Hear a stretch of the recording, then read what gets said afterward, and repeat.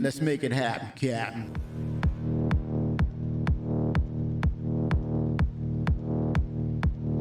It's about that bottom line, baby.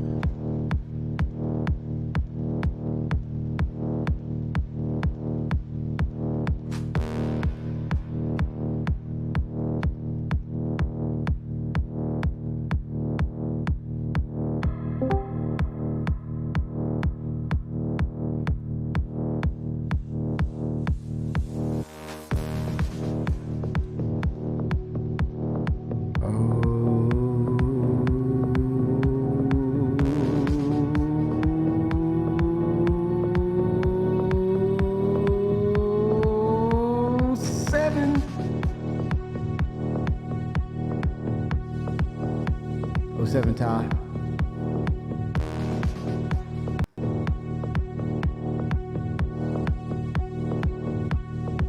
We're back, baby. And we're rolling.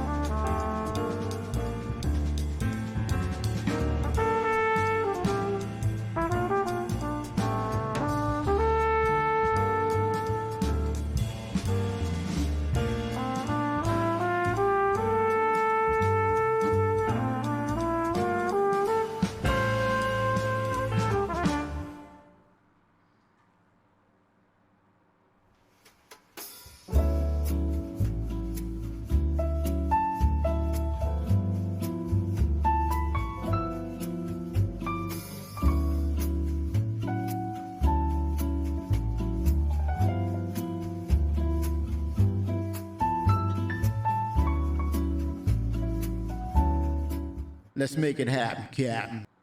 Give me 65 is life.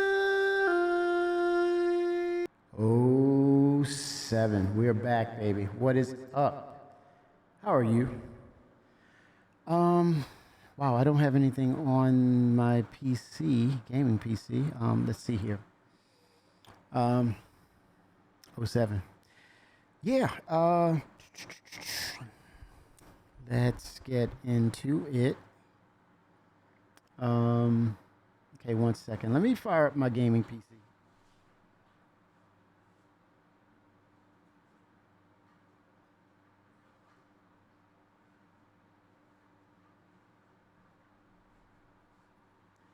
Fire it up. Fire it up. All right. What's the title today? What are we doing today? This is called a Saturplay afternoon of Star Citizen, where we discuss, what do we discuss? Potentials, current state, future current state, possibilities. But I got coffee ready.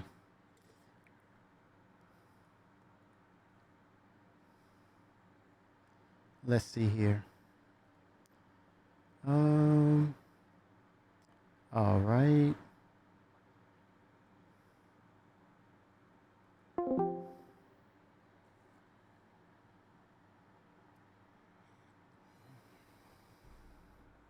Yeah, man, it's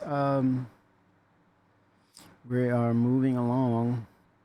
CIG is moving along. Let's log in here. Get some Star Citizen content going while we talk and discuss. I wanted to talk about, man, in regards to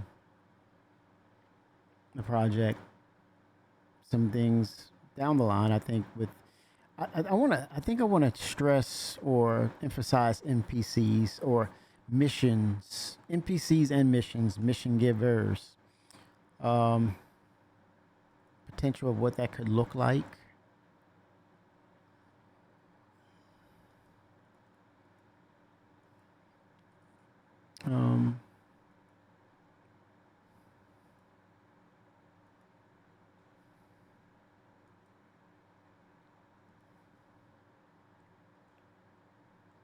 I really think,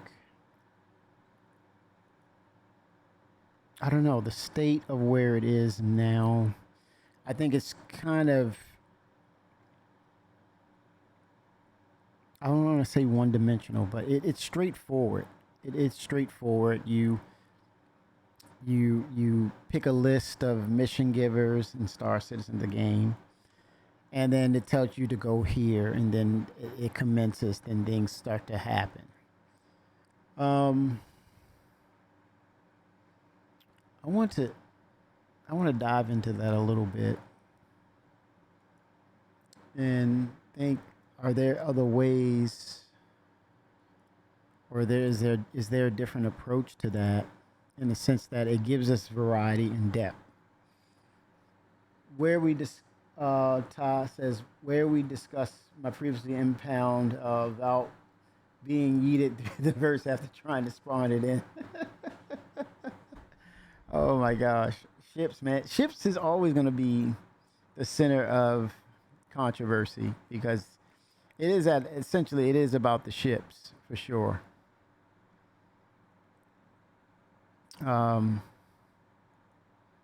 It's a thing, man. The gameplay functionality, how it affects things, yeah, for sure. I'm trying to pull up my...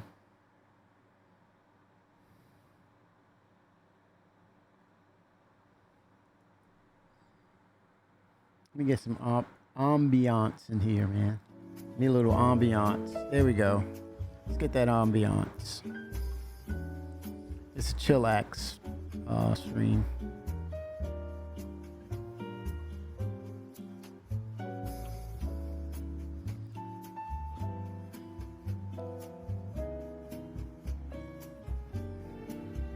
And I like to say I'm glad you all can hang out with me today, or this evening or afternoon, and get down to the discussion. And I would love to hear some of y'all's. That's some strong coffee. Hear some of y'all's feedback on what I'm about to talk on or speak on. But for me right now, the state of mission givers, I see it as a glorified placeholder. I'm thinking that there's room for more variety. And I think it's very important that we talk about it now, since that we are so close to actually expanding, building and refortifying the infrastructure that will allow functions to start working a little better or a lot better. That's yet to be determined or assessed once we get the server meshing tech. I think that's how important server meshing will become, because it will help CIG reset its resources, and those resources can be distributed or redistributed to other essential parts of the game, and such as in the context of NPCs. I think with resources and desync mitigation, as well as higher server frame rates, FPS frame rates for the servers, a 30 to 40 or 60 FPS server will serve as a great resource for the NPCs and mission givers, right? So I think I want to classify them two in one context. So you may hear me say NPC mission givers or NPCs and missions, but I want to bring those two contexts together and say that they are a one in the. I don't want to say they're one and the same, but one is the catalyst that will initiate the other. I want to look at it in that context, and I think you can see where I'm going. That CIG kind of forged that with the Miles Eckhart. You remember Miles Eckhart and Clovis O'Neely and those ilk, and how they kind of like orchestrated the mission. But fast forward, I want to see a maturation or progression of that tech where they, in terms of AAA games, you call them the hero NPCs. They're kind of like at the forefront of functionality. They're your bosses that actually initiate and connect with you more so, or in a more unique way than your atypical or default NPCs. And I harken back to, if you all remember the old Vertical Slice Chapter 8. Would like to bring that up. I'm waiting for my PC to stop acting crazy. Ty's having ship issues. My spawn ship was upside down out in the wild at New Babbage. Now Ty's on point. Now he's got over his ship's depression. He had to get that off his chest, but now he's saying, I really hope they do introduce NPCs giving quests / missions outside of the normal missions that are commonly available. Exactly, Ty. You hit it right on the mark. You're right there in the narrative of what I want to get at. And with that said, it's just they have great potential here. I don't know if you can leverage that with AI. I'm not going to include that as an aspect of incorporating that into the narrative of them delivering upon this type of feature in the future. So I don't want to incorporate that because there's so many variables that we don't understand. So I'll leave that out. But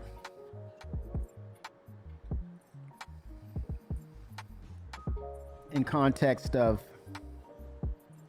hero NPCs incorporated into missions, and they talked about, when we're talking about the future of NPCs post server meshing, we're going from NPCs standing around and look like they're doing some hand wavium that will, let you see that they're doing something, or they're Moby glassing, right? They're Moby glassing, or they're doing some other things that let you know that they're busy with something. But as they stated, CIG stated about traversal, and you have actual NPCs that will get in ships, traverse, and further. If you go back a little further, Chris Roberts slash CIG mentioned that they're going to have a 24-hour cycle. They're going to be entities that look to wake up, go to sleep, and between that, they will work, take breaks, eat, discuss, interact with you, and that's your atypical NPC that will do things, like I said, 24/7, right? And then you have a slight variation to that, where they will eventually become your crew member, and they will have situations where they will go through missions with you. They die through those experiences, but in between that experience, they level up in regards of gaining more experience, and then there's payouts for that skill set with that type of NPC. So you can see where I'm going, and it kind of lends into the narrative of what I'm trying to get at with mission givers. And I see where it would be great potential with post tech updates, whether it's 4.0, 1.0, or further out at some point, and immersive. I can't wait for NPCs to be able to call ships at the spaceport, travel. That will really make the game extremely busy. Along with that as well, Todd, don't forget the Argo Cargo, where you can actually, I would truly believe that you'll be able to call them to unload and load your cargo manifests. You will hire them and you pay them, right? So, and utilizing that Argo would be great, and seeing it in real time as they actually pull and you see them actually working. Now, granted, in context of if there's some tech debt that's related to it, maybe have a combination of seeing them work and along with the procedural stuff, where you see the cargo boxes just disappear in some sections, or scattered areas where they kind of disappear undercover, where they're not really seen, in that sense that they're being moved off. And so it gives you a little speed bump if you hire NPCs to unload. Maybe that's your advantage, as opposed to manually doing them. And I would say to that is, yeah, there's less risk of you being citation or penalized for time constraints. So if you're actually a real person or persons unloading and loading cargo, then there should be a timing or timer associated with the actual people loading and unloading, right? As opposed to hiring the NPCs, because there's pros and cons to that. Maybe it's your crew, everybody will get paid in the payout, whereas you pay the NPCs up front to do the work, and so no penalties, and you'll see it move a little faster because they're using a combination of the NPCs and procedural tech, whereas don't have to keep repeating that. But yeah, I would see that. Would love to see that happen. Let's make it happen, Captain. But further out, that's like your daily. Those are your dailies, right? You see that in your NPC functionality. Those are dailies.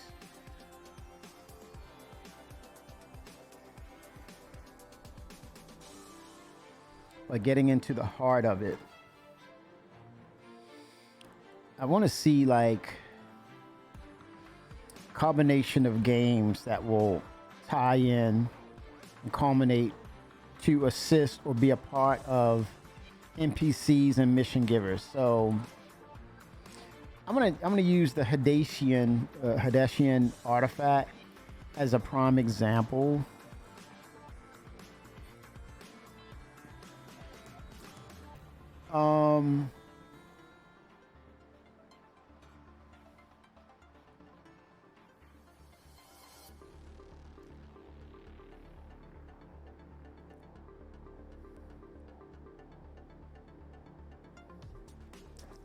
Let me see here.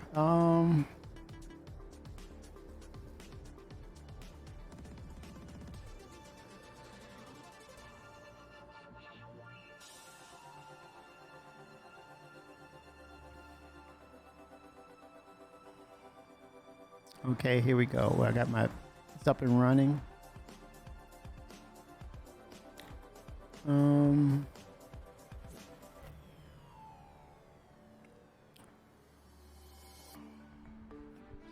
gonna pull up that vertical slice. Let's try that.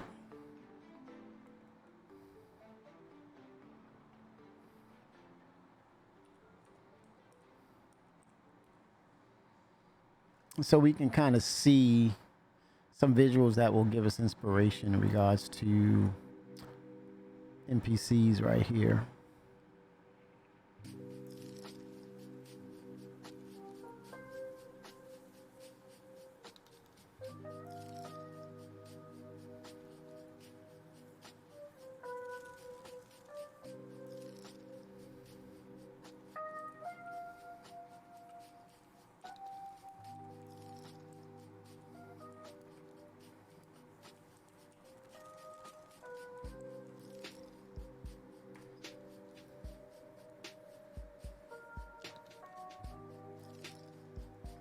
Yeah, this is what I want to play right here.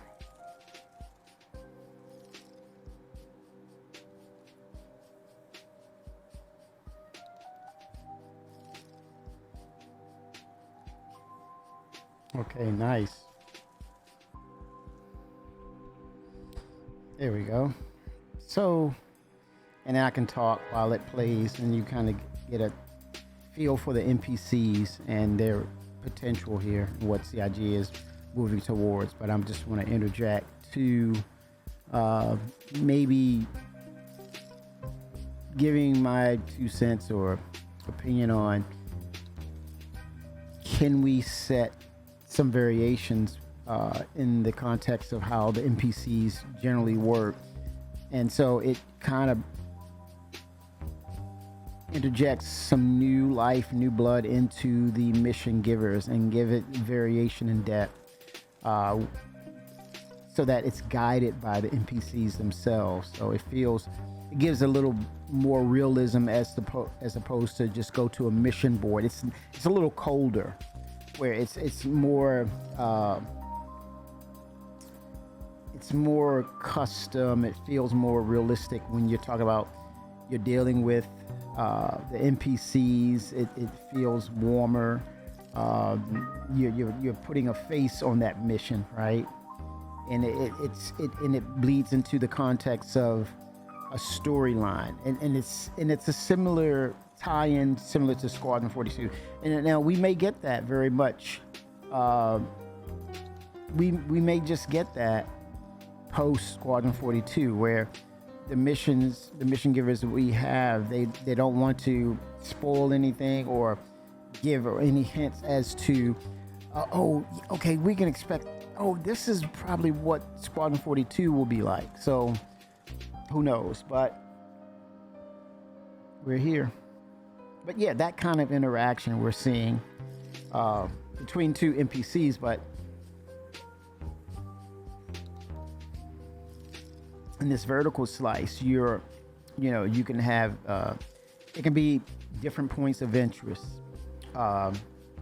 As far as the mission givers, it could be locations on moons, planets, and then also these communal or these compounds that will have NPCs living there.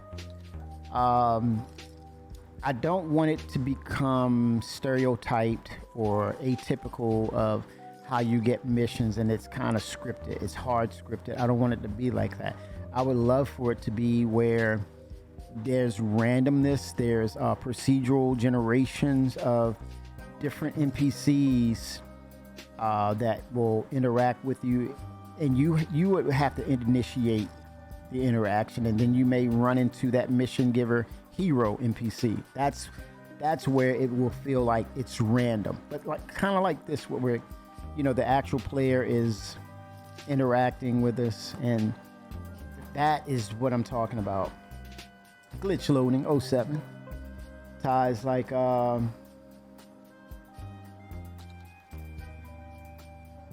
it's all about the immersion in this game. I like them to start with making the NPCs more immersive before they necessarily focus on mission giving, though. Once in a server meshed environment, the immersion will be harder to create now versus creating a mission giver now. It should be easy to script an NPC giving a mission, but if they don't do it in an immersive way, then adding immersion after the fact can break the mission giver. The software could break for sure. I'd also like to see the mission giving one another ships, or like a Drake pirate ship, etc. Yes, and that's part of it too, Tom. That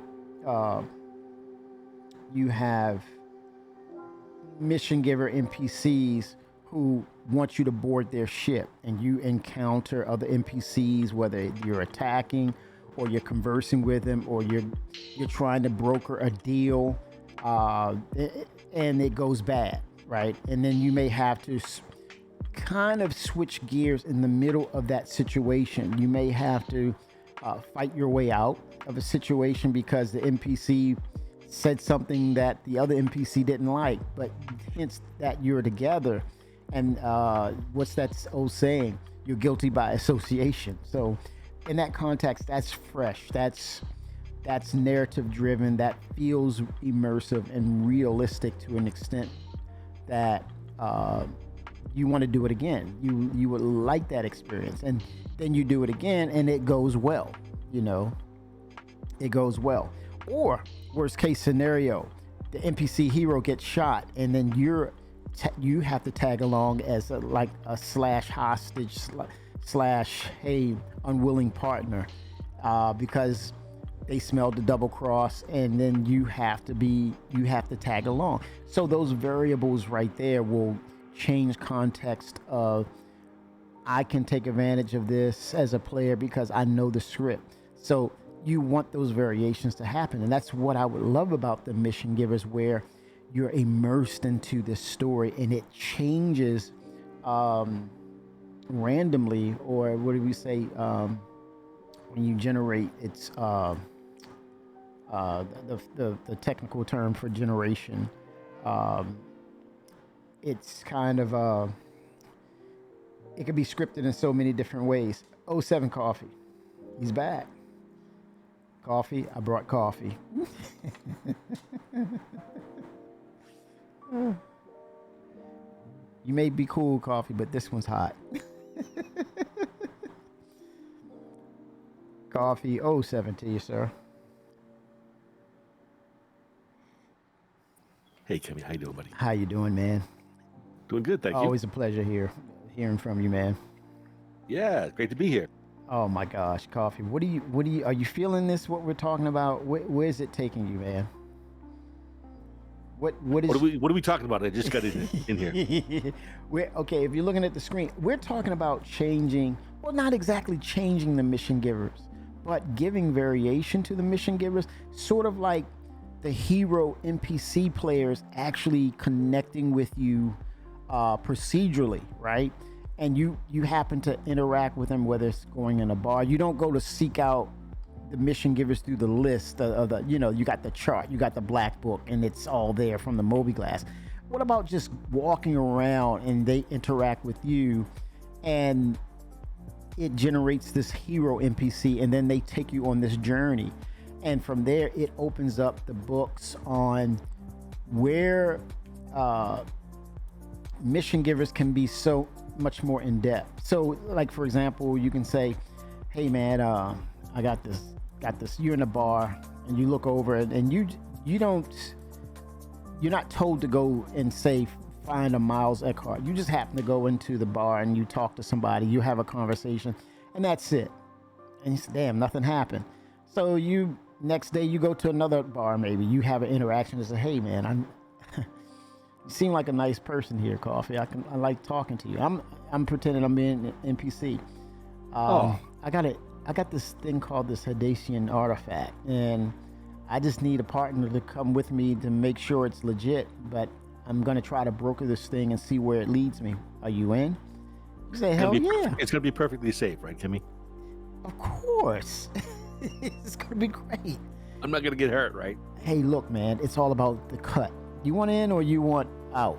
It's about You might get hurt, but we got some money coming in, so yeah. I think it's great. I'd love to see mission chains coming. And if you remember, we used to have a mission chain. Mm-hmm. The whole Tessa Bannister thing used to be a chain of like 10 or 12 missions, right? Yeah.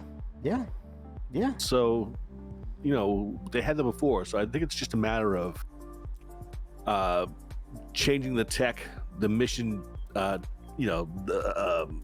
backbone of the game, Yes. the mechanics. Yes. To be more like that. Yeah. I would love it because right now it's like you said, you can go see a mission giver, but it's like you go on the Moby Glass and they say, hey, come see me here. But you really want to walk into a bar and into a seedy bar and look over in the corner and say, hey, maybe I want to talk to that guy. Hey, Coffee. See what he has for me. Yeah. Right. I saw you a mile away. You look like a guy who's ready to make an opportunity. You have all this different dialogue you can utilize, right? And you're just talking, and they pull you in. You want to interact. You start interacting, and then they're pulling you in more and more and more. And next thing you know, you're on a ship with me, right? You're on a Cutlass Black with me, and we're going somewhere. You don't know where the hell we're going, but we're going somewhere because you're trying to get paid. And because of server meshing, because of the replication and persistence, now you're talking about taking that mission and moving it and traversing several places across these systems. You also talk about the potential of those daisy chained missions are going to what do you call it, converge on these other daisy chained missions, right? And when you all meet at that one central point, will you work together to open up something more dangerous, or will you say that hell with it, I'm going to blow your head off and take yours? Things like that will just has so much potential and randomness and depth. That's all I'm asking for. Why not try that?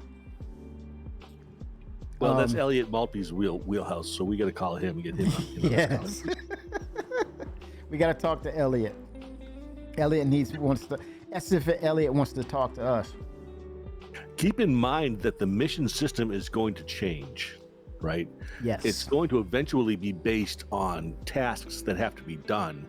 Mm-hmm. And these tasks are being driven by the Tony Z stuff, all the economy stuff. Yes. Yes. This store needs so many of these objects, so now this company needs to make so many of these objects, which means that they now need more of these kinds of materials so they can make those objects, that kind of stuff. It's all going to be driven by the dynamic mission system. Yes. Which I don't think really lends itself much to a mission chain.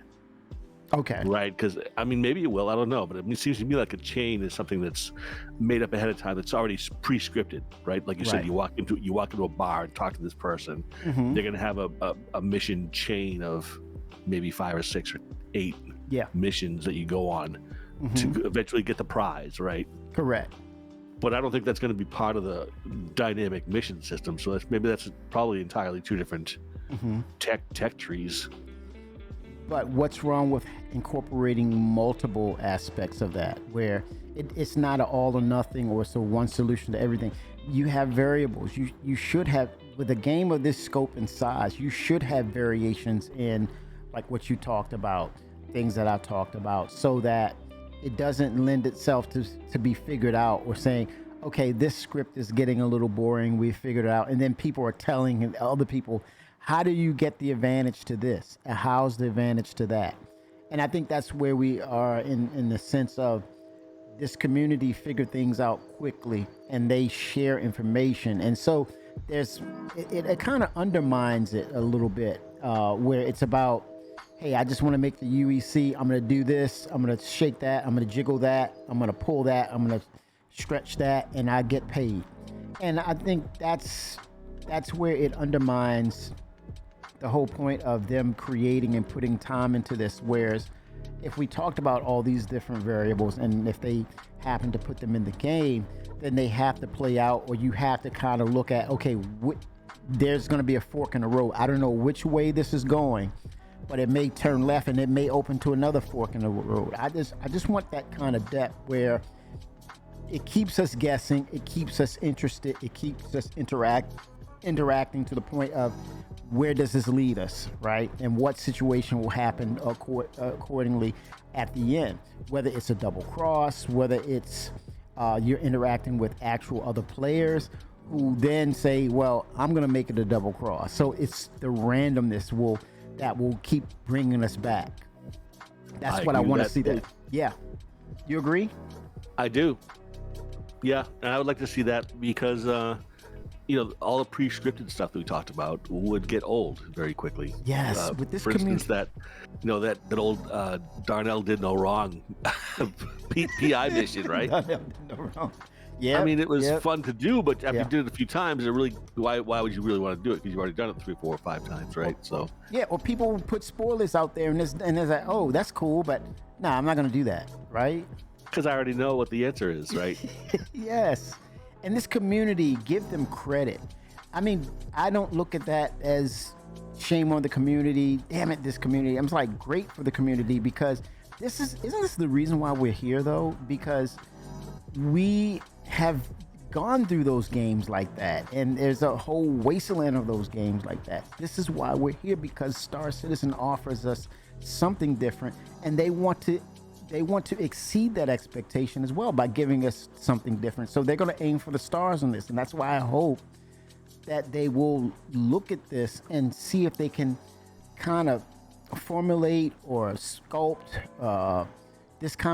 these kinds of missions to where it's almost like I got to play it through to see it through, in other words. Mm-hmm. And even though I may have guessed it, but it's still freaking fun. It's still freaking fun.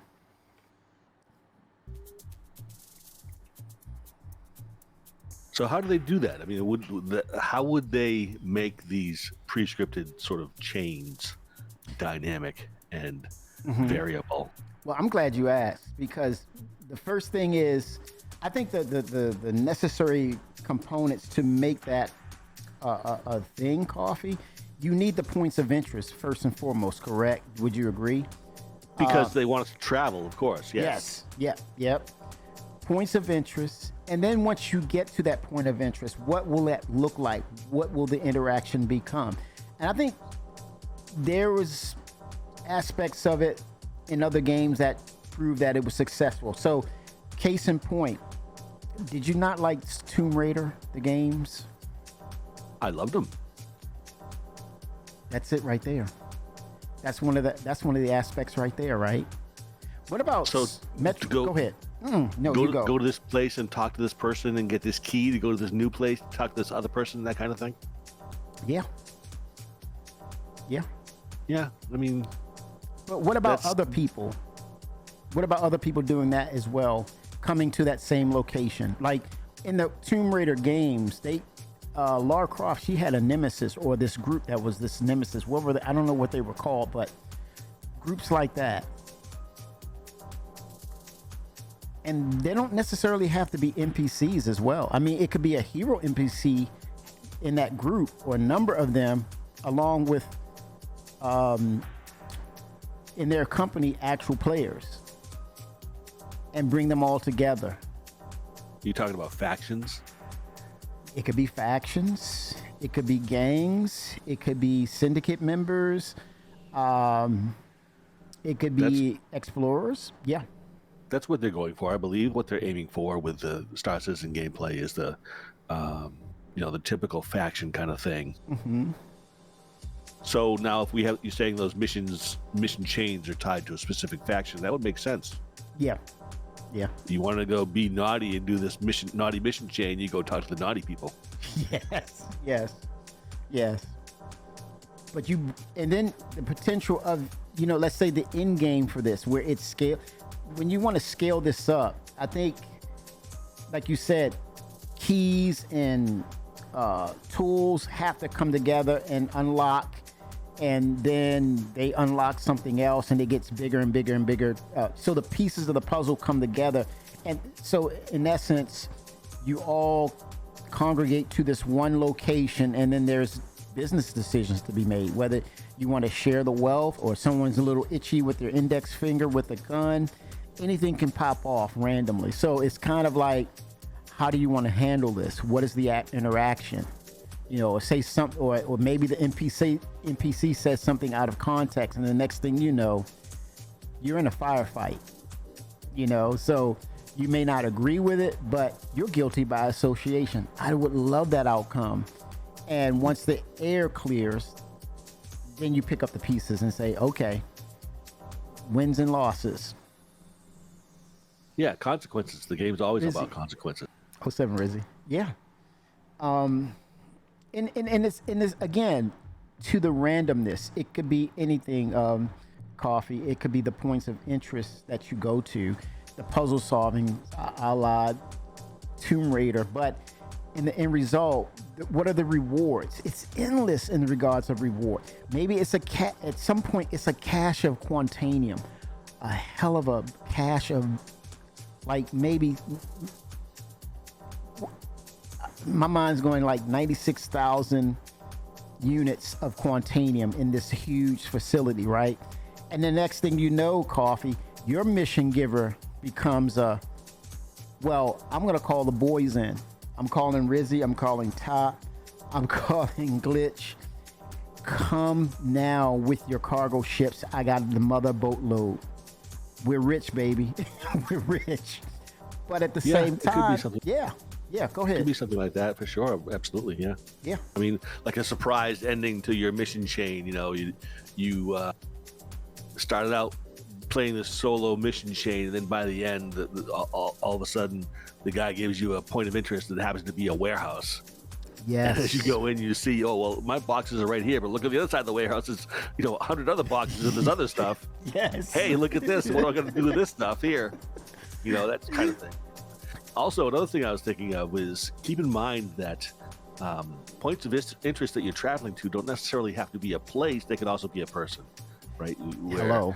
You're in a bar and you're talking to one guy, and he says, well, hey, I think you might want to go talk to this other guy, and which happens to be just in the same bar, right? Yeah. You just go talk to the other guy. That's part of the chain. Then, also another thing I was thinking of was the keys that you unlock when you talk to these people don't have to be physical keys either, or objects. They could just be information.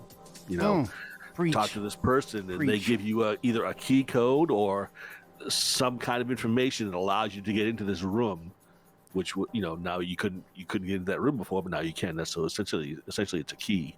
Oh my gosh. Doesn't have to be a key. I want to segue off that because I love that, because the key could be finding a security code to a cache that belongs to Microtech. There's a cache of Mobi modules that then you could sell to Area 18 on the black market because it's proprietary tech. But then you have to go back and broker it to the right people, right? So, or the flip side of that is that the cache belongs to a pirate group and it's hidden, some hidden cache somewhere on the side of a mountain that you can't see unless you talk to somebody and find out exactly where it is, that sort of thing. Yes. And so technically speaking, they can be randomly created or procedurally created at that moment, and you have to find your way in. And as like you said, it's brokered information that says it's at this point here, and you have an access code to get in, and you realize, wow, do you fight your way in, or are they, is it dangerous inside? But you end up finding out, regardless, it may be not secured or secured. You and whether or not you win or lose, it's something that was waiting for you. That doesn't guarantee you're gonna successfully land the prize. You may be fighting odds that you cannot defeat, so you may have to call some help, and so you call in help, and then you might have to split the cut. It's the randomness. Yeah, that's the payback. That's the drawback. Yeah. And the payback. Yeah. And I want those missions to be live. I want them to be organic. I want them to be able to, in real time, the parameters change as well. Meaning you incorporate at some point maybe NPC factions that you are affiliated with, or actual players who are online. You call them to come in. When you have to make smart decisions, you don't try to take on a complex mission by yourself. You should be given the opportunities in the middle of the mission, when things get hot, be able to call people to change the outcome in real time. Hold it down. Let's say they suppress you and you call for help and reinforcements come in. Now your cut of 70-30 goes 50-60 or 50-60-40, right? It's about that bottom line, baby. Because you needed that help. Yeah, I would love to see some mixture, some variability to the missions, but at the same time, don't expect too much, because every mission to a point has to be scripted. Yes, to a point. And would you say that's because of tech debt? Well, it's just because of programming the way it works. Yeah. But what about a variation at times where you have a hero mission that has all the bells and whistles, and then you have some at the time to balance it out, right? So it's like, it's almost like saying kind of what we run into with Xenothreat, and they try to throw the kitchen sink all at once to push and break the service. But what if you have a blend of some are scaled up, or let's say if that is the case, you can use persistence where those missions happen, and then they move you to several systems away. So then that tech debt does not affect that mission, meaning they'll move that mission off to other servers, hand it off to those other servers, kind of like what they're going to do with the economy and how they track and how they keep the metrics regarding the supply and demand. So that data can be tracked or moved from one system to the other. So if it means that it's harder to hold that mission because of they don't have the resources, move it off where it's in a place further out that you can have that truly scaled up mission, but it's further out. And again, back to the points of interest. I want some of the missions to go into Vandal space at some point. I mean, that's a long way off, but have those mission givers go further out to uncharted areas of space and points that we haven't been to before, where then tech debt is not that much of an issue. In other words, like Tony Zurovic says, even with the server meshing tech, there's limitations, but the whole scheme of things is to have people spread out. So when you keep that in mind with your mission givers, it will lead you out to places where not too many people will congregate. So it holds potential there. Missions will be everywhere. Missions will be Yes. everywhere. Yes. The whole game. Anywhere you go in the game, there's going to be a mission to do something or find something or whatever. I agree. And I would like to see in that tone, I would like to see missions that actually don't have a place. The mission is to go find me an artifact, or go Yes. find me a new star or something like that. You know, Yes. Yes. go find me a new system, solar system. Yes. And then you go out and you explore. You know, if you do, you do. If you don't, you don't. But Yeah. at least, you're out there doing stuff. Yeah. Trying. Yep. And as far as the how's it going? Oseta. I think as far as the debt goes, the missions probably will generate a lot of data traffic going back and forth. But keep in mind that the servers are probably going to be dedicated to just the missions. Like Tony Z is going to have his servers doing the economy and the missions and Yes. that sort of thing. That's going to be separate than I would think, the servers that are controlling positions and object status and things like that. Yeah. And I would imagine those missions themselves will have their own dedicated game servers as well, right? I would think, yeah. And Yeah. now that's part of the server meshing. All the servers are all going to be working together and contributing to the replication layers, right? Yes. But and then you've got the dungeon masters controllers as well. Right. And then actually hand scripting and seeing. I want to add some variables right there in real time. And when they're thinking, I can see them online. They're talking about they're going to change or they're going to. It's expected to do this, and it doesn't do that. Look at that dry dock. We need this for these capital ships. Look at that.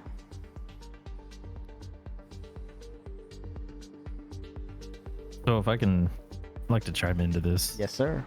I think they could easily implement a dynamic variable mission giver quite simply in this game, especially for mercenary based missions or like search and rescue stuff and stuff like that. Like if you have literally one contact or like a contact that's just moving around like New Babbage or like different locations, have them remove some of the mercenary missions and search and rescue missions that are available via the Mobiglass. Yes. And combine them all into one randomized set of missions that you can get at any given time when you are doing this, when you're trying to gain rep. Yeah. And that alone will provide variability every single time you go to that person. It may be completely different. You don't know what you're getting. Yeah. And it keeps the player engaged and they're not doing the same thing over and over again for 50 to 100 mercenary bunker missions. Yes. And we pick up on that quickly, Todd. We pick up on that very quickly. And the thing about this community, what's great about it, they communicate that too. They'll let the other player know about that. But I think you're onto something really cool too. I wonder about this too, about what you mentioned about the mission givers and they can be interconnected. Why not give some? And then with the reputation, I think we're kind of like, what is that behavior? What we have to, things have to be a certain way. If they're not, we freak out, or we got to make sure it's pristine, and that goes back to our reputation, right? So what is that maneuver in Star Trek that Captain Kirk cheated on? Kobayashi Maru, is that the right? Kobayashi Maru, that was a test, yes. So basically, in the whole context of these missions that actually interconnect and then they scale up, and that old saying, there can only be one. You have some of those missions that are Kobayashi Marus, and there's a no-win situation, and the best thing you can come out of that is a stalemate.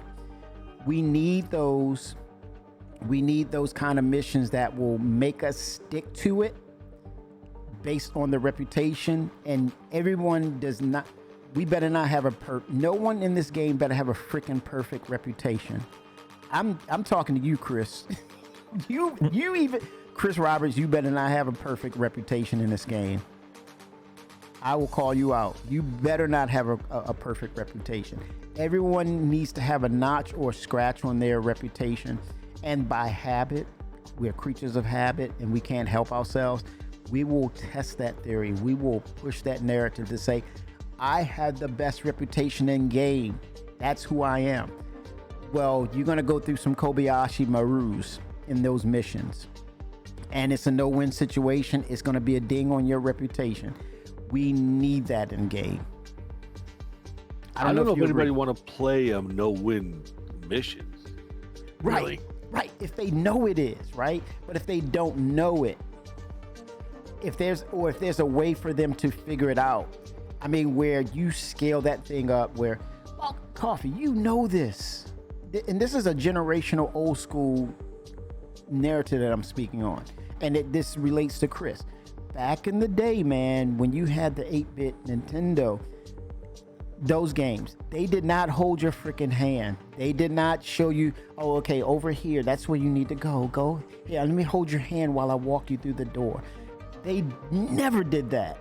Those old school games, and Chris knows because Chris played those games. His games, Wing Commander was like that. You mean I have to go through this level backwards all over again? Just to get back to the next one? Oh my goodness. I don't want him holding my hand, man. I want Chris to be true to the context of what he did with Wing Commander, how he played games, you and I play. It's how you're a young man, so you don't know. I'm just saying, no disrespect. These kids just don't know, Kevin. They just don't freaking know. These kids just don't know. Damn kids. Kids, anyways, spoil. Y'all spoil. Mega Man. Anywho.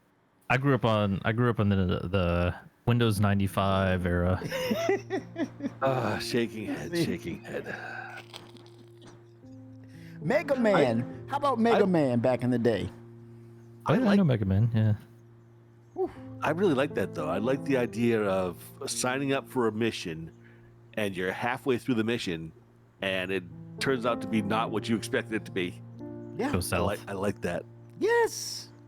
But now you can't get out because you're already halfway in the mission. You're invested, right? You can't just get out without losing something. Preach, Coffee. Preach. So in order to do this, now you've got to finish this mission and do this bad thing or whatever you're doing to screw up your reputation. Yeah. I like that a lot. That's a good idea. Please make it happen. You know what I would like to see for missions is a tie between Squadron 42 and the Persistent Universe in a way like this. Like, for instance, if you go in, they say that Squadron 42 is a flashback, right, to your earlier military career. Yes. So it happened, I don't know how many years, 10, 15 years ago, whatever, right? Mm-hmm. Say you go in the Persistent Universe and you walk into a shop or something like that, and it turns out to be Gillian Anderson's captain character, right? But she's 15 years older. She's out of the military. She's working in this shop. She owns this store now, and because you played the game and knew her, in Squadron 42, now you have a reputation with her. She recognizes you. She recognizes you exactly, right? Oh my God! As you get price things like that. I mean, there's a lot of the characters in Squadron 42 they can do that with. Yeah, showing older versions of themselves in the PU. Yeah, that would be actually incredible if they could implement something like that. I mean, they have the ability to do it too. Yeah. If you literally buy Squadron 42 with your existing account through their server system, they know they have the ability to link it. Yeah. The only thing would be probably the cost of hiring these actors to do the voices and things like that. I mean, that would be a huge cost, but that would probably be. They've already bought them once. They're fine. That would not be good for them. But I mean, if they could find somebody else to do their voice, or who knows what, Yeah. Or one of the actors, Coffee, that actually played in Squadron 42. That I think that would be. What is the young lady that Dooley? She voices Dooley. I don't know if she's in the game, but something of that nature where you could take her likeness, but definitely utilize her voicing, her voice acting as a resource to kind of drive that narrative. Hey, you were in the war, weren't you? I was there. I mean, yeah. They could probably afford to hire for something like that, but I don't think that they could afford Gary Oldman and Mark Hamill again, to hire them for these little hotlines and bit parts for the mission. I mean, thing. If they had a really good relationship with them, though, throughout this entire experience, they might be willing to do it at a much cheaper price, if they really enjoy this game. Yeah. Who knows? And Mark Hamill is really good friends, apparently, with Chris Roberts. So. I was going to say they're friends, too. Who knows what he would do it for. That's all up in the air. That's in their warehouse. That's in their wheelhouse. And just that I would love to see it. I don't know if it's going to happen, great. But it would be very, very cool. It would be cool. They could do it for an older version of the characters. You know who would do it? Henry Cavill. Maybe. He loves gaming. He's not really. He's one of us. As far as I know, he's not really a major character in the Squadron 42. He's in there, but he's not really. Right. He's not really a lead. Yeah. Yeah. That was shot way before he did. He was Superman at the point, but he was not Geralt yet. No, he was not. No, that was 2018. That matter of fact, that was 2018 CitizenCon when he did that. I mean, was he even Superman at that point? I don't know. Well, that might have been even before. It might have been just right at Superman. Well, we knew he was Superman when we saw Henry Cavill, he was already Superman. Because that was when he did the principal photography for Squadron 42. That was like 2014-ish, wasn't it? Well, I don't know about that though, Coffee. You got me there. But I know I was sitting there in the audience, and they did the, that presentation, and he popped up. He was in the F8, and everyone said, "Holy frick, it's Henry Cavill," and we knew he was Superman then. And the guy that was talking to him, they said, "Let's go say hello, Cal," or something like that. When the trailer. Yeah, he was in Empire Boardwalk. That guy was in Empire Boardwalk. I knew him, but then I'm looking up. I was like, "Wait a minute, that's freaking Henry Cavill. That's Superman." That was the drop the mic. That was the drop the mic moment. I was like, "How did he get him?" And now we know he's an avid gamer. He's an avid gamer. He's down to earth and humble, man. This guy, he's approachable. But yeah, I would love that though, Coffee. Even sending us where they have us, I want to talk to you, and then they pop up on the the UI or the MFD saying go to Vandal Space. We have someone who's stranded. UAE turned their back. They're surviving, and find them. He's still alive. He or she is still alive in Vandal Space. Find them. That'd be great. I love that. But like you said, Elliot, he has so much potential where he has the opportunity to grow his team. If you have the content and you make a good business case as to why we need these missions, and what it will do is bring in more potential players, not just about PvPing and shooting, and that's cool, but you lend to more of the aspect of Star Citizen, the universe. That's what makes it. That's why we sit in movies, and that's why Han Solo is such an iconic character, because he drives a story. He takes you on an adventure. You want to hang with this dude. You want to be around him. So I think they have the tech to have you around NPCs that are like that, to the point I want a Han Solo NPC in game, and he's known and he's respected and he gets out of stuff. And if he calls you after you have a certain level of reputation, I think it should scale up to people like that. And I would love to see Chris in the game and saying he was in one of the officers in Squadron 42, and we see his, well, hell, Chris would do it for free. Put Chris likeness in there, and then he's in a dark alley, or incandescent, or I'm tongue-tied. But I'm sorry. Go ahead. Oh, no. Go ahead. Finish your thought. But no, I'm just saying, I would love to see Chris get into the game and become a major mission giver, where he's actually connecting the past with the present, like Coffee said about Squadron 42.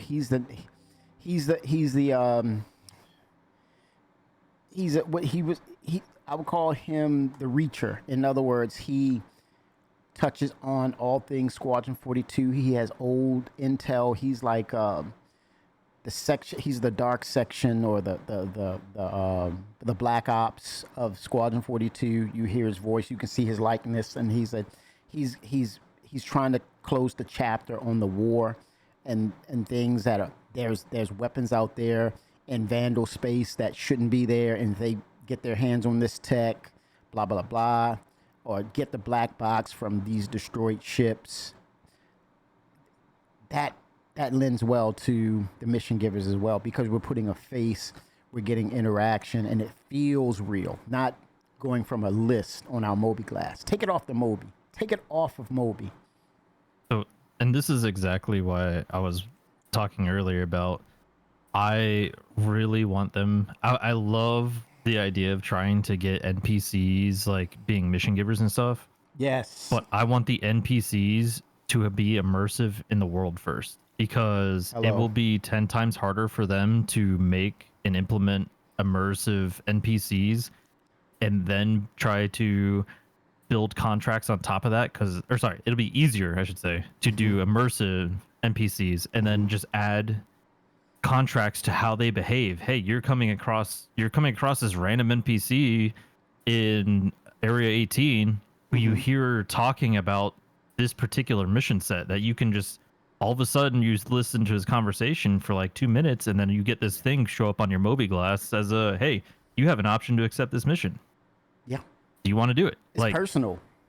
Yeah, that level of immersion really will sell this game a lot more if your NPCs act and behave like normal, like you would expect people to behave. But Yes. if they just if they essentially just make NPCs be mission givers and that's all they do, they're sitting in a stagnant area in the game all the time, it's That's just boring. not going to be, it's not going to be fun. Yeah.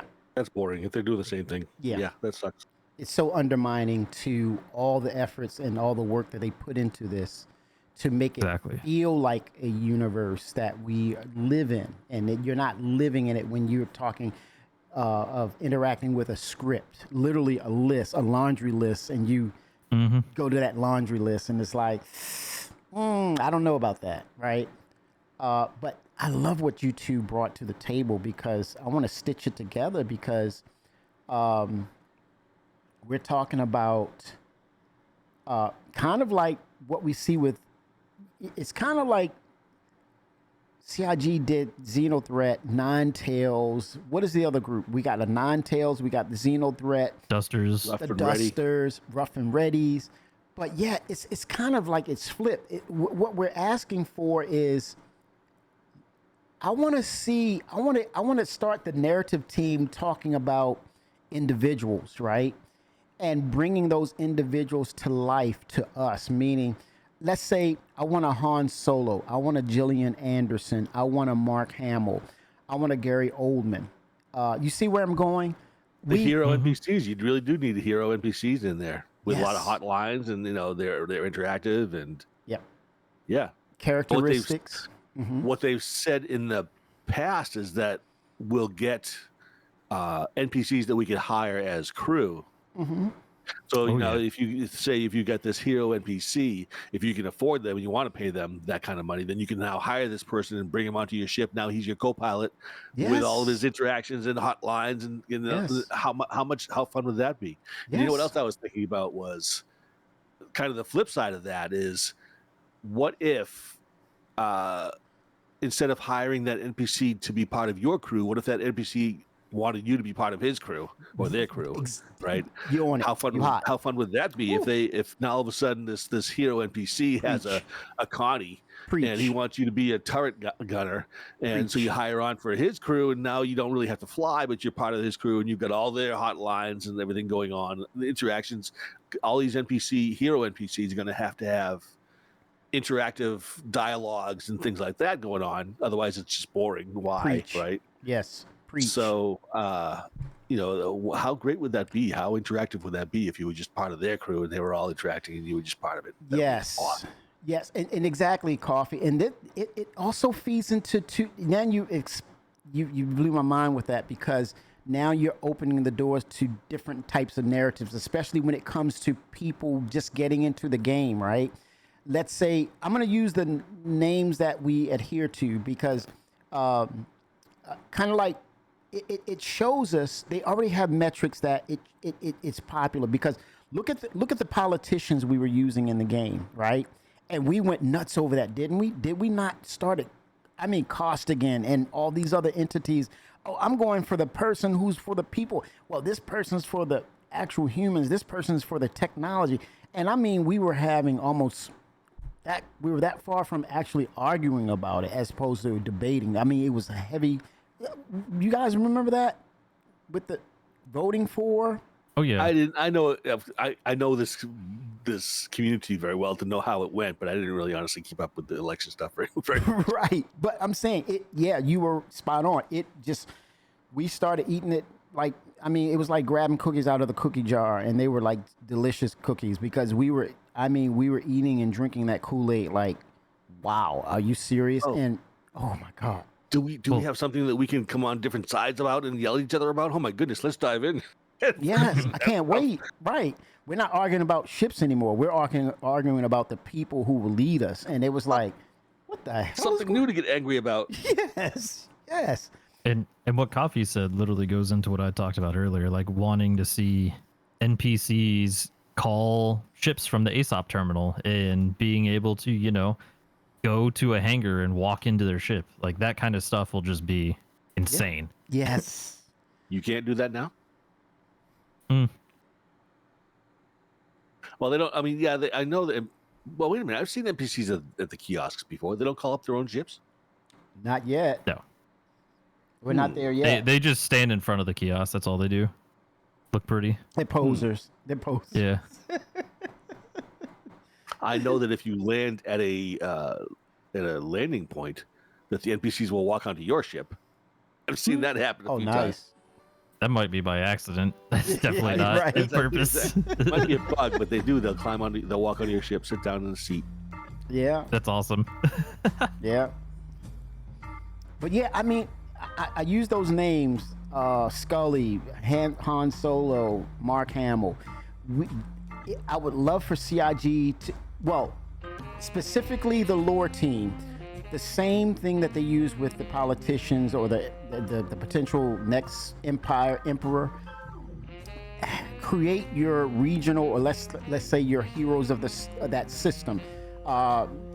Maybe at a max of 4 per system, whether 2 on the side of the UEE, 2 on the side of the syndicate or piracy, and then basically they have means and resources that kind of mitigate the issues with the economy, and people will be chomping at the bit to get with them.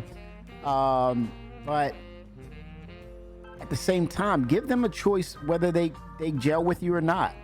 Hey kid, you're not fit for this, or I gotta say, kid, your navigation is not your thing. It's like we don't need you. Yeah, that's going to happen, of course. Yeah, exactly. You don't adhere to what they do. You're not fit for it. You got to build your skill set, and you maybe you get talked to, or maybe you're trying to get with them. You're trying to partner up with them. Maybe you have to scale up to get to that hero level of you want to fly with a Han Solo, and keep in mind it's his mission, it's her mission, right? And so get in the seat. And especially if you're a new player and you're trying to understand maybe engineering, maybe you crew up. Oh God, that'd be so much fun. Yeah.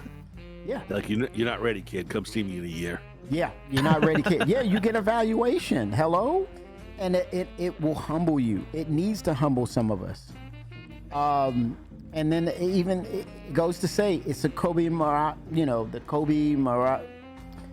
Kobayashi Maru. Yes. I see on your, you're not ready, kid. I see on your resume that you said that you were expert pilot. What's up, Vic? Exactly. You said you're a hotshot pilot, or you're a hotshot turret guy or gal, and you didn't cut it. And you get a talking to, and you get a rating, and that goes on your reputation stats. And you got to build up. Maybe hey, I love your potential. You got guts, kid. I'll give you that. You got guts. Well, gusto. Yeah, you got gusto. I'll give you, or I'll, connect you with this person. Maybe you got potential here. But right now you're not what I need, because you almost got us killed. So they'll connect you with the other person, and if you want to get back in their good graces, you take on those missions. So that again, we're daisy chaining those missions. You might get knocked down a notch, but you have a way out to build your reputation back up. Now, you have a certain amount of time to connect with that mission and fulfill it. to get back in those good graces. And it doesn't mean you automatically fly with a Han Solo. You just have to wait your time, bid your time. Maybe you fly with this other crew until you prove your chops, that kind of a thing. You have and then once you get a good reputation with the smaller crew, then Han Solo brings you onto his ship, right? Mm-hmm. And sometimes it means that you may have to do something reckless to prove your worth, especially if it's a syndicate or pirate faction. Gotta make your bones, man. It's about that bottom line, baby. But who do they get? Who do they bring into? I think that's a full-time job, in the sense that once you prep, you set that person or that NPC up to be that hero character, then I think that's the ongoing contract via CIG.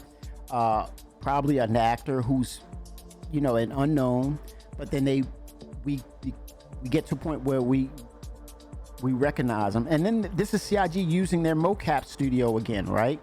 So they have to make a star out of some of these aspiring actors, get a contract with them, and maybe set it for a year or two, and the lore team builds them up. They go through a script, they act out, and with that year or two of scripting and things of that nature, they can they capture their essence, that it becomes a CIG entity. They're what they say so many lines of words, so they tie it in. They capture the facial expressions, and then all of a sudden we start putting them into the game. And how do we put them in the game? Now CIG is utilizing media in games. In other words, you're at a bar. Now we got server meshing. We're way past server meshing. Now you're sitting in a bar. You hear about these characters, and so they're wanted by the UEE, looking out. All of a sudden you're getting bits and pieces of them into the universe, and then you even hear of NPCs talking about them. Oh man, we had a bad situation here, and it was great that Han Solo stepped in and saved our cakes, man, because we were getting hijacked, and they came along and they helped us out. And you're like, oh, who is this person? You start doing your due diligence, and you start finding out who they are. You do the groundwork. You get the intel. Who's connected with who. And that's another thing. The simple part about it is Nine-Tails, Xenothreat, their connection, their entity, their organization. You still have to know who these individuals and who they are affiliated with. And maybe you do, you talk to somebody and you scan or get info or intel with them. They're affiliated with so-and-so. And then you start to see you don't immediately get the hierarchy right off the bat. You get bits and pieces as you connect, you interact, and they tell you who's who. And then all of a sudden you see the head honcho. That's the Han Solo character. And you work your way in. Let me throw one wrench into this thought process here. Can you kill these people? Because if they're hero NPCs, a significant amount of work and money and effort has gone into just creating these NPCs in game. And I'm talking about all the hotlines and everything that all the actors would have to say in order to have these people come to life. Yeah. All the character creators making them come to life, all that sort of thing. And so now we have this hero character, but can you kill them? You know what? You made me panic. And I said, wait a minute, he threw a monkey wrench in my whole talk, right? And I thank you for that, Coffee, because it made me think.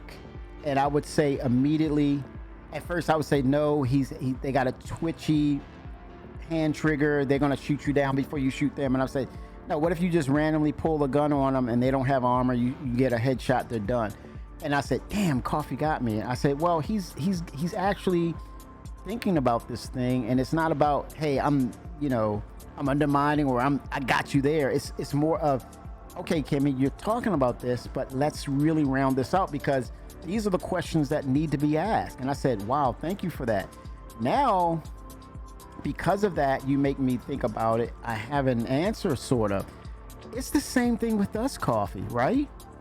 What happens? Death of the spaceman, right? It gets it got, of course, all this stuff gets bequeathed and everything like that. That's fine and normal.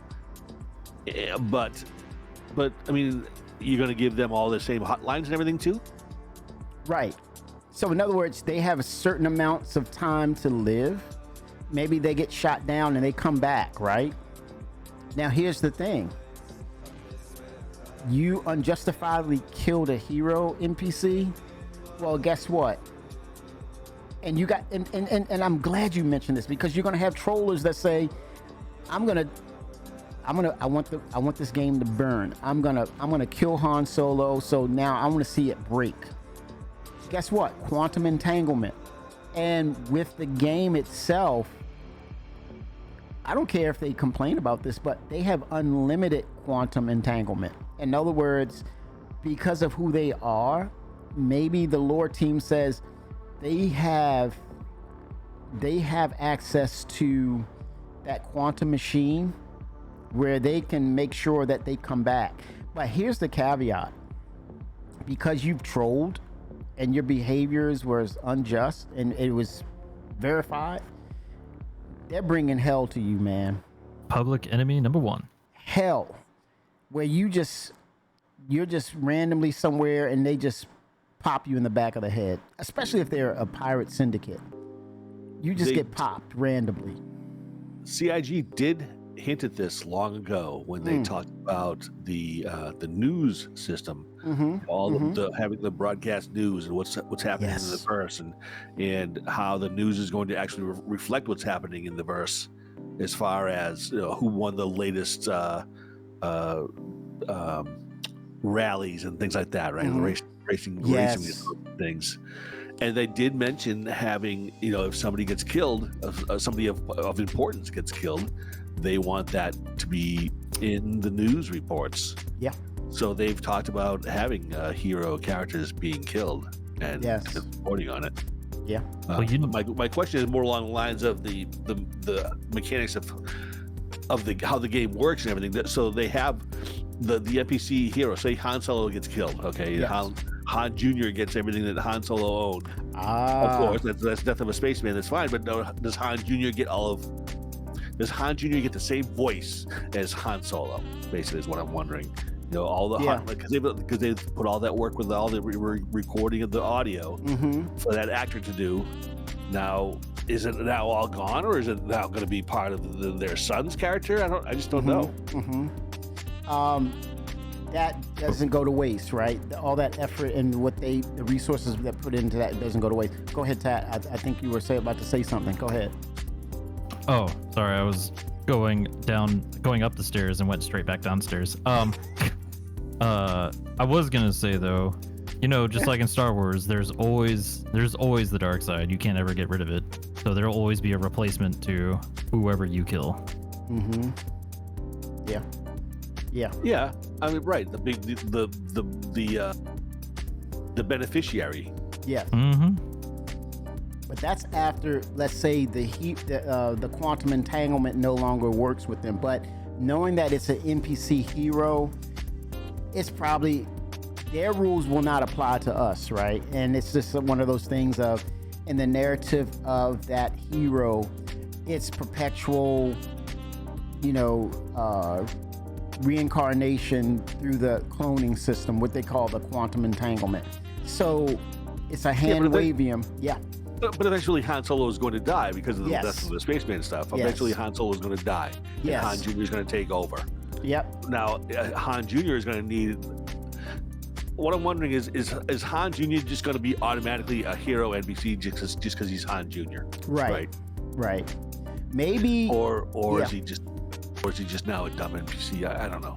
Yeah, that's an interesting dynamic, Coffee, because what I would say, and this is just my opinion, I would say in real time, kind of like what they did with ships, where you have the lifetime insurance, and then you have the things what they do with ships where you have this anniversary ship and it's an actual what's that, 120 months or something crazy, where it's literally 10 years, right? And people debate or argue about, well, it's no difference in LTI, right? It's 10 freaking years. So in that same narrative of, let's say, the NPC hero, literally they will have a lifespan of 10 freaking years. Meaning, 10 actual real years? Yes. Yes. Yeah, well, But- unless they get killed. right. If they get I'm killed. not talking about natural life. I'm talking about being killed, really. Right. I would say either CIG can quantum simulate them back to life in a 10-year span, or let's say they give them 3 years or 5 years. And to your point, let's say they do find that they come to the end of their life, like, hey, that's it. Their son or the daughter comes up, and let's say because of the resources they put into that person, it's the same voice, right? But then there's a slight variation. Maybe the hair is not blonde, maybe it's purple and green. Maybe they look like the original NPC hero. Yes. Just because they're related or something, that's fine with me too. And if they want Yes. to have the exact same voice, that might be a little bit throwing, but I mean that's Right. not really too bad either because it's their son. So Yes. but I'm just thinking that's a lot of work to throw away, all that Correct. actor voice work that's done. You know, you could Yeah. break that family, quote unquote, that family chain of NPCs and make this the same voice actor somebody else with a new name, a new NPC hero character. Mm-hmm. I would want to keep it because they put time and money into that coffee. But one thing I would add to that to give it some sort of semblance of, yes, this person is different, not in the visuals, but maybe as they were developing that NPC hero, they branched or they went fork in the road of, let's say, that original person before they died. They were a little cautious about the things they were doing. They were a little more seasoned, and things went their way. Now, in this narrative, let's say Han Solo Jr., he's more aggressive because he has more to prove. So you kind of put that into the whole development of that character where they branch off. There's several branches of how they react. And so when you're starting to get to know them and you're seeing that, let's say, for example, they're more aggressive because you're with them for the first time and they want to get it done. And then as you get more missions with them, they're a little more cautious. They're a little more careful. So you can change that variation up with the new junior Han Solo and say he's aggressive, right? I agree, and I think that's how they're planning on having the AI work. You know, some are more aggressive, some are more skilled, some are more experienced than others, right? Yes. And that would kind of make sense to have a different voice, because now it seems to me that all the hotlines that Han Solo recorded are now useless because it's a different character type with Han Jr. Right? Mhm. Well, I wouldn't necessarily say that it may be useless. It's also possible, right, that maybe they go to like a different system and they're using it in a different. So that way, it's not that they're necessarily making it useless, but at least they have the ability to keep those voice actors around for different people who are maybe not used to it in that particular system, right? But I would also suspect that they would make it pretty dang hard to kill a hero-based kind of NPC. Yep. But not impossible. But not impossible. Not impossible, but like something to the line of, if you're especially brand new with a faction, you can't just walk in with weapons in front of this hero and expect to be able to do anything. Yeah. Like, you will be searched, your stuff will be confiscated from you. Yeah.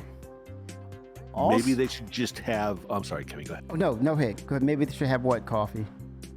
I was just gonna say maybe they should have just a pool of, say, 20 or so voice actors that are doing these hero NPCs. Because how many do you really need? Yeah. You need just enough so that you don't encounter the same voice enough for it to be throwing, right? Mm-hmm. So if they keep switching out the NPCs, if they have 20 different voice actors doing the voicing of these characters, then maybe you can switch them out enough that it's not so frequent that it's no longer immersive. Mm-hmm. Well, and I also suspect, like, you said 5 to 10 years, what they're expecting of lifetime. Like, within a year, I suspect they're probably going to be doing, getting more and more and just building this repository of people. So that way you have a less likelihood as they go on, to ever encounter the same person twice. And levy harsh punishment on these people who basically want to up in or undermine that NPC. In other words, I want to randomly kill them just to see what happens. Then it's immediately with them. Let's say you are, like you said, Ty, you have a room full of other NPCs or guarding this boss or this hero NPC, and let's say you happen to, you pull a knife, you stab them or kill them, and they rain hell on you, and you're instantly death of the spaceman. You have to port all your stuff over immediately to your next of kin, and your reputation is crapped. So I think that's some of the punishment that's levied in a just way, because your behaviors are not conducive to the playing the game as it was designed. So you trolling, that's the result. And you can complain, you can be upset about it, that's fine, right? You can be so mad about it, but what was the narrative? Why did it happen? So it goes without saying, you're going to do that, you're going to levy your reputation, as well as the death of the spaceman mechanic. That's going to happen to you. Oh well. Why not? Death of a spaceman is going to change so much in terms of gameplay if they ever eventually implement it, because it really will. Like, everyone who all these like current trolls are people who think they can just get into PvP fights, and these random areas, they'll think they'll be able to just continue that behavior. And it's like, no, your reputation, if you don't have good reputation with them and you're just killing people to kill them, it's not going to bode well for you as a player, and you're rapidly going to become like a major enemy and not be able to land like anywhere. The only place you'll be able to land is like on the moons of a planet where essentially it's a free-for-all anyway. Yeah. And the economy is not good. That's faction gameplay, though. That's normal progression. That's how it's going to work. Oh, Yes. yeah, no, you're right. If you want to take a black hat path, then you're going to be pissing off the white hat people, but you're going to be making the black hats happy. So it's just... Do you know what I mean? Yeah. So I'm saying outside of that, I'm talking about people who are literally just like doing things to troll other people in the game. Yeah. So like griefers and things of that nature. Yeah. We do have to think about those, but keep in mind that that's a very, very, very small subset of the players in this game. It is. Good. I'm just saying, Yeah. I think it'll help is all. Yeah. And speaking of like the death of the spaceman, of that NPC hero player, and you have to give the next of kin leeway to be that new leader. There's a chain of events that happens that will officially or validate them into the game through the media, like you guys said, that this Han Solo, the death of Han Solo at the hands of, and then his son is actually there. The mourners there was his immediate family, Han Solo Jr., and that goes without saying. Oh, Han Solo Jr. That the assumption is he's picking up the helm.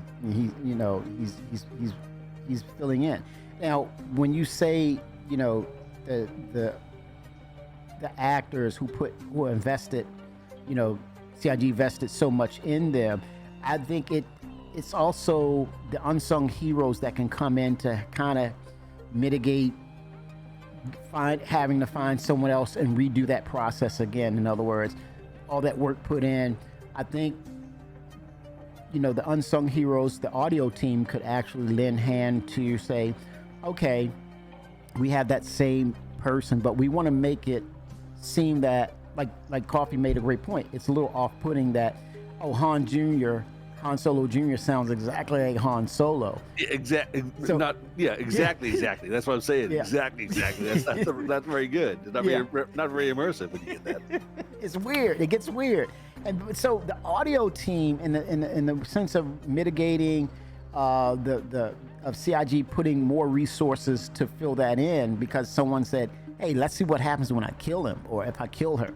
then they could do some things, might change the tempo of the voice Yeah, itself. they could probably play with the pitch and stuff. Maybe Yes. change that up a little bit. Yeah, they could probably do that. 07. I just wanted to bring that to context, and I appreciate you bringing that up because that could be a potential blocker for them to say, nah, we don't want to do that. It'd be a waste of time. But now that we've discussed it, it's like, wait a minute. The audio team could really step in here and actually lend to that those savings and resources because it's the same actor, but now we're altering. Now that we actually have the audio itself under our helm, we can change the pitch here and there. And let's say you can go through several iterations of that same character, and it's all about altering the sound of how the sound engineers could actually alter it where there's variance. So it lends to say that, oh, that's son of, that's the daughter of, that's the cousin of, but it remains that actor work is not wasted. So I think that's really cool, guys. Thank you so much. If you combine that with a pool of 20 or so actors, then yes, maybe that's not going to be as bad as I think it is. Yeah. I think it'll probably be, if this does end up happening, I think it'll probably be bad for like maybe the first year or two. Yes. But then as they start to build out more repertoire in that area, it's gonna be much, much better, especially as they start to add like more and more systems and it becomes more and more diverse. Yeah. And here's to that, like you said, the diversity and you're layering and you're adding more context to it. Also incentivize it as well, because if you're talking about a mission, this Han Solo person will lead you to riches, cache of quantanium that mitigates a deficit of quantanium in the system for whatever reason, because the economics are doing this. And Tony Z said, I'm going to tighten the screws a little bit and see how they handle things, how things get a little dicey. And now all of a sudden that Han Solo character he's leveraging the economy to the point where people respect him. He comes through for them, and having to, at the end of that rainbow, that pot of gold, which will become quantanium or whatever that jump gate, whatever the jump drive fuel may be. It may be something other than quantanium, but having the cache of that and being able to store that large amount, and you're getting it via the NPC hero. You'd be crazy to do something like that to him. But we're going to have that. But then the repercussions could expand across the galaxy when that person does it. Maybe they're blackballed and they say, yeah, you were the one who shot and killed Han Solo. And you're an idiot. Exactly. You're a freaking idiot. But the pirates might love him. The pirates might love him. The pirates might love him. Or then again, it should go both ways. It should be random, Coffee, because they were saying, you got in the way of business. I don't care. We need quantanium. How the hell we are not? Wait a minute. We need quantanium to go to these systems of pirate, you idiot. There should be repercussions that echo across UEE and Syndicate. It doesn't matter. On both sides of the coin, it should echo. If it's something that you do that's detrimental to operations on both sides of the coin, then they should jack you up, dude. They should really wring you out like a dirty rag and just this game is going to be all about the consequences of your actions, right? Yes. And you got in the way of business. And I think on the NPC side, we explore the hero side, but what about the Syndicate side? There's a sensibility about being a pirate. There's rules, right? There's the old saying, we're thick as thieves. You have to be smart. There's rivalries, but there's a thing about, with pirates, there's this sense about good business. That's good business sense. They're businessmen at the end of the day. So your behaviors in that regard, don't do stupid things that's going to hurt those other organizations, right? Or put you in the target sites of those organizations. Yeah, you might have rivalries and you go at it and here, there, and the other, but you be smart about it. And I think at the end of the day, the trollers, I think they need to be choked They need to be spanked it's when it's appropriate, but don't punish them just because maybe they're learning or maybe they're just saying, "Hey, it's an open game. I want to do certain things." Then that should have a reputation too. Let's say you do something, you have bad behaviors on one thing, you get spanked appropriately and you move on.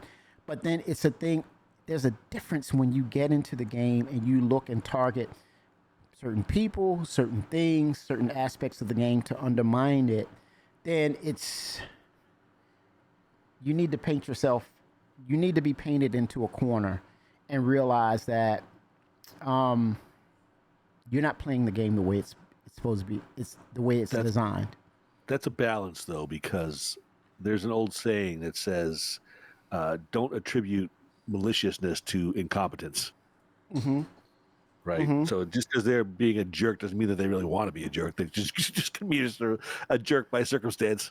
That's a great point. Exactly, Coffee. And that's why there's a learning period about that. Maybe they're learning or they're thinking it's they don't hear about Star Citizen. They don't know about it. So it's like, oh, this is COD action. Just get in and shoot. And you do it. And you say, oh, wait a minute. Why are they chasing me? I was flying my Banu Defender for the first time one time, and it was with a bunch of it was with a group of people, and a couple of them were pretty big streamers. And it was one of them. One of the streamers was just one of his first times in the game and ever his first time playing the game ever. And I was flying around in my Defender, and it was really dark, and I couldn't see.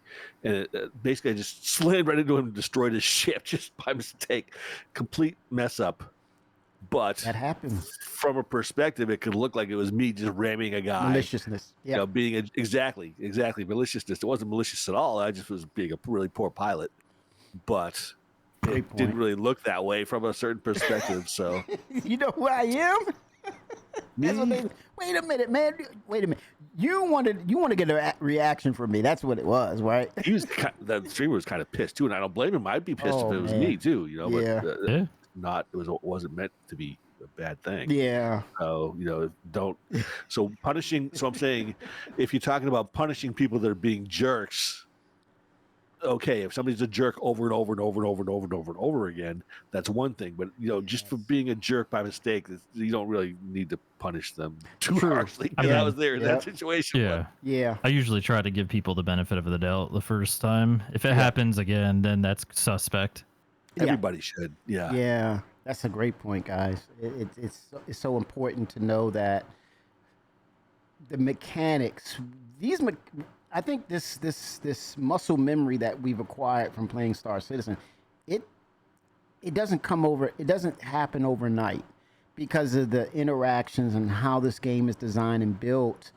It takes the community, it requires the community to pull someone under their wings and say, oh, this is what you do, this is how it's done. Go to YouTube, look at their content, because this game is like that.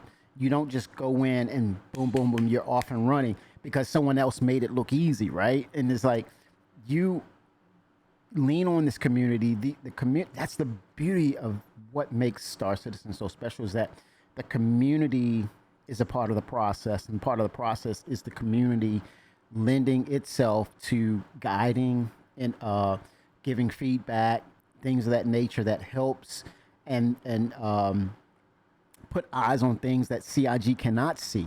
And that goes to say that the community can also, not to say police, but also interact with its own community members who may not be up to snuff on a lot of things. It's not all predicated on new users or people that just get into the game. Because I can sit here and say, dude, I've been backing since 2013, and it's stuff that you guys show me that's like, mind blown. Like, what? Wait a minute. When was that? Kimmy, that was since 317, man. Where were you? Like, I don't know, man. Shit. What? Oh, that was since 311.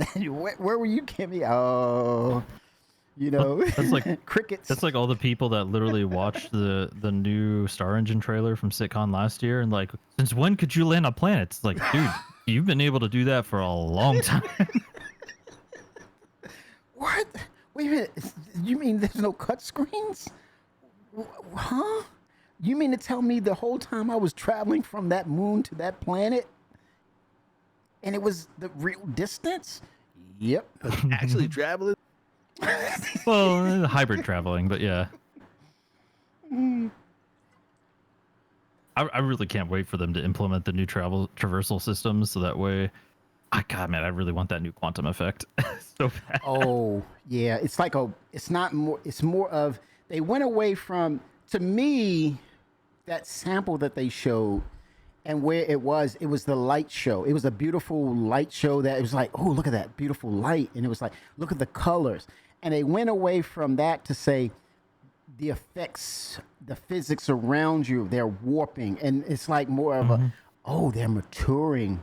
Now it feels more like I see why you're excited about it, Todd, because it's more of, you move the visual, the animation. I don't want to say cartoon, but the animated effects. You move that out of the way, and you emphasize the traversing, the warping of space, and you get a feel of, wow, I'm really moving here, and that's really cool.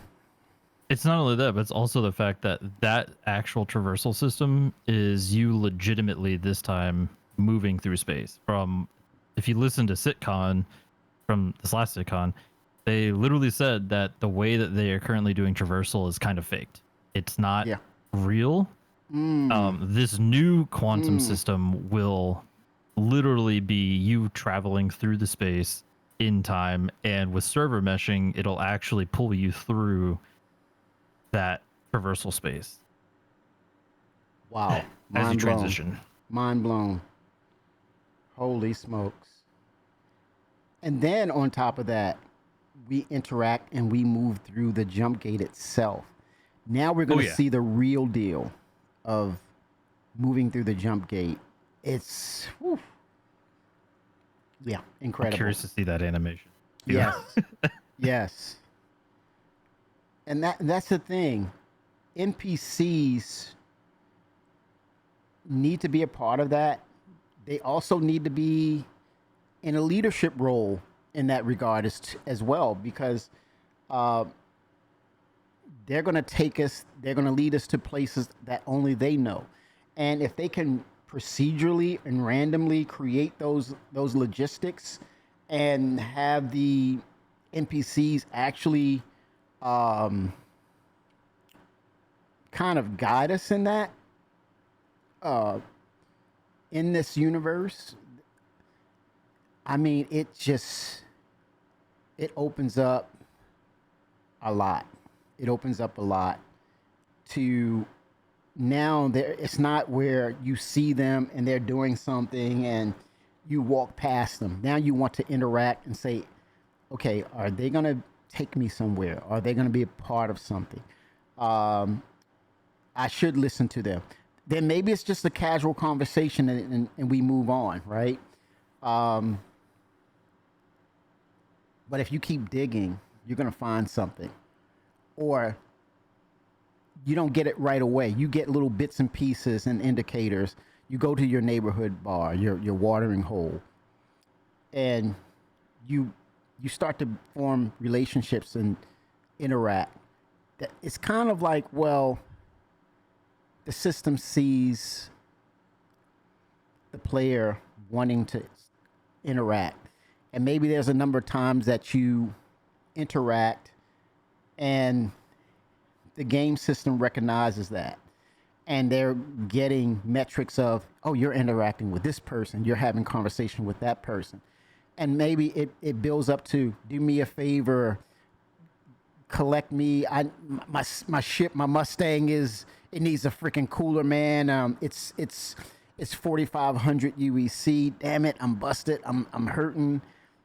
Maybe you do a kind gesture there. Maybe you say, hey, I got a component, or you have the option to say, hey, that's tough luck, or hey, here's 4,500 for your component, or I have an extra one. You have those branches of how you respond, and okay, you see him again. Hey man, I really appreciate that. My Mustang is really working. I appreciate it. Hey, come to find out, a friend of mine is so and so, blah blah blah blah. They need this. They need you to go here. I just mention your name, and they have an opportunity for you. And that's how you start to build up these mission givers. I think it starts from nothing to gestures and favors and it starts from interactions. That's how I want to see the progression of these mission givers, to an extent that I want to see it grassroots, where you meet, you interact, you have a connection established, just like in real life. You create these interactions, and now all of a sudden, either it leads to this person knows someone who knows somebody, or it comes back to you in a way of, let's say the economy is hurting, or they come back to you and say, hey man, you helped me with that component. I was able to make a nice score. Here's 10,000 UEC. That mission giver, it was just about basic kindness, or interacting on a positive with that person, or so-and-so, or on the pirate side, so-and-so is giving me hell, this son of a gun. Every time I'm out there, they give me crap, and they want to torture me, because I married his cousin or something, or his sister or something. He gives me hell, and we don't get along. You go out there and you put the mash on them and say, hey, I appreciate that. I know where a score is. They come back, and they don't immediately come back to you. You send out those gestures of favors and kindness, and then let the system see how you culminate, and you build up and you stack up these behaviors and these interactions. And let's say you do troll, like Coffee said, you have some trollers out there. Well, guess what? He get his boys. He come back and he get his boys, and they put you through it, man, because your behaviors are saying you need to get spanked.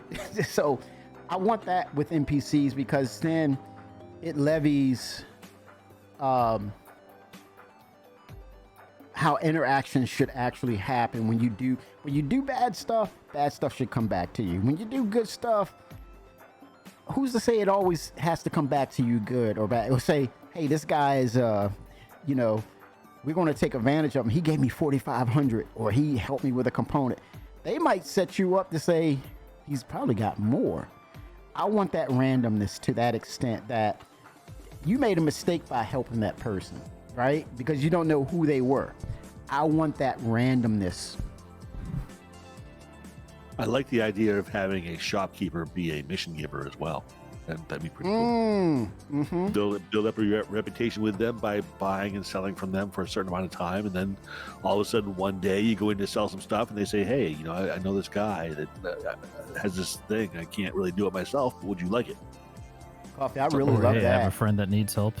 Yeah. Right.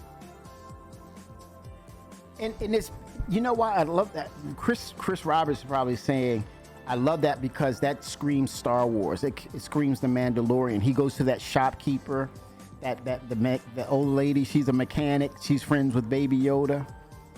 Grogu.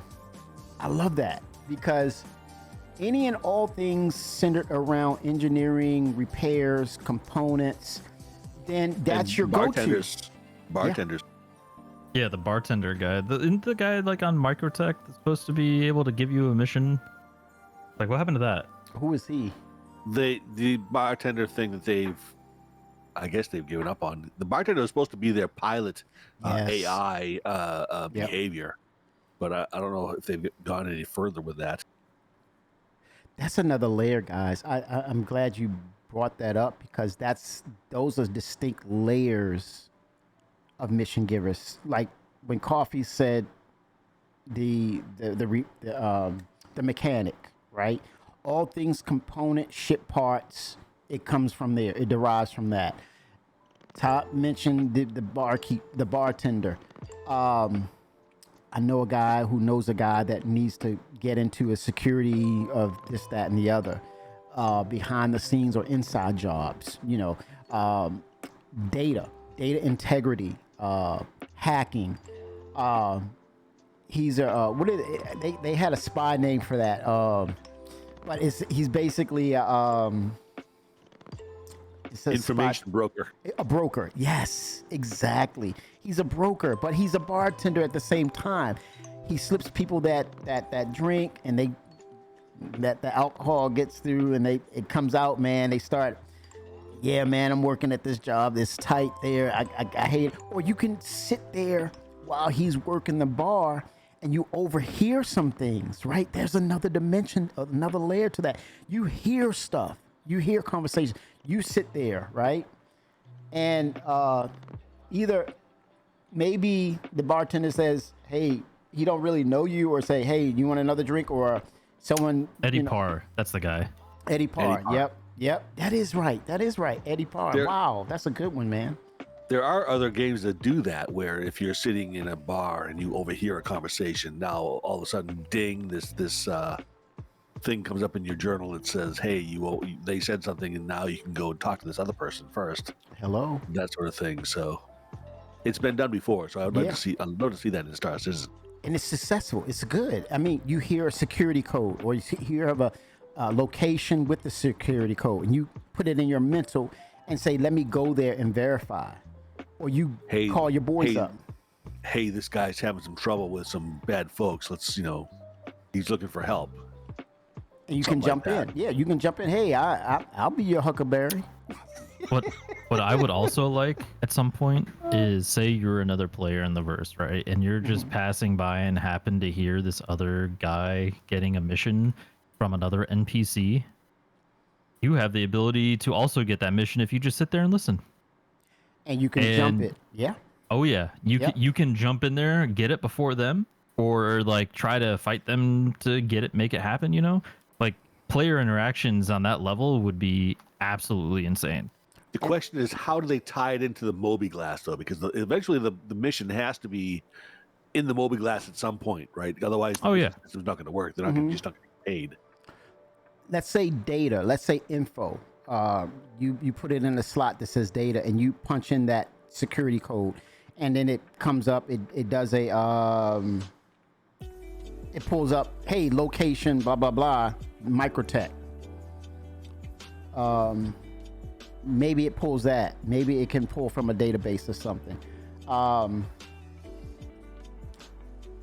But at the end of the day, I don't know. Maybe it's a thing of it's off the grid. It's a muscle memory. You remember what it is, that location, especially if they set it in detail. Or do you can you hit a button on your Moby and say pull back information, and that data, because you were there, you were listening, can you script that over to your Moby Glass? I don't know. That's a tough one. Go ahead. Oh, go ahead. No, you first. Okay, I was just saying, I would suspect like the hush hush missions, right? Where you're not really expected to do a whole necessarily lot with it unless you the criminal missions essentially. So correct. Yep. With missions, right? I would expect, if you're hearing these conversations and you're trying to get involved in this mission process, maybe it's something that just goes to your journal, and it's something that you have to follow up with the NPC on afterwards to, get paid, like stuff like that. And that way, it doesn't have to necessarily be something that goes through your Moby, which would make sense, right? For a criminal mission, it just goes straight to your journal as a log. Yeah. 07 meg. Yeah. Or is there a prompt to say, it prompts you on your Moby and says, pull mission, or you can ignore it. You can pull a mission or you can ignore it. Yeah, to me, I'm all about like the same thing with the Grim Hex that I talked about this, I think, a long time ago. Like remove them from the general list. Like nobody in their right mind would want to necessarily know where Grim Hex is unless you have to find it, right?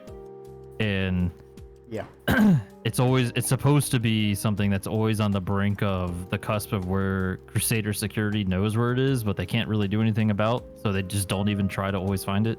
Yeah. I love that. I would love for them to do what they used to do and make players have to know how to navigate there in order to get to it.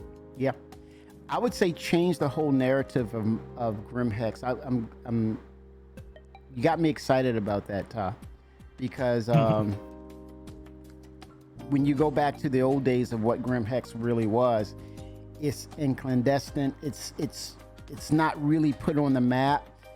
And until you actually get the mission giver there, or you interact with the NPC that provides you the mission or reason why you should be there, it should never show up on the map.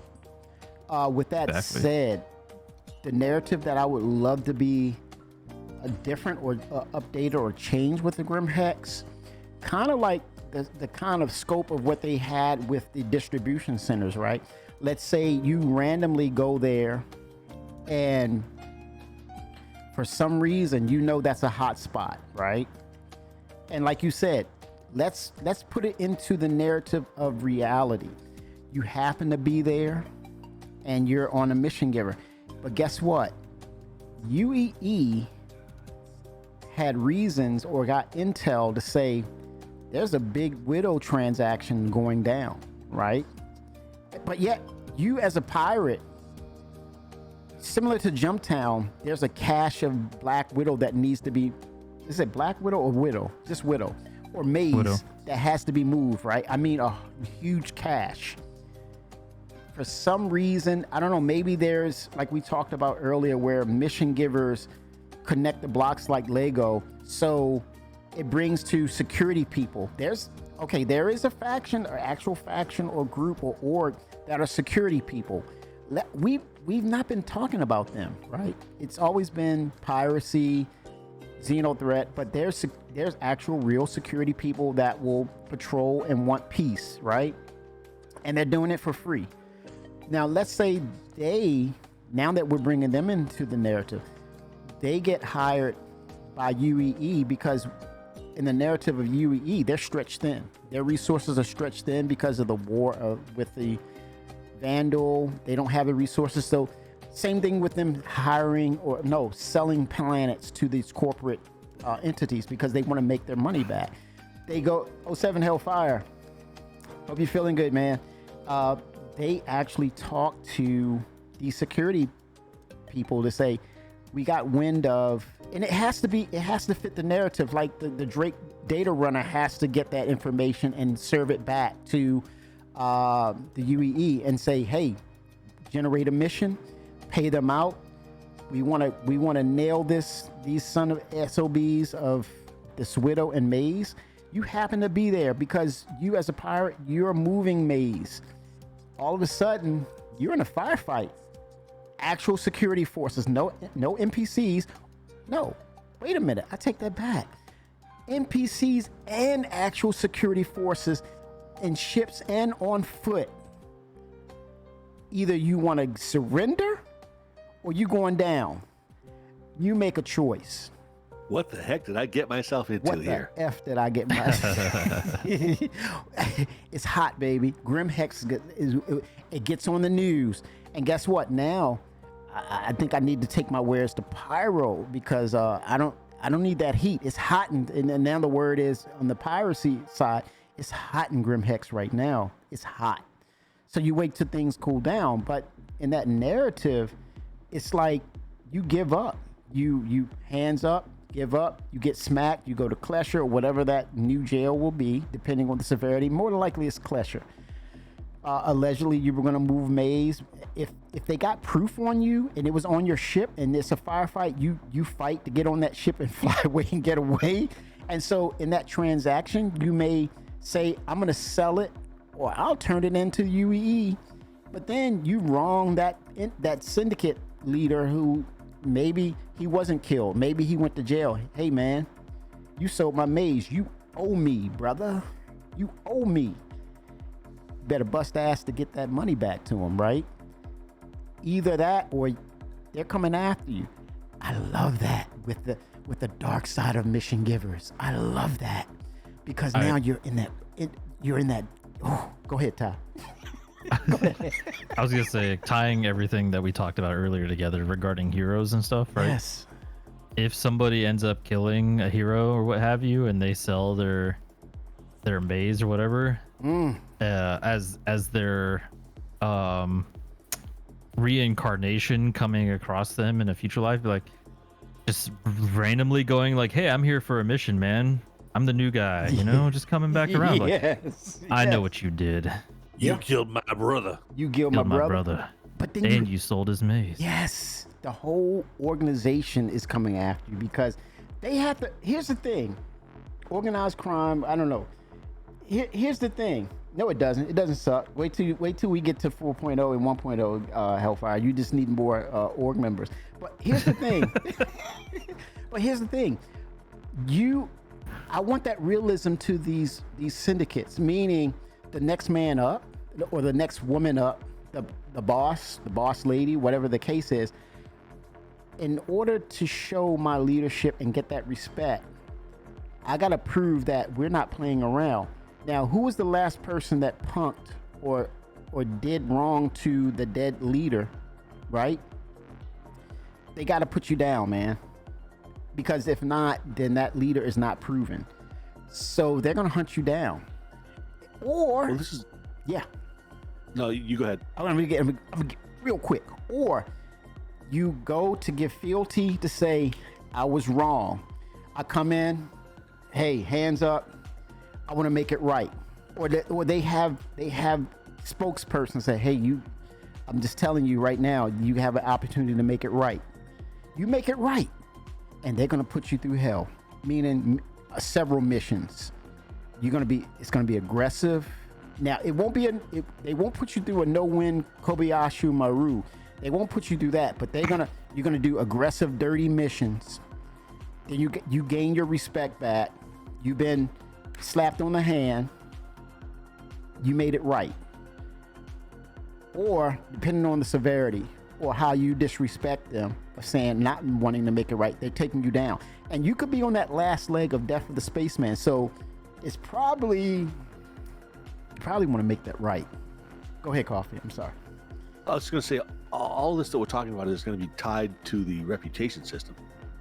So, if you piss somebody off, it's going to drastically affect how they view you in the reputation.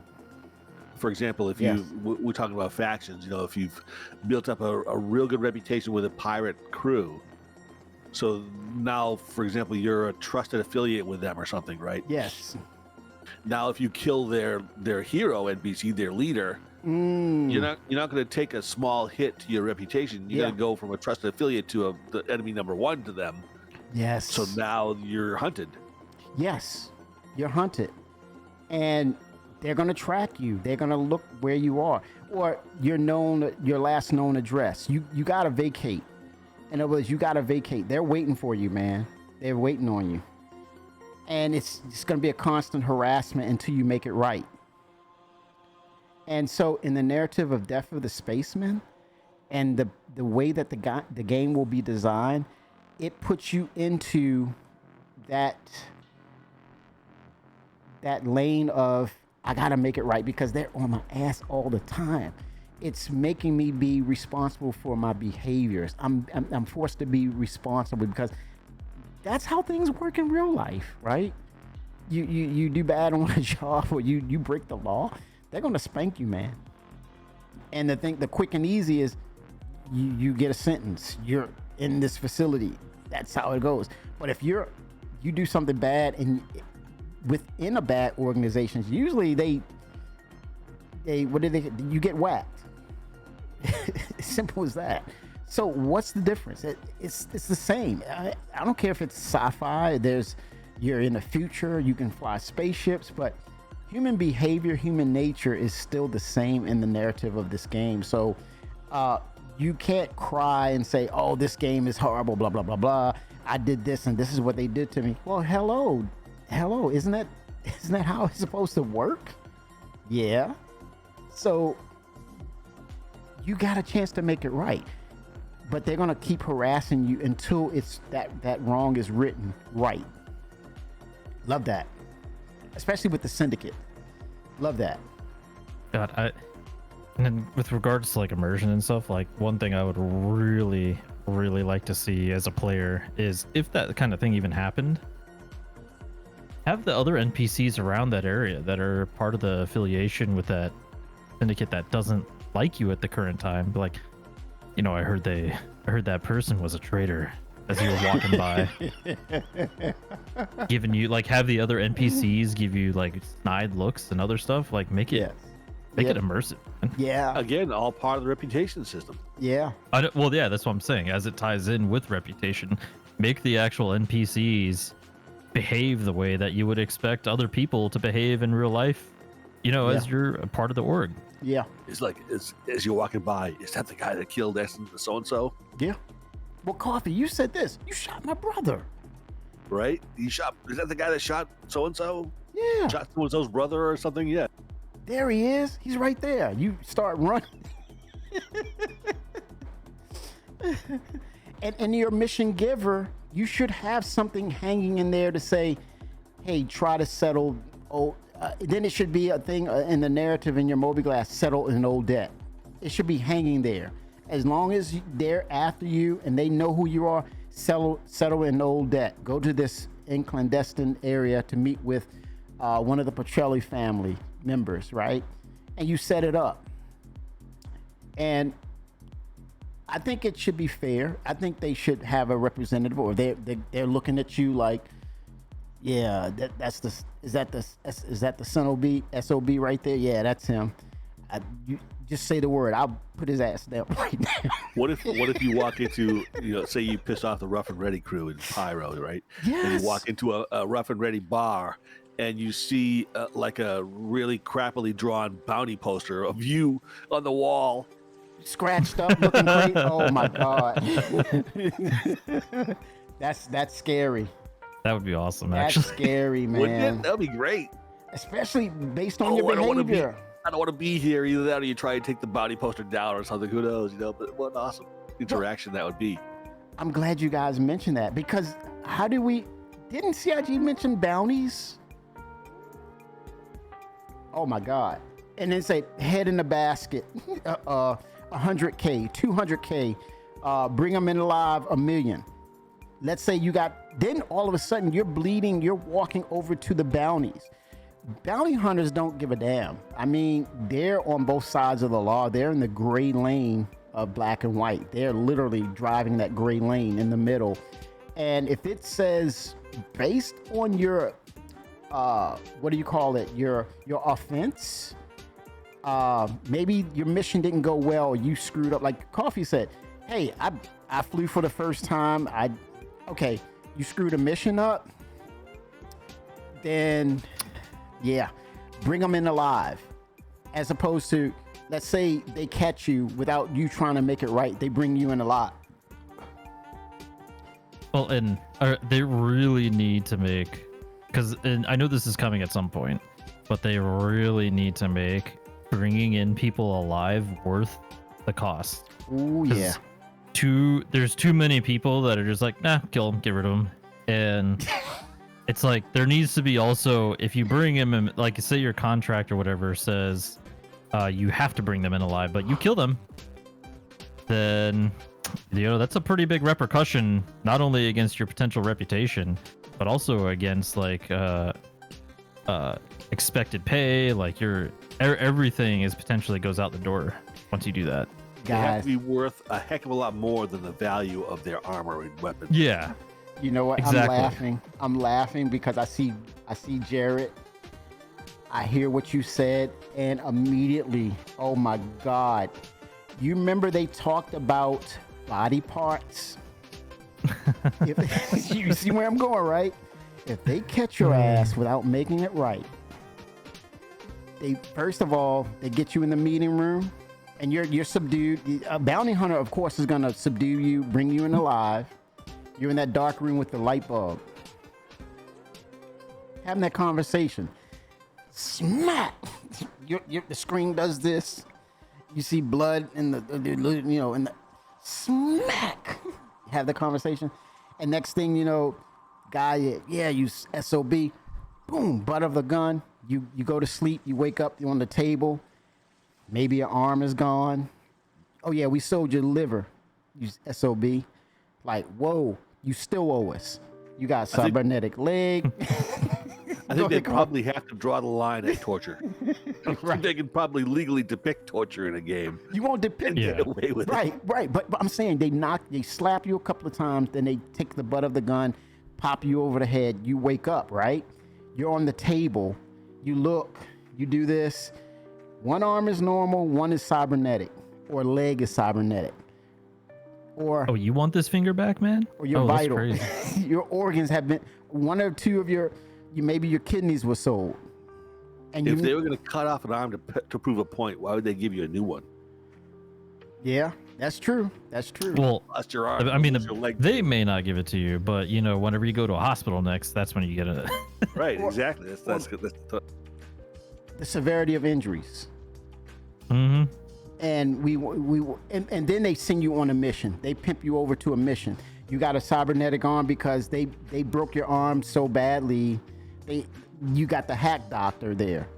His coat is nasty looking. He gave you a hack job because they beat you so bad. Because now they just need you to do that one mission. Now let's say you owe them 100 grand. I don't know. That kidney they sold.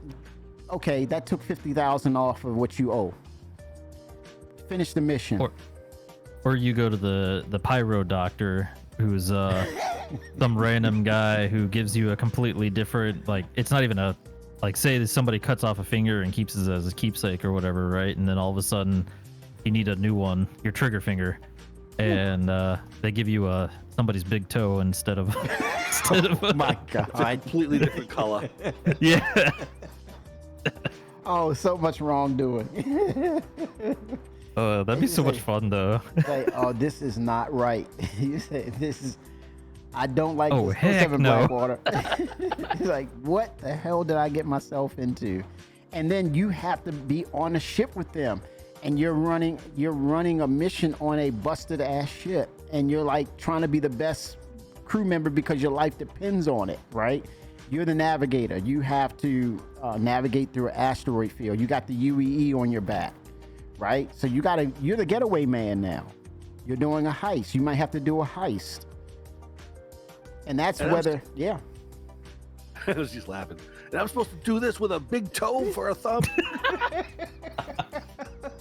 Oh man. Yeah. It doesn't even fit in the trigger slot. What the heck? I can't even use this thing.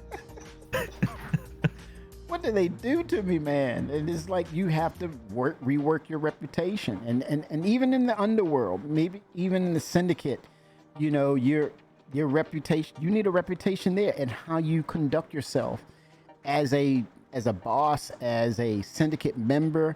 There's a certain respect of you getting jobs done, and there's a certain level of trustworthiness that will be retained as the reputation system, and how you act accordingly. If you're a jerk or you're just trolling, no respect. You're just a random. They just treat you as a random. But if you're tied to an organization, of course, naturally you're going to have a rival. You're going to come in instances where you have to go against, let's say, Xenothreat and what is it? Xenothreat. What's the other one? Those two rivals. They meet up with each other. They cross paths. You're going to have to fight no matter what. Especially in Pyro, you have to go into one faction's area. So basically, you're trespassing. You got to fight your way in, do the mission.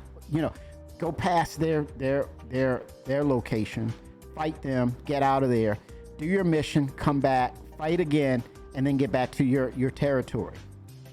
So there's a lot at stake. But I think in the narrative of the risk and reward, I think they should pay them handsomely. There should be great payouts for that type of behavior in piracy, because the risks that are involved. I think there's the balance in that. Yeah. Oh, I know several pirates that are 100% okay with like wanting to talk and be involved with other players. A lot of them, a lot of the pirates that I follow and deal with on the verse, like a lot of them want player engagement, something that's not gonna just be, all right, time to die. Yeah. Yeah.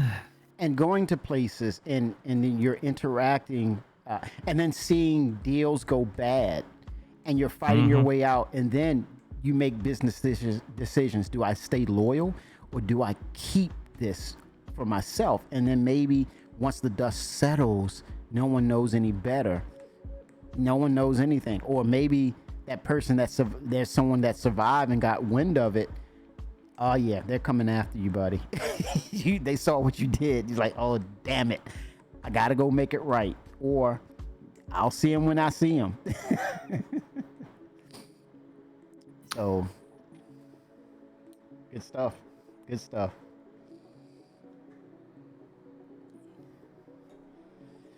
What a great discussion. Great discussion. Yeah. I think it's good timing. I think, yeah. I Been going on for 2.5 hours. Yeah, we did good. We did good, man. So I think the next phase of this is probably do some mining. I think I'm gonna do some mining. You guys up for it, or I don't know. I think I'm Some gonna do mining. that. Yeah. I gotta Not jump even to. in game yet. Let me jump in. So that was the discussion part. But yeah, I do see. for a little while. Yeah, I see a lot of potential. Let me go AFK for a little bit while the game. Oh is starting seven. Okay. for BRB. Great discussion, guys. Savage. But there's so much that's going on right now with CIG. It's just we have 6 months yet left in this year. We're waiting for the hangar module and the freight Which is in elevator. PTU. Yeah. You said it's in PTU? Yeah, the hangar. Oh, well, when you say hangar module, what do you mean? The personal hangars. Yeah, they're in PTU right now. It is? Yep. You mean like the cargo grid stuff? I'm talking about actual personalized hangars. That's what they've been testing in PTU. Really? I thought it was going to go to Evocati. To my knowledge, no. That was 3.2, or 3. Whatever we're on, .2 is supposed to be them including hangar modules and personal hangars, I should say, and something else I can't remember. But they're in the inventories, localized inventories. So and Wow. that's open to all, if I recall. That's nice. Yeah, I don't know if cargo elevators made it into that patch or not. I'd have to go look. I haven't actually been on it yet. I just remember hearing about it in the last one of the 48 updates. hours. Man, where have I been? Man, I have so many things happening right now with me, but wow, that's great news.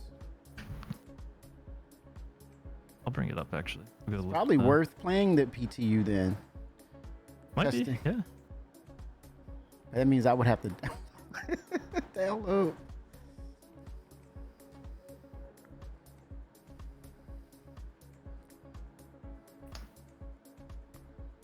Wow, that's a treat. 07 CIG.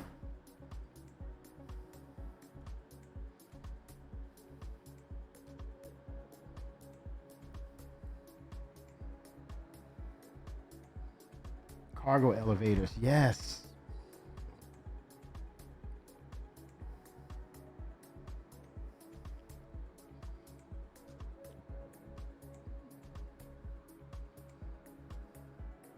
Trying to. I can't remember where I saw it. I definitely saw a communication about it though. Somewhere. Very nice.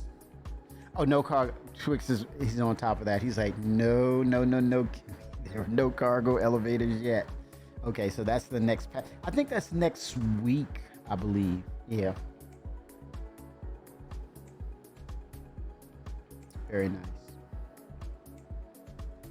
Chat, let me, I'm going to take a bio break real quick. Been drinking a lot of coffee. Be right back. And water. Be right back. 1 second.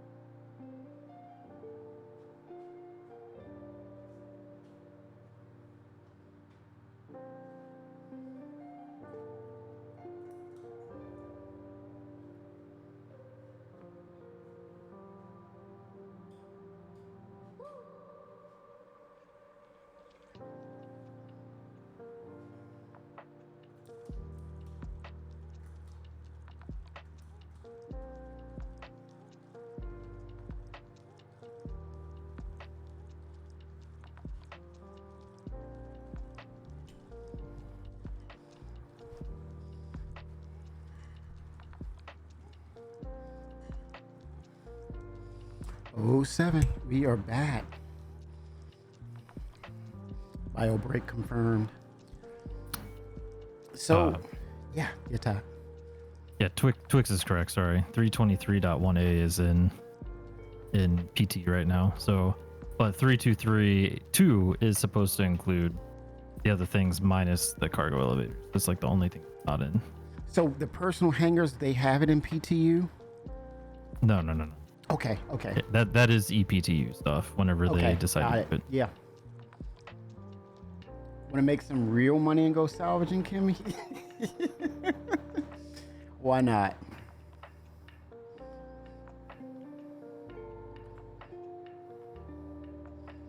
All about industry. All about the industry. But let me see. Let me just do. I did say mining. So, Todd, are you up for mining or salvage? I'm up for either. I might have to leave soon to go get food, but you got to get food, man. Yeah, get that food. But thanks, man. That's a great discussion, and I don't know, man. It's so many things happening right now for Star Citizen. I think are we? I don't know. Everything is merging. It's like so many things that are merging and time constraints. I just don't want to harp on or get on the win thing with CIG. I think I get it. The win thing, I think, is getting long in the tooth in regards of if they're developing, then that's all we need to know. When you get to the win aspect of, oh, when is this? It's always this kind of repetitive thing of, okay, you want them to hurry up. Then we get to the point where they rush it out. Then we get to the part of this could have been sitting in PTU a little longer, right? We keep repeating that. And it's kind of like the redundancy of that is kind of, to me, it undermines all the efforts of what they're doing. So in the context of it's on the roadmap, it's being developed, that's all I need to know. Because at the end of the day, we're only going to play what's playable, right? So it's all right to play something that's more polished as opposed to trying to play something that is not really that polished or that is problems with the issue with the features, right? So like, when you're gonna get this fixed? When you're gonna get this fixed? Then we go into when you're gonna bring this out? When you're gonna hurry up and bring this out? It's falling behind the schedule, and it's like, wait a minute, stop, time out. What are we doing to ourselves here? We need that pattern. It's like a trained dog or something, or mind conditioning that we have to always stay on the backs of CIG of, you had this 3-month window to get this out. And then when you rush it, when you're not on time, I'm pushing you or I'm badgering you about when it's coming out. And then when you hearken to that and they push it out and say, man, this could have took another 3 months. What is this? You guys are, no, this is not good. It could have sat in PTU for a longer time. This has got to stop. The narrative, yeah,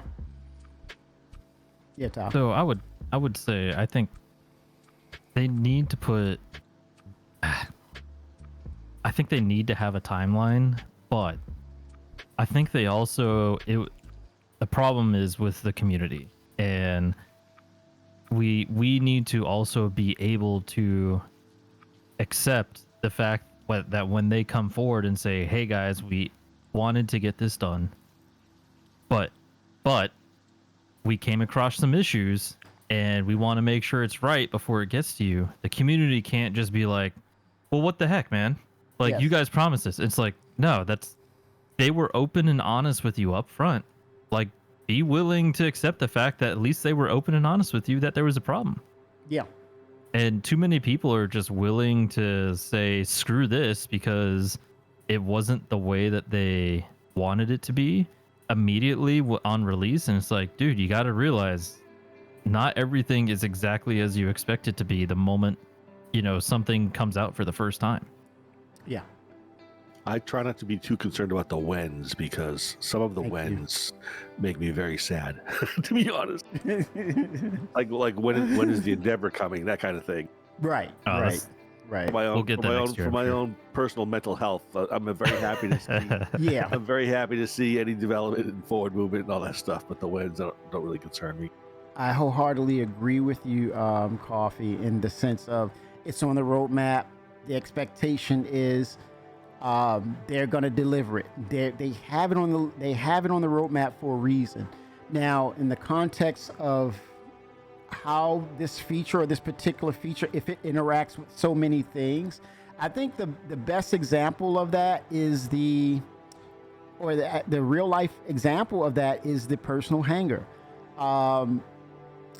It's far reaching. It's going to touch so many things because it literally touches our inventory, and one person's inventory is minute compared to some other person's inventory.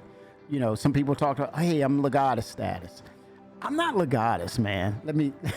There's a few people, I don't know what that number is, but everyone doesn't have every ship. But there's some people that have every ship. And so from that hierarchy all the way down to someone just owning an Aurora LN or Aurora, it's a myriad, it's a world, endless world of variances of content that you have, subscriber features, or what do you call it, flair.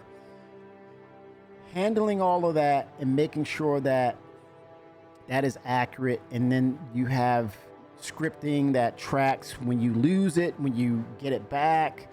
That is a ton of work. Those things we don't hear the conversation of what it takes. And I think that's the part where we have to be fair with CIG and understand all that content and that data. It means something. It means that they have to make sure that it's all in line. And that's probably why, even though it's on the roadmap, let them process this so that it's right, as opposed to us saying, hurry up, CIG, hurry up. Now we get it. Oh man, you messed up. You messed this up. Look at this. This is BS, man. This is a sham, blah, blah, blah. I'm like, I don't even want to do that in chat anymore. I mean, because there's so many content creators that will ride that bus because it gives them clicks, it gives them eyes, it gives them attention. I'm not gonna ride that bus, man. I'm like, if you want to rant about it, it's over there. But at the end of the day, I'm just gonna play what they have. I'm gonna let them take the time they need to develop these things. And my expectation is when it's ready, CIG, I want it to be up to the spec of it's the best polish they can get at that time. And to the point, my experience is it's playable. Is it going to be I'm not expecting perfection, but I want it to be playable. So that means if it takes a little more time, take the time you need, CIG, because when I see it on the roadmap, it's coming. And from patch 3.23 all the way back to 3.0, you've shown us that you put it on the map, you accomplished it, right? So that's also where tell I the am. player base it's going to be fine. It needs more time. Yeah. Repeat that, Tom. I was talking, but I want you to repeat that. I was just going to definitely make sure to tell the player base that it needs more time. Don't just not drop it and then never say anything. Right. Well, they've always been very vocal, communicative, and as transparent as possible. I mean, CIG. Mm-hmm. Yeah. And that's so important, Coffee, when you say to be as transparent as possible. Why is that? Because of some of the knee-jerking reactions we get from some of the backers and some of the players of the game, and unfortunately it falls onto people who don't follow a lot of times, or are just getting into the game and just saying, what the hell is this? You know, that vocal response is heard, it's echoed. But for most part, people that's been with the project for a bit, and they say, you know what, we've been here, done that, we're battle tested. They're gonna fix it. They're gonna work on it. They see it as well. And here's the thing. This is the part where you put yourselves in their shoes and say, you know, they're sitting there. They're proud of the work. There's a certain pride in their work. And how humbling is it when, you know, they worked on something and it's not working? Man, that's a humbling situation. Imagine if you were in that seat, you had to develop this, and all eyes are on you, and you went through every nook and cranny of what that process, what it required for you to produce it and get it out. And you get it out there, and it's like, oh my God, what the hell is going on with it? I don't understand. Okay, it was working perfectly in-house. Now it's out in the wild and it's showing itself off like it doesn't want to work at all. What the hell? But at the same time, the moment it's delivered, man, what the hell is this? This is bullshit. This is crap. Look at this. This is man, what a joke. They need to hire. This is what you need to do, CIG. And it's like, oh my God, they catch hell. And I'm like, that's not fair. Because if you, the individual, were in that situation, you will want that empathy and want that understanding and say, yeah, man, I bust my ass on this, and I don't know what's going on with this, because I put it into in this controlled environment, it was fine, but I put it out into the wild, I don't know why it's acting up. I gotta investigate. But you're catching these hails of bullets of people just saying, you don't know what you're doing, buddy. And it's like, huh? Where did that come from? Yeah, go ahead, Coffee.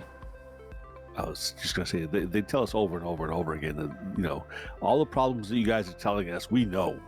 We know. How many times has Jared said, yeah, we know this is an issue, we're working on it, or priorities, or whatever the problem is, you know. That's why it's not fixed yet. But it's just not like they don't really. There are very few things that the community is aware of that they're not aware of. Yeah, and they see it, and they see they see the content creators put it out there. They see the YouTube videos is out there, and they hear themselves being called out, pointed at, and they're like, shit, oh my God. The negatives are always gonna be a lot more vocal. Yeah. Mm-hmm.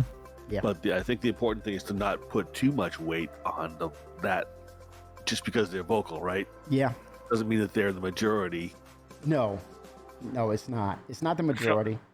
And some of the negatives are, you know, they have a point. Yeah. You know, of the CIG is not perfect. CIG has done stuff that is kind of pissed me off a little bit. Yeah, that's fair. And yeah, if somebody has an opinion and somebody wants to say something, then fine. That's all good. And people, CIG has changed course. Yep. Due to, you know, vocal people, right? Yep. Like, for instance, the hover mode. Yes. Yeah.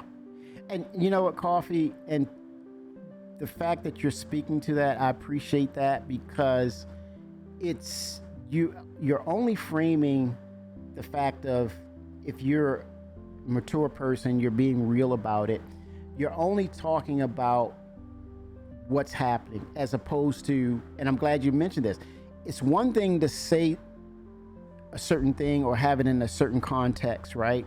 Where it's understandable and it's fair. It's more than fair. You're being honest, right? But it's another thing where you're making it personal, that, for example, oh, so-and-so is a shithead because his mommy and daddy didn't teach him how to code. You know, I'm saying that to say, why is these people behind the monitor as opposed to walking up to them in their face and calling them out? They're hiding behind a monitor. But what I'm saying is they're making it personal. That's the thing where that's where the line should be drawn. You don't make it personal. Call out the code, call out the player experience. I'm not happy. Oh man, this pisses me off. But don't say so-and-so is an idiot. So-and-so, he or she needs to be fired. That's where we are messing up on our end, where you, the individual who calling someone out to that extent where you made it personal, then I know deep down your parents didn't raise you that way. First of all, your parents, that's shameful to your parents. But at the same time, if it was you, I would want that empathy given to you based on the circumstances. In other words, be fair. Be honest, like Coffee said. Call out the code, but don't call out that person's integrity and their efforts about what they're doing, especially when you're not sitting your behind in that seat. That's all I'm saying. That's a much larger discussion. People say stupid shit on the internet. Sorry to say. That is It's a hilarious. horrible thing. Yeah. It's horrible. Yeah. And they're magnifying that, Coffee, because they're behind a dark monitor and you never see who they are. You never will meet them in person, and they'll never walk up to that individual who's developing that particular tech and say, "You're an idiot." And they're face to face and say, why would you, when we're talking about a video game, at the end of the day, it's a video game. And to bring it to that kind of intensity, it's like, come on, man, something's not wired right for you to bring it to that intensity of that, to that level. It's like, ouch, that's cringe, man. It's cringe. You don't need to do that. It's not necessary. Because at the end of the day, how many games are there out there on these gaming databases? I don't like to say Steam, but GOG, Epic Games. You have a plethora of games that quote unquote were finished, but you don't rag them. You bought that game and it's sitting, either it's on your hard drive or you taking it off of your hard. If you're smart, you take it off your hard drive, you leave it on that database and you let it sit there, say, I own it, and that's it. But you don't play it. You haven't even finished it. But you don't give them hack. You don't give them credit. You don't get on the forum and say, hey man, I don't know, I'm not going to say the name of the game. I don't want to do that. Or just say, AAA game, man, you're not harping over it. Because why? Because no one cares. Because Star Citizen is in the forefront. It's on everybody's focus who plays games. Then it's a forum that you're creating to say, hey, look at me. Look at what I'm saying about it. I'm showing you I'm pissed off. I'm salty about it. Yeah, I'm really salty. Now click like and love what I'm talking about. It's a click. Click on me.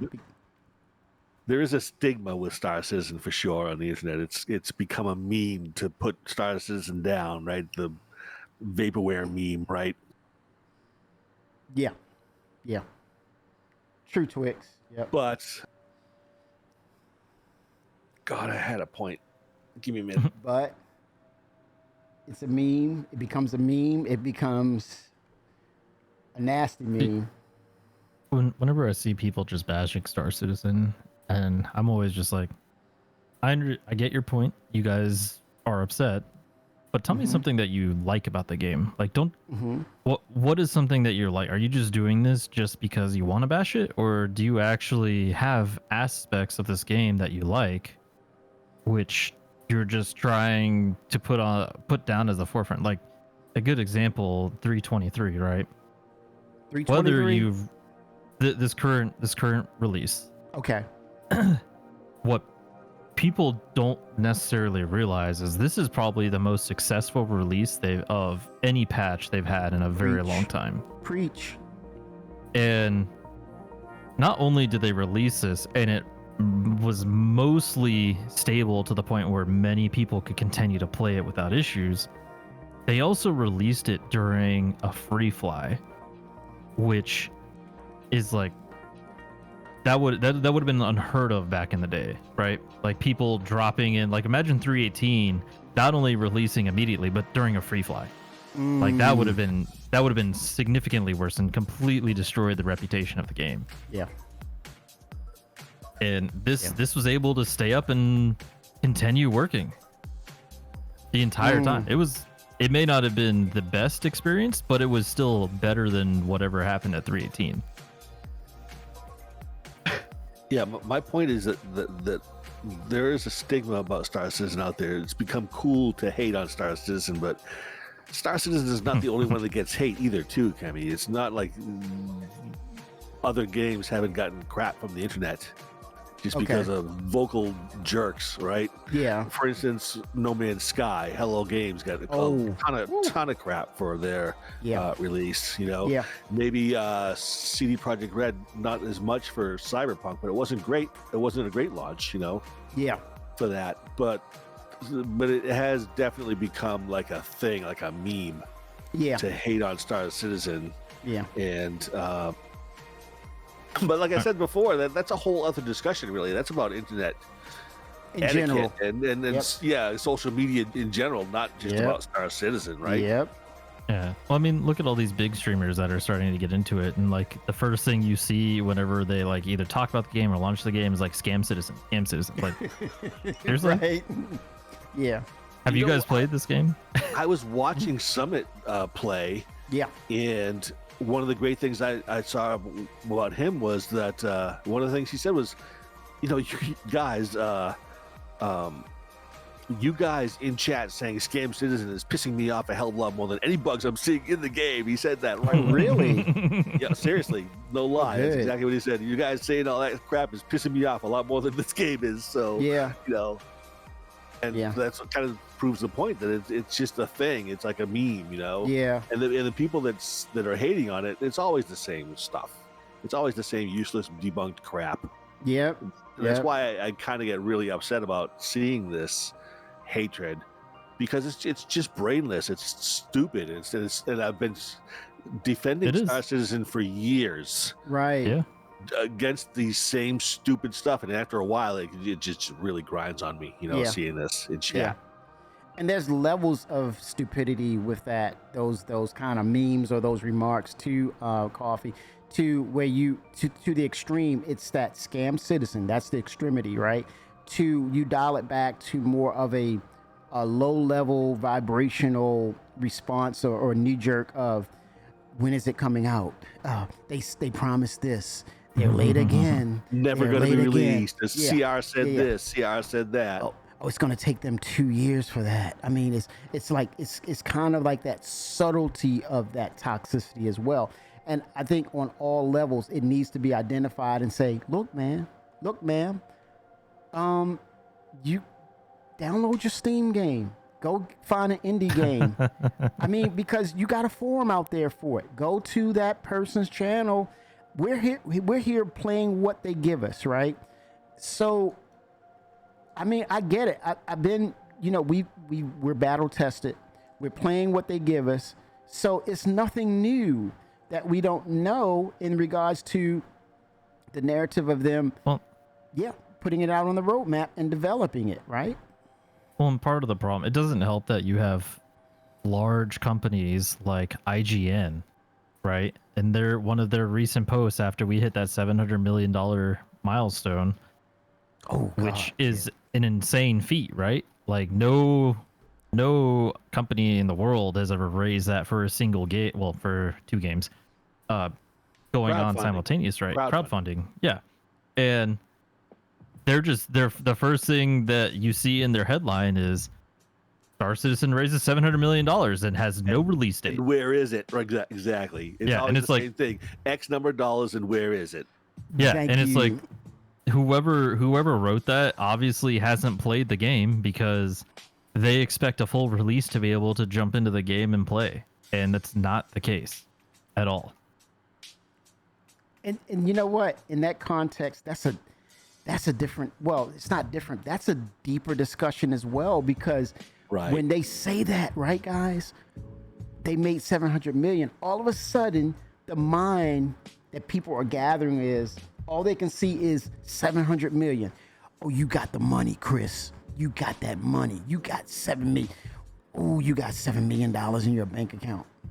That is a What separate the discussion hell? about crappy journalism, but at the same time, it's very linked to our earlier discussion, because these trolls see that number, and that's exactly the kind of crap, debunked shit that I have to defend against for freaking years, man. I'm serious. I'm sorry to hit This that is what nerve. pisses me off. This is why I get pissed. It's always the same shit. Where is it? $700 million. And I try not to get grumpy in chat, but I do sometimes. And especially being a mod, you really can't overreact like that. But sometimes it's very hard. Chris is a scam. What is that name? That meme they give him? He's I don't know what it is, but I send it 07. He's got 700 million in his pocket locked down, and he's not employing anybody. He's not hiring smart people to actually figure out what's going on. He's not hiring no one to do the research and development. He's not spending money on people to work on the Star engine. He's not spending money on the server cost. He's not spending money on leasing the facilities that's in Manchester, Montreal. What is that? Frankfurt, Austin, LA. He's not spending no money on that. He's got that $700 million and he's holding on to it. And he don't even have a game. And I'm like, wow, he's got 7 million.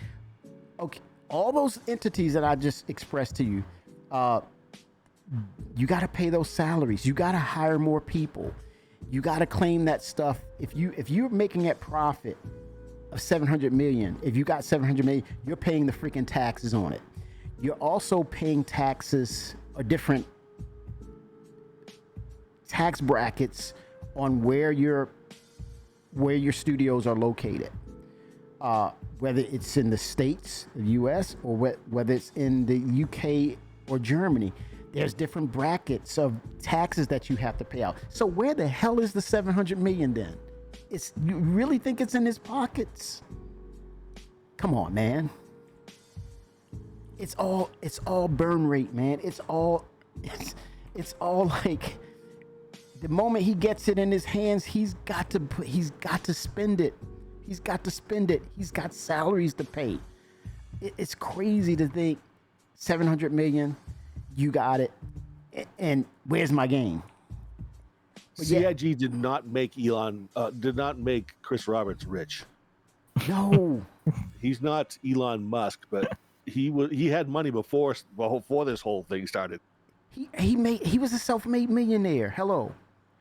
I don't know too much about his parents. All I know is they're professors, but when he was a kid, I mean, he's still a kid at heart, right? He put Origin, the game company, on the map with Wing Commander. Exactly. He put them on the freaking map. They're based in Austin. He put them on the freaking map, y'all.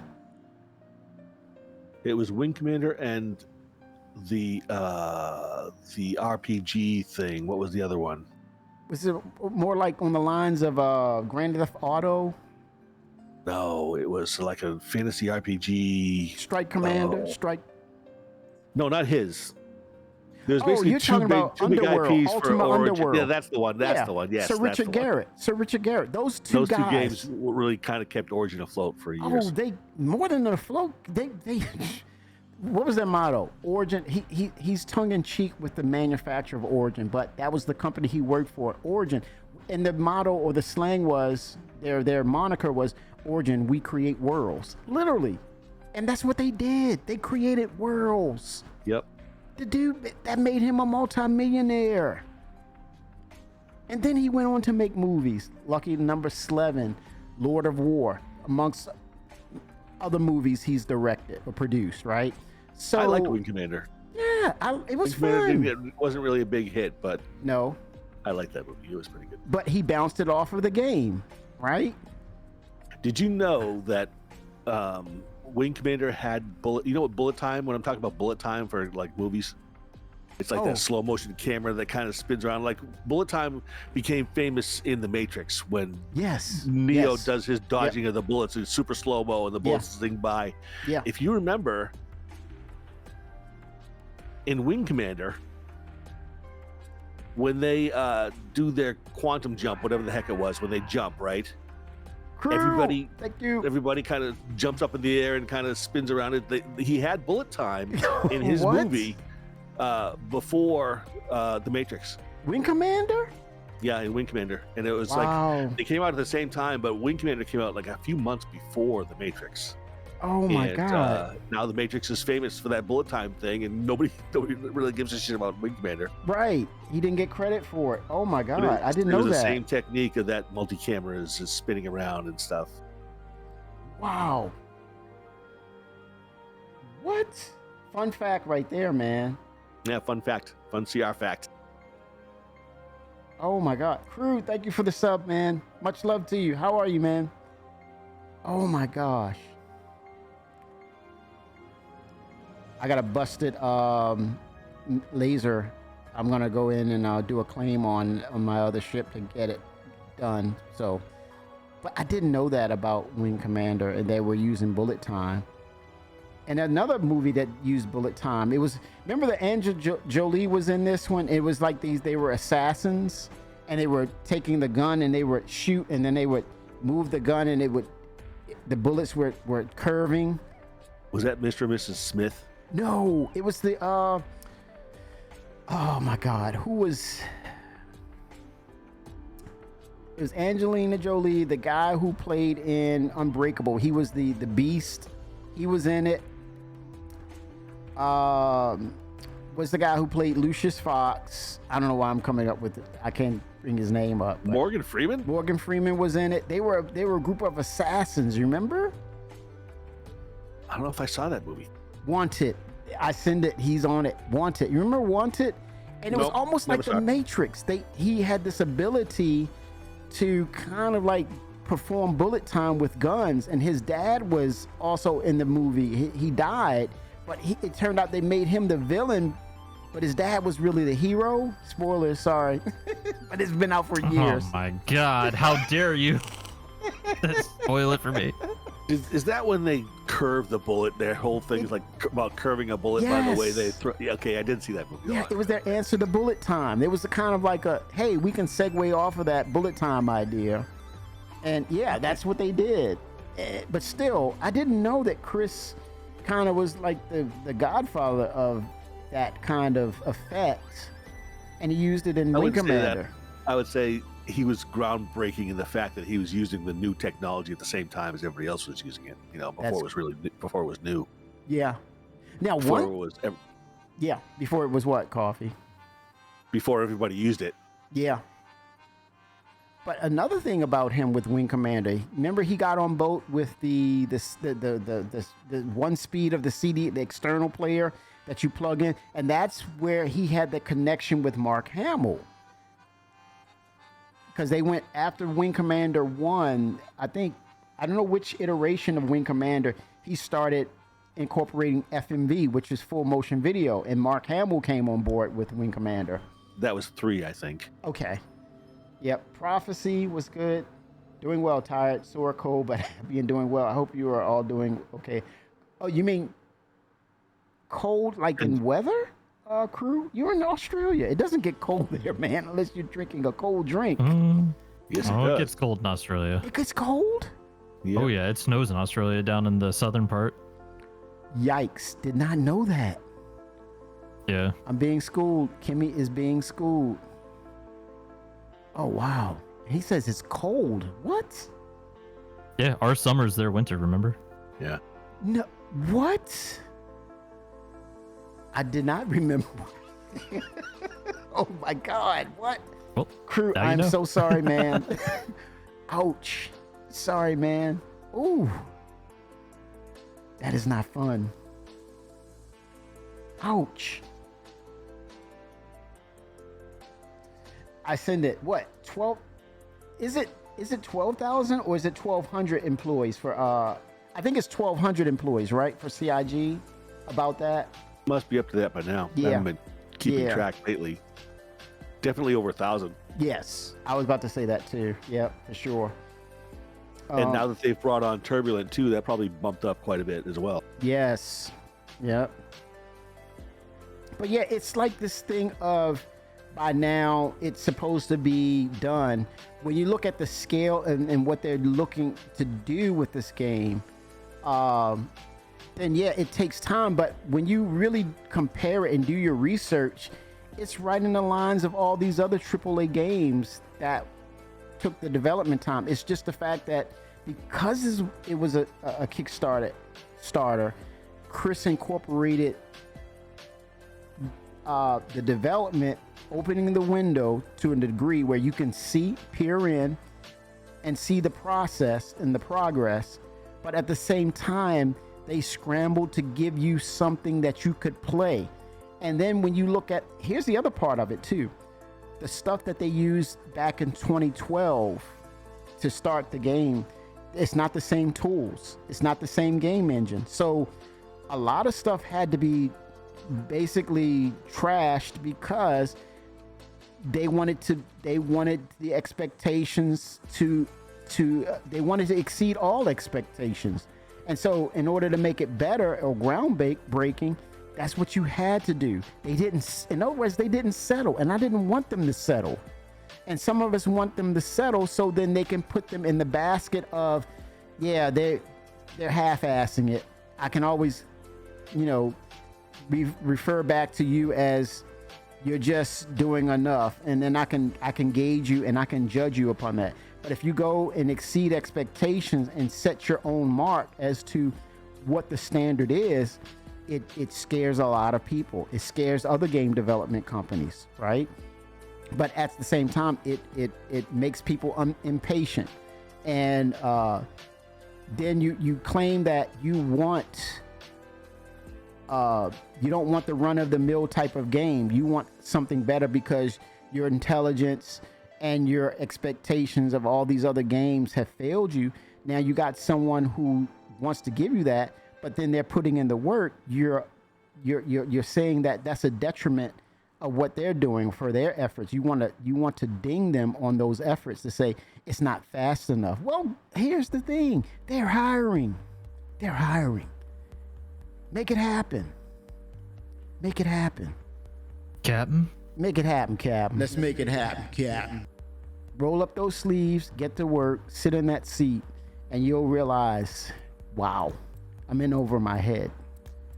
So give credit where credit is due based upon the progress that they've made. And anything else that falls short of that, that's where Chris comes in to say, we have a better way. We're going to scrap it. We're going to retool. We're going to redo it. I'm fine with that. As long as they're giving us progress and things are moving forward, I'm okay with it. Now we're getting to the point where they are really starting to make things happen. But at the same time, it's almost like shame on me for mentioning that. All of a sudden I've become a whale. I'm a whale, or they can't do anything wrong. Coffee said it. Man, 318 was rough, dude. I was just like, I got in heated discussions with people because they wanted to calm me down because I'm like, man, shit, man, this is ridiculous. What's going on? But I can't even play it. Can't even play the freaking game, man. Turn this shit off. Turn that Xeno shit off. I want to get in. I just want to do some simple mining. I want to do this. Oh, why didn't we get this? Talk to me, man. What's going on? You went silent on me, CIG.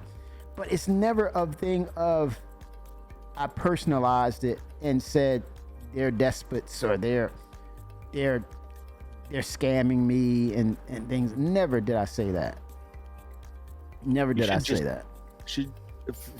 generally speaking, everybody should try and keep a positive attitude towards life, especially towards this game. It's a And game. if you feel like you can't keep a positive attitude, don't bring in negativity in to spoil other people's positive attitudes, right? Right. If you can't hold a positive attitude, then I mean, seriously, go. There are plenty of other games out there. Take a break. It's healthy to take a break from something if it's really bothering you, and go play something else, or go read a book, or do something that makes you happy. Spend some time with your family and people you care about, and God damn it, be happy. Don't be grumpy on the internet, because it's no good. It's too much of that. And then the thing is, I get it. Go ahead and speak your piece, right? As long as it's not personal, speak your piece, and then settle in and just say, okay, now what's happening with the game? But then don't move on. Move on. Learn to move on, because you know what? That shit will kill you, man. Right? It will kill. Literally, it will kill you. That type of mindset, your mind will start to eat up.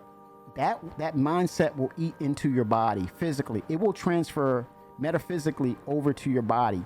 Your arteries start to contract. You have heart problems. You have high blood pressure, and it's a part of your life. And then you realize, why are you not healthy? Why are you feeling sick? It's mental, man. Mental health is something important, very important. I'm talking facts. Let's make it happen. Let's make it happen, Captain. I'm talking facts. And then all of a sudden, you're not here anymore. What are you arguing about then? You're in the ground. There's nothing for you to argue about. Peace be with you. It's not just about your health either. It's because, your mental health affects others, which in turn affects their mental health. So, it's kind of a domino effect there. Yeah. So, but don't bring it here, because I love life. I love people. I look at the best in people, and that's my desire for people. I've seen people come and chat and say that they enjoy being here because of the positive attitude, and it's nice to see.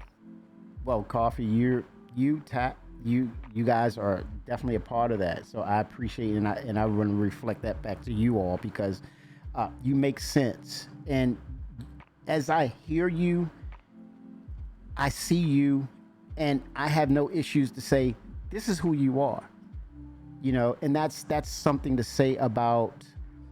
It's not about there's a different person behind that monitor or screen. I see you all. Thank you. I see you all. Thank you for being who you are and being true to yourself, because it's everything. And isn't that all we need from each other in this world? Because this goes beyond a video game. This is the thing that I think Chris is, I would say, smitten with about Star Citizen. He didn't realize that he wanted to fill this world with people, and he got that and then some, right?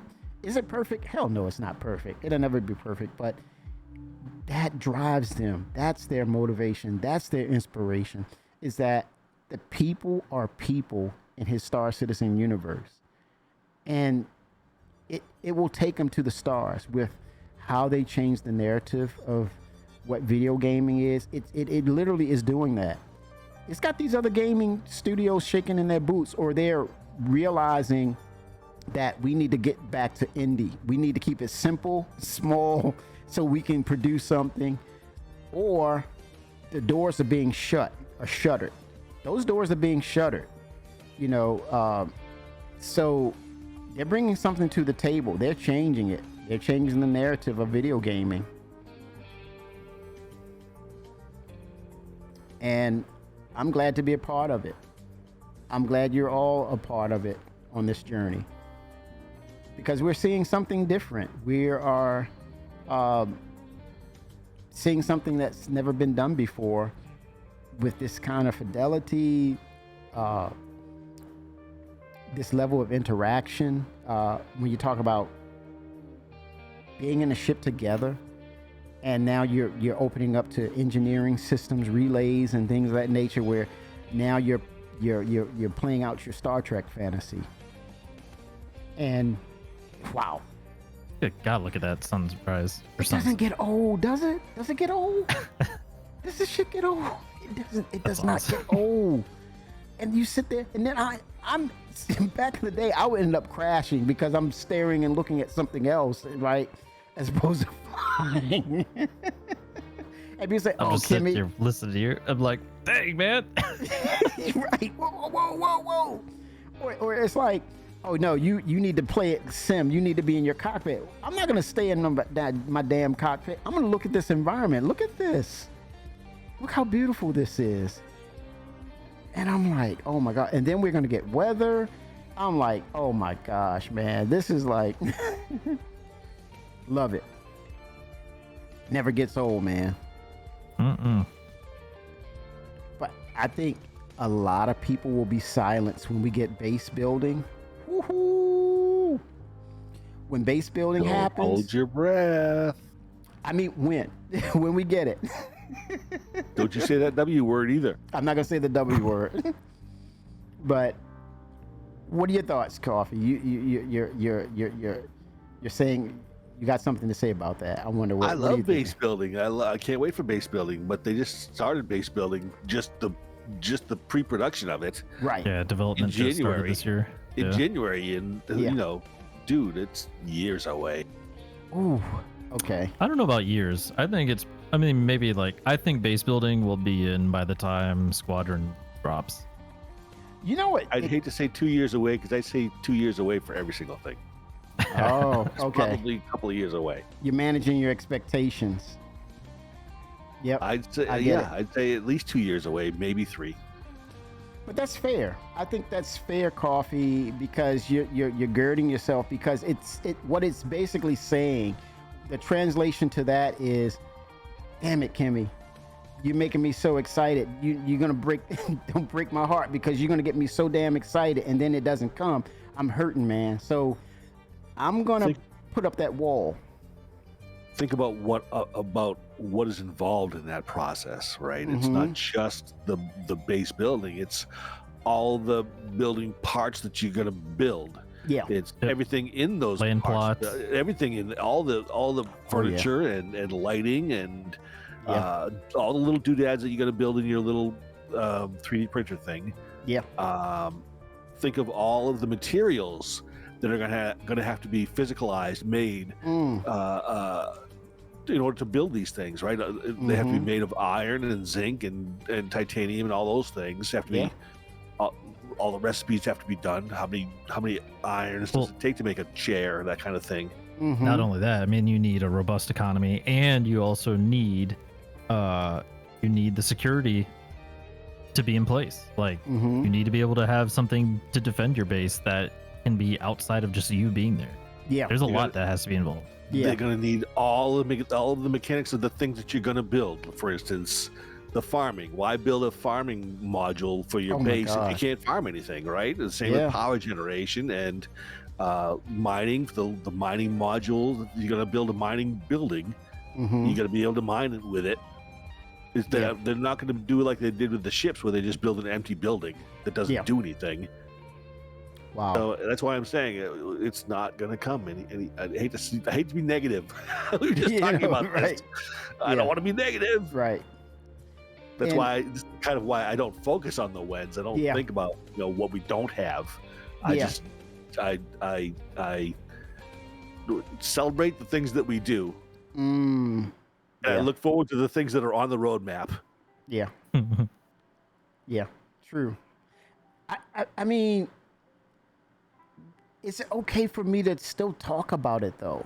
But at the same time, I don't mean to break anyone's hearts or have them, or to initiate levels of frustration, right? Because I still want to keep dreaming about it, because for me, that's where there's that spark of excitement that persists within my vision of it, that it's there. It's not it's like it gets brighter and brighter as we get closer to it. And just to mention, or just to talk about the possibilities, I don't want to have it in the wrong context of people saying it's coming next week, right? That's Speculating is fun. yeah. And it's nice to think about. It definitely is coming. for sure. Mhm. Definitely is coming because they Yeah. said that it's in production. Yep. Yep. Yeah, like I said, I think it'll release when Squadron releases, because as part of what they want to have in place, they want to be able to bring over as much player base as they can from Squadron into Star Citizen, Yes. and they need to have base building in place by the time both of those release, because by the time I suspect we're going to hit Star Citizen 1.0 the moment Squadron releases. So I think we're going to have a simultaneous release, and they need to have that level of gameplay in place in order to pull over as many people as they can back into Star Citizen to help keep the funding going for Squadron Part 2. Yeah. Squadron Part 1 is going to fund Squadron Part 2. Once I Squadron think- Part 1 starts selling and they get Cliffhangers. profit off of Squadron Part 1, the profit from Squadron Part 1 is going to dwarf what we get in crowdfunding, I'm pretty sure. I don't know. I think that's wishful thinking, but I think the majority of the funding will continue through Star Citizen. At what, $70 a pop, you think? $70 or $80 a pop for Squadron 42? Yeah. Inflation. Yeah. No, I don't think it'll be that much. I think they'll release it at a reasonable amount. They'll be probably one of the only game industries or the game manufacturers, I guess, that will Discount. release it at a reasonable price. Yeah. Yeah. 'Cause Not they can not do something that. that is absurd. Yeah, because they can do that. Yeah. And that becomes alluring and attractive because in the context of inflation and the fact that you're getting games that are said to be a release, said to be finished, there's little to no competition to what they bring to the table now. And granted, Grand Theft Auto is going to be a big hit, but outside of that, what other competition or what other things that will take away from the narrative of them releasing the Squadron 42 and then moving to 1.0, right? And you have that kind of playground of take your pick, understand what the war was, understand the campaign, but then come out of that and then you have the experience of 1.0 or things moving towards that. Let's say 4.0 moving towards 1.0, and at the same time you have Squadron 42. The allure of that is too attractive, and then you have that price point to say, are you mad to give that? You're literally giving that away. Okay, sucker. But Chris is like, play the game. And of course, he's a director. He's going to have a cliffhanger. When you go from the beginning, the start, and then it finishes chapter 1, he's going to put all those cliffhangers in and say, holy smokes, it doesn't end like that. I can't wait for chapter 2. But while you're doing that, at some point, you're going to have the thing of the feature of base building and to say, I have these extra locations now that links me to the campaign of the past. And I talk about the hangar module because I look at the foundation of it. And to me, in my opinion, I could be wrong, but to me, the foundation of that is, or the beginning of base building is that hangar module where it's setting up at persistent assets of this is what you bring there, this is what you keep there, this is what you take out, this is what you stack, this is what you call up in regards to the ship, the armor, all that stuff. It's basically a dress rehearsal for hangars. So I can't help but get excited and talk about it in the context because we're almost there with Evocati to release that personal hangar and that freight elevator to say, it's, what is that Daffy Duck thing that made me laugh? And he goes into that rant of, it's mine. Mine. Exactly. It's I'm Daffy. fabulously wealthy. Exactly. Crew saying $80 to $100 Australia. I'm Most thinking it'll likely, be. Yeah, I mean $80 I think is around 60 USD. That's what I'm thinking. it'll be. Yeah.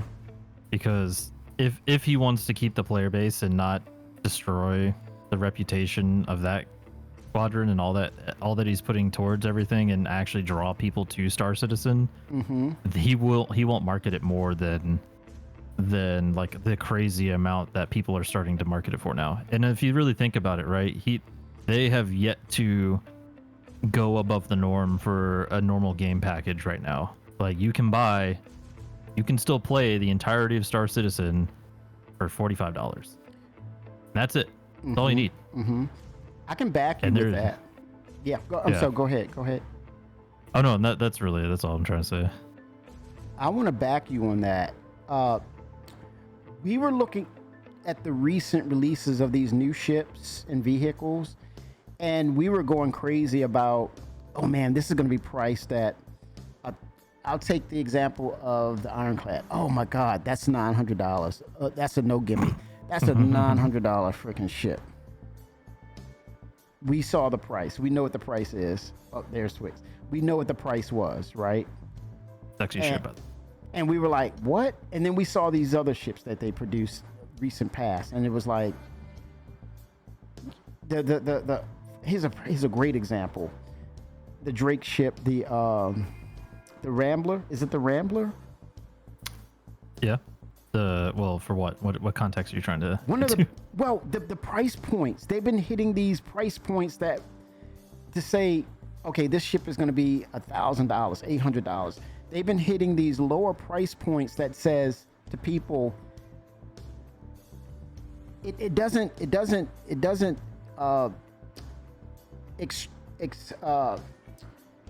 exclude people.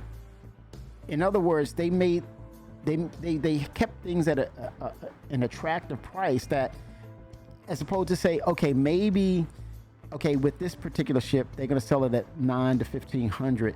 Only 20 people, 100 people will get it, as opposed to, okay, the Rambler is $35, $40, and just 80 to 90% people say, I want it, or people say, I need that ship because of what it does.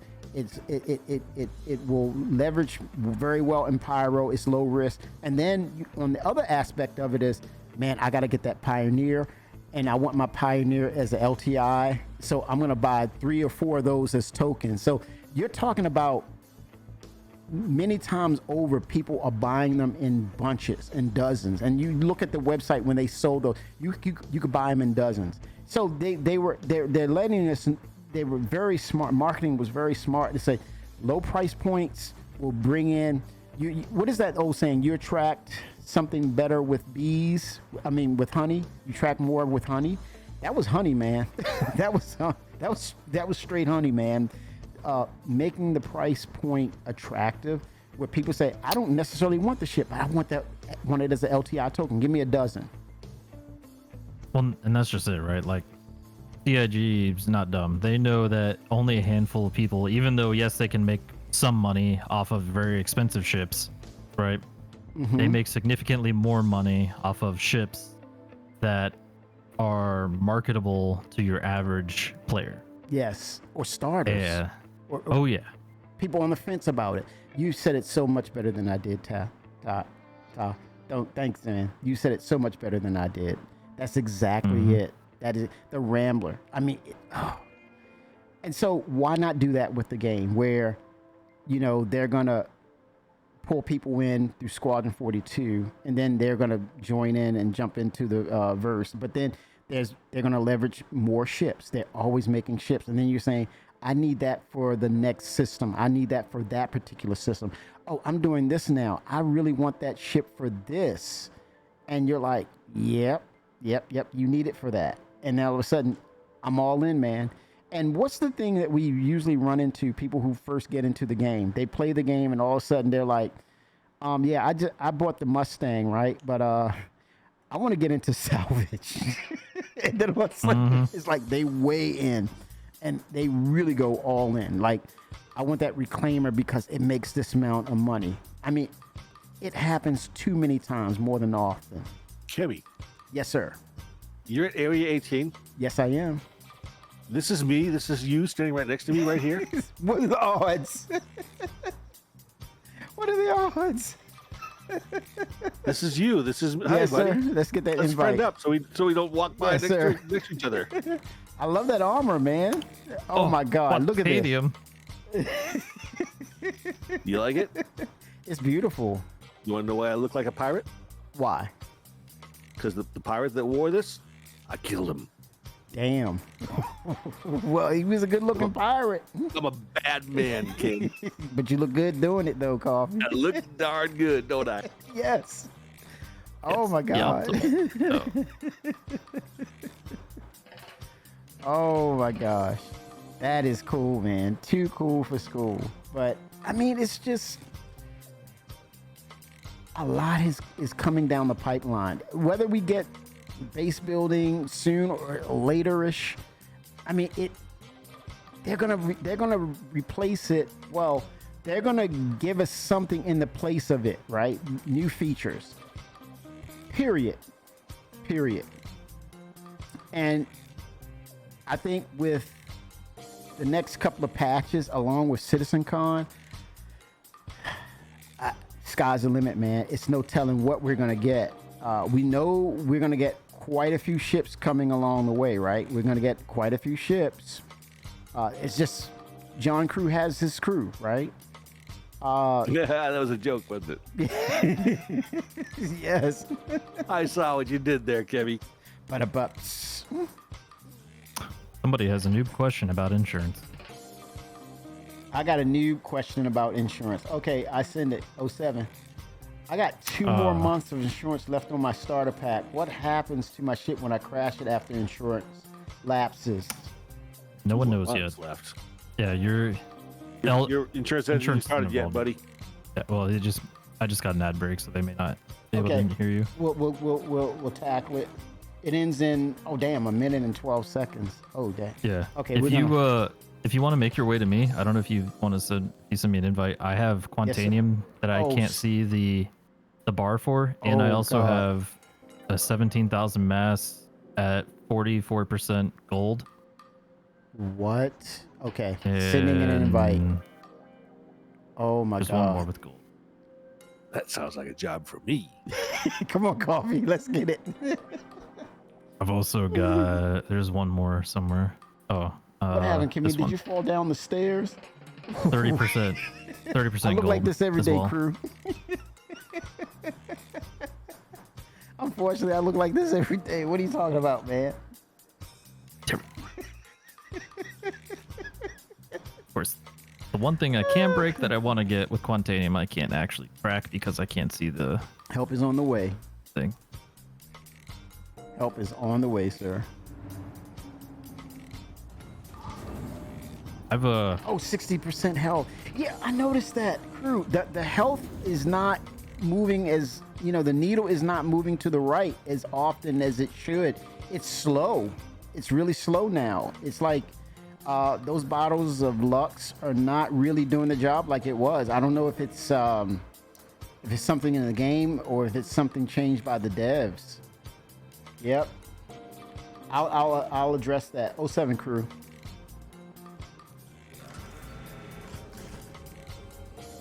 Every time I see you now, desserts and coffee gets lodged in my head now.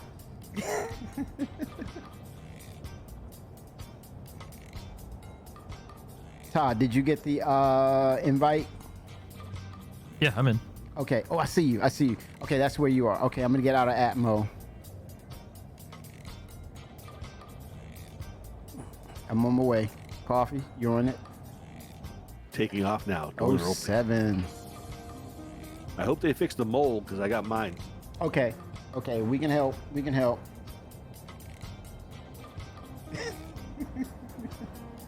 Yeah, 66%. What the hell, man? This is I noticed when you drink the Lux, it's not as robust in giving back health now. So yeah, I got to look for some other remedy. It was my go-to, now not anymore. Oh, I'm sorry, Twix. Let me. I didn't get my invite, Kimmy. I can hear him now.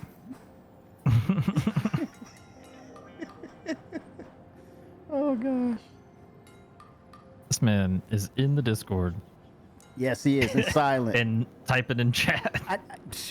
Help me out here. He's going right on the left Twix side of Twix. I mean, he's right on the left side of it. What's going on? Left or right? No. Nah, man. Right for days. There it is. You're talking about toxicity on the internet. You want to start that discussion, Kemi? Oh my God, no! There is no discussion on that. It's kind of like, There can be. ooh, I do. You want to end friendships, man? You say, how do you pronounce Reese's? Reese's or Reese's? Reese's or Reese's. Yeah, no, I'm not tackling that, Coffee. It is what it is. I mean, it's just a subculture. I guess it's a culture unto itself. I think their mindsets are set that way, and they gravitate to each other. Low vibrational energy, man, attracts low vibrational energy. Got to get them good vibes, dude. Yes, sir. Yes, sir. Yeah, that anger in life, man. It will. Newsflash. It will be a detriment to your health. Facts. I put the lime in the coconut. Oh, lemon. Did you drink it? Shake it all up. You better call the doctor. 07 Twix.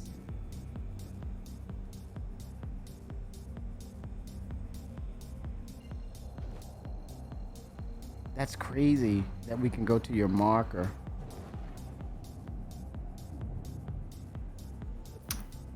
Be curious.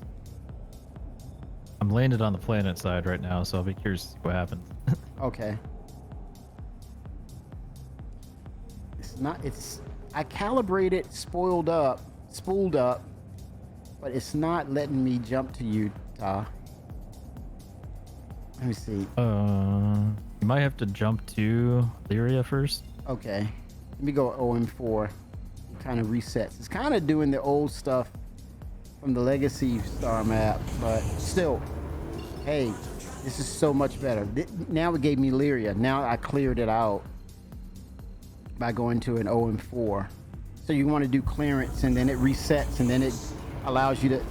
Actually, on stream, it made it visual once I went to an OM4. I'm on my way to you guys. Here we go. Sandwich, chicken burger. Look, man, all burgers are sandwiches.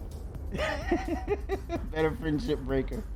Chicken sandwich, or is it called a chicken burger if it's on a bun? Now, if you chop it up raw, I send it, and you blend it in with spices and some other binders, and then you put it on a grill in the shape of that burger, it does essentially becomes a chicken burger. Uh-oh, I'm getting backlash. I hear it now. I was like, what? Excuse you? Mind blown. Mind blown.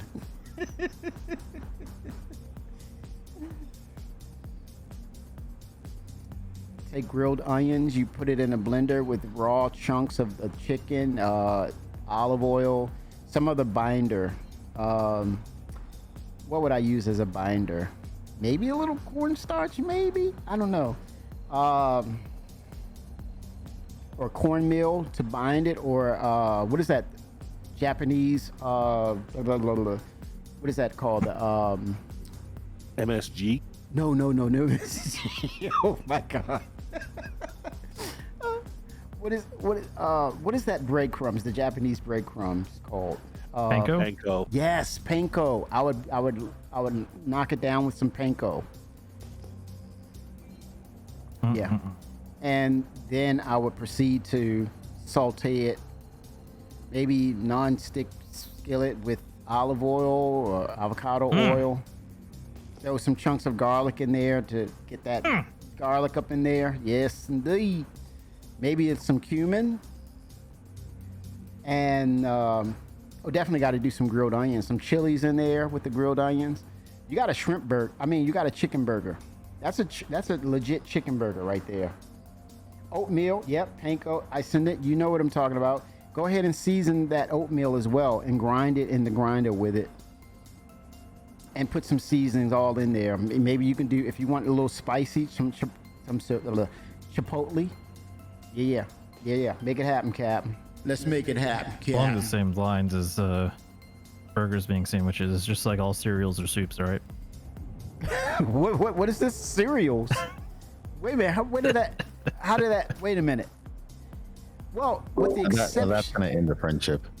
Oh my gosh, gazpacho. I'm saying it's a temperature thing, right? Because if you the only exception would be gazpacho because it's you don't use temperature, right? So there's temp involved with soup. So I don't know. Gazpacho's cold. Yeah. You can jump to me, Kimmy. I don't know if you know that. Yeah, I'm trying. Ty, I'm trying. Look, You can't click and it's not working? No, my binder. Let me hold B. Says you're calibrated. That's kind of weird. Oh, you know what? I'm in SCM. Duh. Hello, Kimmy. User error. There it is.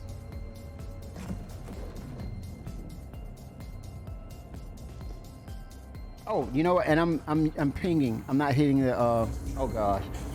You know what it was? The chicken burger dilemma. It threw my brain off. I'm gonna beat you there. I'm beating you there, Kenny. You got me. Oh my gosh. I sent it as a retired chef, sorta. Yeah, there's no stopping cooking though. I sent it. You'll never retire. Cold watermelon bisque is cold. Oh wow, watermelon bisque. Oh, you're a retired chef? I'm a retired stripper. Nice to meet you. Hey, He strips for meals. you wanna Exactly. You put it on the plate, he will strip it clean. Bada-bups.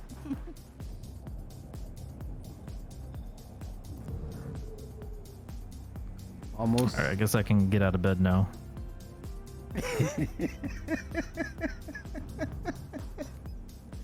Oh gosh. All right. Looks like the UI is clipped. I see that. It's trying to say Riser C3 module. It's clipped. Where it's describing the module. So the font is clipped off a little bit. Wonder what's causing that. But it's not a game breaker. The one that Yes, I'm sir. lasing right now, that has Quantanium in it. Yes, sir. Oh, it's only extractable? You broke it already. No, I didn't. Okay, it's giving me false readings. Okay, it's gold, purple. Okay. Let me Yeah, get a- it fluctuates based off of whatever. But, well, actually, that one might be extractable because that's actually 1,000. I didn't realize that. Oh, okay. But before we do that one, there's this one right here is 17,585 mass with 44% gold. Yep, the niece deposit. Yep, I see it. Yeah. Okay, impossible. Okay, here we go. And with the module that I'm using, it should help, the Hofstede. Here we go. Yep, it opened the window a little bit. Which one? Excuse me, pardon me. Excuse me. Getting in front of the Which one line. again? The niece deposit. It's a manageable window, coffee.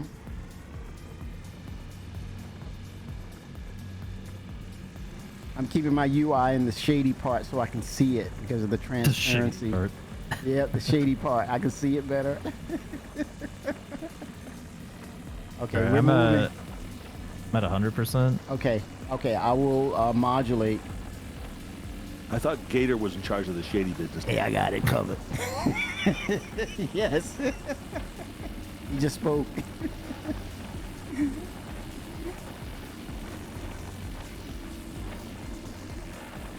Look at that, man. 2 prospectors coming together to take on 17,000 mass. Oh my gosh. Are we on the job or what? But in the context, guys, of the 6 months left, right? You have CitizenCon, you have 4.0. We've yet to get the hangar modules, right? And isn't there an end of year patch? You have Alien Week. What's the other event? What's the other event? Because I Intergalactic Aerospace Expo, that's November, right? Yes. It's around November. December, something like that. Yeah. Con's October, then IAE November. Okay. And Alien Week, isn't it next week? Usually it's right after Invictus. Yeah, Jake posted that it was next week. I said, "Oh my gosh." They're gonna have to handle and deliver things differently as opposed to traditional, I think, because all that we're expecting as far as content, I would say grain of salt here, everyone. Grain of salt.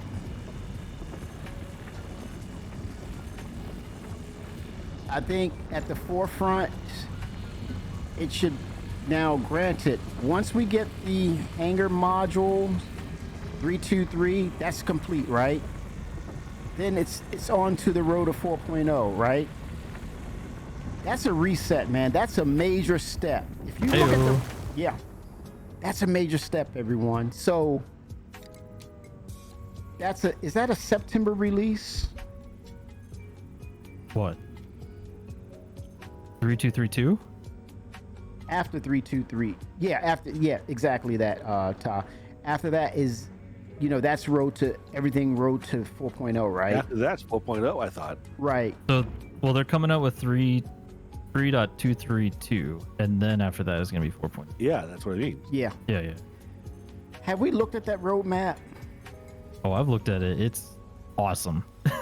I mean, okay, specifically, have we looked at Pyro? I mean, I've seen Pyro. What are you trying to look at? My or look point. for? Well, the point I'm trying to make. Oh damn! Let me back up. Coffee's mine. Somebody slapped me up the side of my shield, man. It went red. Yeah, so did mine. That wasn't me. My laser's off. Twix around. Oh gosh. Nah, it wasn't me this time. Oh, I'm messing with you, man. You were silent. I had to get you to talk. Yeah. Nah, I know. You can't be silent up in this chat without being called out. I mean, here's my thoughts. Help me here, everybody. Help me here. I played Pyro. I did the demo, right? The station, everything, right? And they always stress to me the scale and size of it. And I think the most recent thing was it was so huge. I don't know if this is true or not. Help me here. CIG scaled it back to some degree where it was manageable, right? Because if they brought it out with the scale that they intended, it would not help with the gameplay aspects, maybe tech debt, whatever the case. With that said, as I said, I tried the demo, but then I looked at the roadmap, and what hit me immediately was, oh my God, man. The number of planets, the number of moons, the number of points of interest between those planets and moons, that here we are speculating and getting up in arms, really emotional, where it's triggering the beware, the revenge of pirates. It's the pirate haven. You had people in chat and stream saying, I'm not going to Pyro, you guys can have it. But then when I looked at the roadmap, and I remember all this context of people talking about, I'm not going there, it's the pirates. And I said to myself, oh my God, this place is going to be so huge. I need help with this one, by the way. Okay, if you get attacked, don't let that stop you from going. The place is huge, y'all. It's huge. The likelihood of you running, oh shit, get back. The stability, get back. Yo, that thing is gonna blow. Yeah. Get away, boo. Coffee, God get away. dang it, Coffee. No, Coffee. Coffee, go. Goodbye, Get away. guys.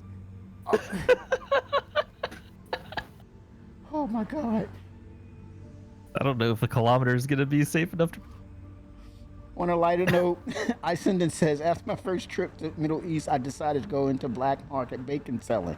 Holy smokes. There's a such thing? Black market bacon selling? What? Hold on, wait a minute. Is that a thing? Yeah, because they don't eat pigs. Oh, maybe. so that's why. Okay, yeah. That makes sense. That makes sense. Yeah. I wouldn't get closer to that kid, man. The thing. Oh, it's not. Is It's it still blown? cooking. Coffee, can you get in the ship and move away? It blew already. On my end, it It showed is. that No, it it blew. blew up. Yeah, it blew up? Okay. Coffee, Okay. much apologies. I owe you. I'm That's gonna all right. No, find no something, worries. man. That was That- my fault for this- getting in there. No, the stability was so crazy. I just touched it.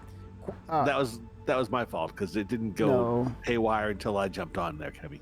No. It's okay. No. We're and this is the thing. This is the beauty of the game, and this is my style. This is how I play the game.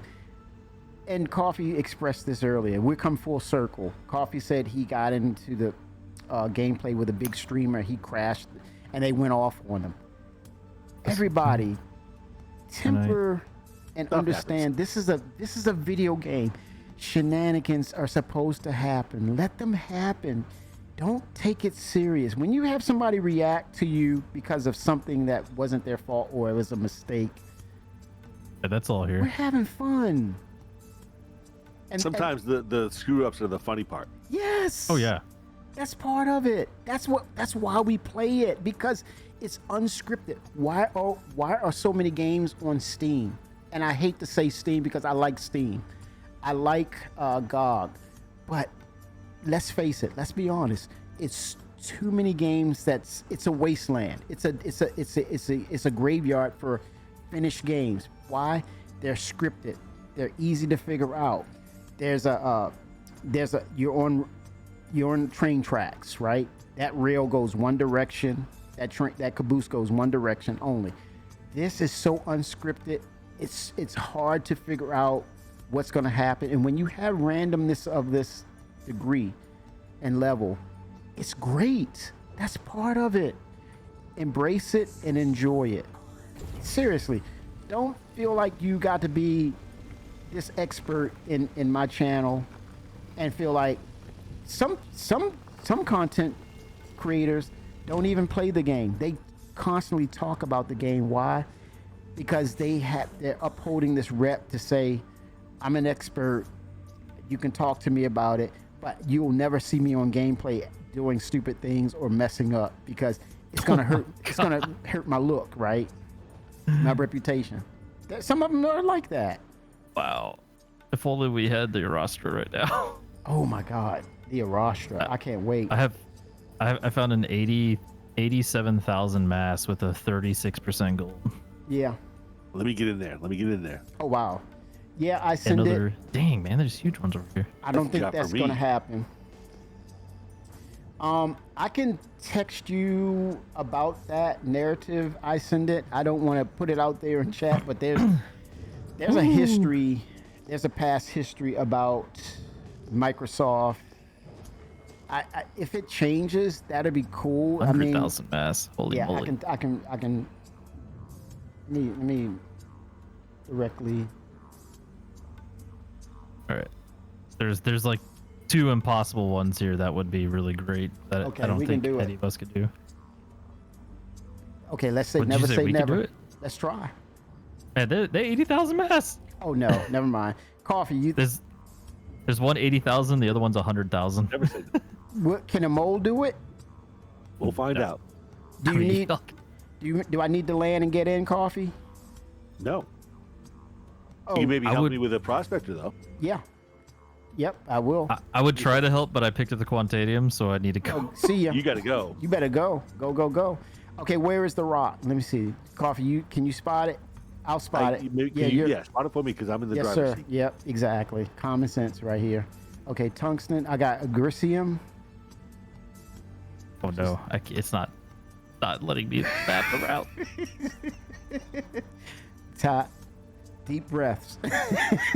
Deep breaths. I know Hey, it's this work, man? Quantanium. Speaking of Quantanium, speaking of the quantum drive, speaking about was it gold? Okay, it was gold. Right here, Coffee. Speaking on the jump drives that's coming, that unbeknown to me that it's coming and it wasn't already on your ship. Do we need another resource for jump capabilities? Another fuel source that would rival Quantanium? I got my vote to say yes, we need that. What's your thoughts? Chat, guys. Yes. Okay. Another engine type besides quantanium and hydrogen. Well, I wouldn't say necessarily an engine type, but I think really if a fuel for using jump A gates. fuel. I think there should be a separate fuel for using jump gates Yeah. You know than there's quantanium. Yeah. You know there's a jump drive, right, Coffee? I know you know that. I didn't know that. Yeah, but that's not the same as the quantanium, as the quantum drive. You guys, They're different. Right now it is, yes. just to touch on what Kimmy just said, and it's something I've been thinking about, but I don't think we have the true master modes yet for the type of how do I say, speeds, I guess. Oh wow. My and I could be a little off, but what I'm thinking is because when I think it was SidCon, but when they were talking about master modes, because right now, if you see master modes, we have SCM speed, which is our slow combat speed, and then we have nav mode, which allows us to do the quantum jump.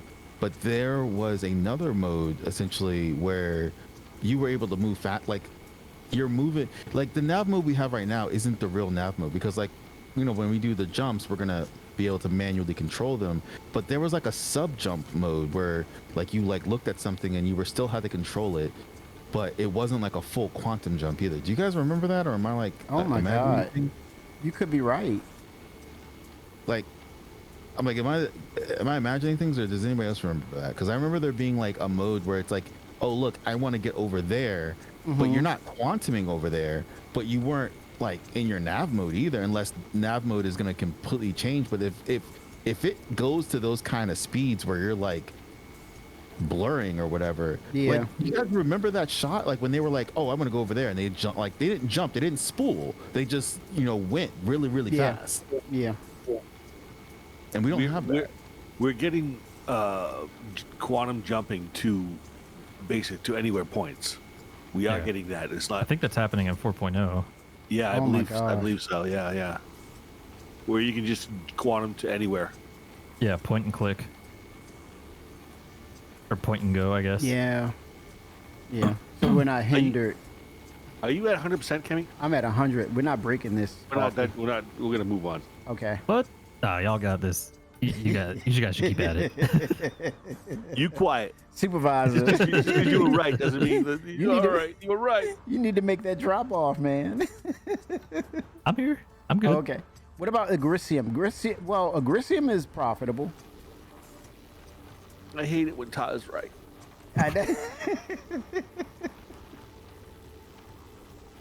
I just got the station just got to give me a hanger. That's all. Oh my It won't god. give me a hanger. No pressure, right? None. Okay, I'm at a Takamite deposit. It's 49K. Instability is almost 160.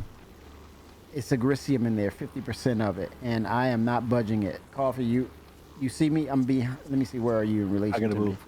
Yep. Let me see where you are, Coffee.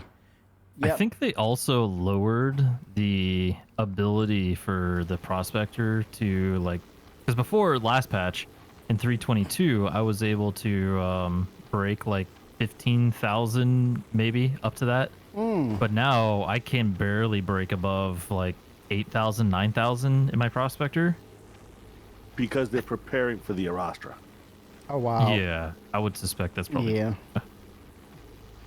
And the Orion. Yeah. The Ironclad also speaks to that too, Coffee, when you're talking about volumes of resources or / cargo, right? So it only lends to possible CitizenCon that Tony Zurevec is saying, hey, you remember me? Yeah, we have the system in place. Now we're talking about the whole series, all these other cargo running ships. They actually are now players within the economy and moving the economy, and goods being taken from point A to point B based upon the supply and demand, and what entities are willing to pay out based upon something that's needed. And now that data is moving across servers now, and they need that testing more than ever, because once server meshing is in place, then you need to really see and test and dive in to know how functional is the economy system. So they need to see it in chunks. They need to see where it's not in micro units that it's moving. Like, for example, the prospector is not about the enterprise side of the economy, but you got the ironclads, you have the whole D and E's, maybe C, D, and E, and all these larger ships, the caterpillars, and those categories of ships that will move on a enterprise level these resources. Then you can see where Tony Zervek says, that's exactly what I want. I'm seeing now where in real time this is happening. Now I'm going to throw in the NPCs as well, but they're going to probably be a little more on the micro level under the radar where they're still fulfilling those needs. So it's going to be a balance of how that will work based upon, do we put NPCs in these larger ships and then piracy can also make a profit by raiding them and paralyzing those ships with NPCs on them. So it's going to be a major gameplay difference. I don't know if Tony is going to talk again until it's actually in game, because he already told us everything we need to know about what he's doing, right? Mm-hmm. So why would he want to get up there and just say, hey, I'm still doing it? Well, He wants to get up there right. and say, hey, I'm done, and it's going to be in the next patch. So in other words, there's no, I see what you're saying, Coffee. You're saying that there's no point other than actually demonstrating it and saying, here it is, it's working. He kind of proved that, but yeah. That makes sense? But we still love to see him, though. I mean, We do, and I was hoping to see him at CitizenCon last year, but again, Yeah. he didn't really have much to talk about. Right. Now, if I was to try to put it in context of what would make it valid for him to come out. Having it in can't game. afford this. Wow. Actually have them show it's working. Maybe CIG in other locations, like maybe have actual players from the studios in the office, and they have these said ships and they're moving weight of resources, and they capture that in real time. That would be a great demo if there was a way to validate Tony being there and giving that demo in real time, where it's not a scripted video of the past that he's shown that it works, but actual real time working economy, and having members of the studio, UK, Manchester, Austin, LA, they're all moving stuff, right? I don't mean to interrupt, but can one of y'all send me like 5K? I got you. Oh, you broke? I have 8,000 AUEC to my name, and it's costing me 3%? like 12,000 to Why you actually broke? do this. Oh god. I just jumped into this game for the first time last weekend, and I've only played it twice. I mean, how long you been backing? No. It's because I've been gone for a month since this has dropped. So I thought strippers make a lot of money. Right. they do. What is he? I What is just he? I just need this. He's a retired stripper. That's right. I'm on a I'm a retired stripper. I'm also on a timeline right now, so if anybody's got this money, it'd be You great. said 5K. Let's see. Yeah, just what you 5K. got? Yeah. Let me see where I'm at. Oh my gosh. He said, no, he did not. You could also This is the first time doing this with the There it is. new system now. Okay. Let me see. Amount. Oops, I think I sent 500K. Is that okay? Oh, damn. know what? What? You know what? man. Don't you be sending them that much. Keep in mind that nothing comes free. Uh-oh. Okay. I don't know who you sent it to because it ain't me. Actually paying for this. Are you serious? He's joking, right? Please say you're joking. You sent 500K to somebody. Are you joking, Ta? I didn't get it 500K. Oh my God. Twix, did you really send it or were you joking? I'm joking. I didn't send Okay. 500. whew. Oh my gosh. I sent it. Did you get the 5K? I did. Okay, I did. 07. There we go. It said That was the the half first a mil. time- What the hell? I know, right? Oh, apparently, You must be out of your apparently that's stars. all I could do for mining, so Oh my god. I can't afford to do anymore. It is not moving, coffee. This is like 81K mass.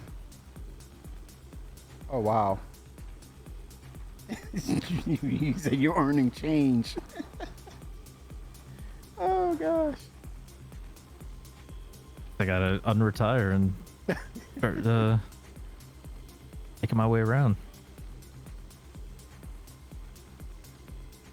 Oh my gosh. This is coffee. This is not budging at all. Wow. I Move on. Yeah. would be surprised if the mole could break a 40,000 mass rock now. Oh wow. Really? Just given the fact that they've cut down the prospector by like half, it seems. Yeah. Here comes the Arashtra, in other words.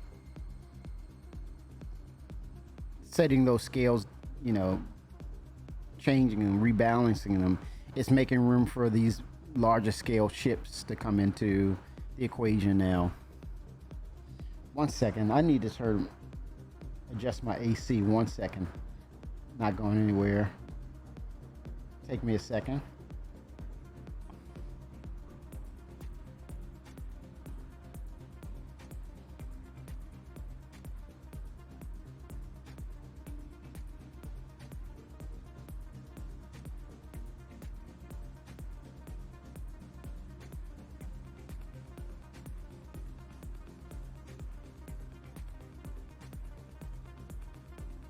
Gave blood in college for gas money? Hey man, look, we've all done things for money at some point in our lives, I'm sure. Cool it down. I had to cool it down.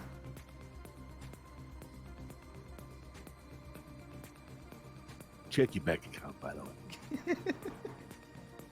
Yeah, I may be a retired stripper, but you know, at least I'm not like my friend who was a retired drug tester. So I shouldn't have said, I can't judge, man. I gave blood in college for some cash.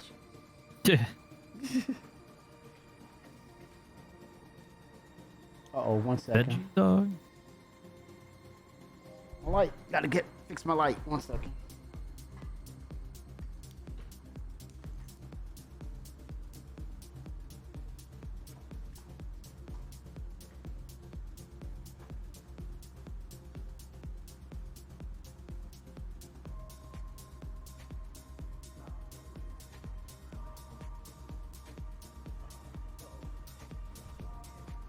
Smart buy.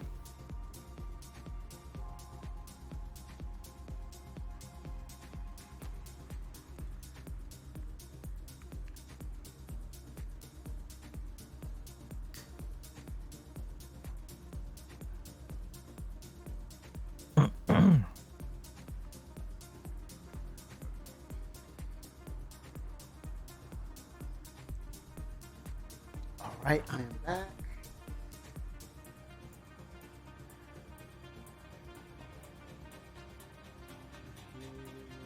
Here we go. All right. I Did you Must- sell? get food. I did. I was able to. Well, it's not that I sold. I was able to start the refining process. Nice. Okay, what So- what process did you use? Dynix, because that's Oh, that's If the I- slow. Yeah. yeah. If I would have asked for anything else, there would have been like it would have won. Like Dynix is the cheapest process because it's the slowest. Yep. Slowest, cheapest, but the highest yield. But then it's a no-brainer. I forgot. It's you have Quantanium, so you should always do that with Quantanium. Yeah, I just do it with everything, so that way I always Okay. get the highest yield. Yeah. But I literally won't be able to do anymore because I only have 1,000 now to my name. So, So you need it to. Yeah. Check It, your it bank needs to account. bake. Yeah. It needs to bake. Did you check your bank account? Uh-oh. man, why the hell do I got 500K? Why the hell do you have 500K? Oh my God. Coffee. 07 to coffee. Listen. I'm poor. I like to be poor. How dare you? Well, you pass it this way then, man. Then don't complain about having You can be poor as- $5,000. You could be poor as heck. Just pass it to me. I'll take it. Pass it to me. Thank you. I can send you some. Yeah, I don't wanna I'm help not gonna you. do that much of it. I want to help fulfill that dream of yours. Pass me that UEC.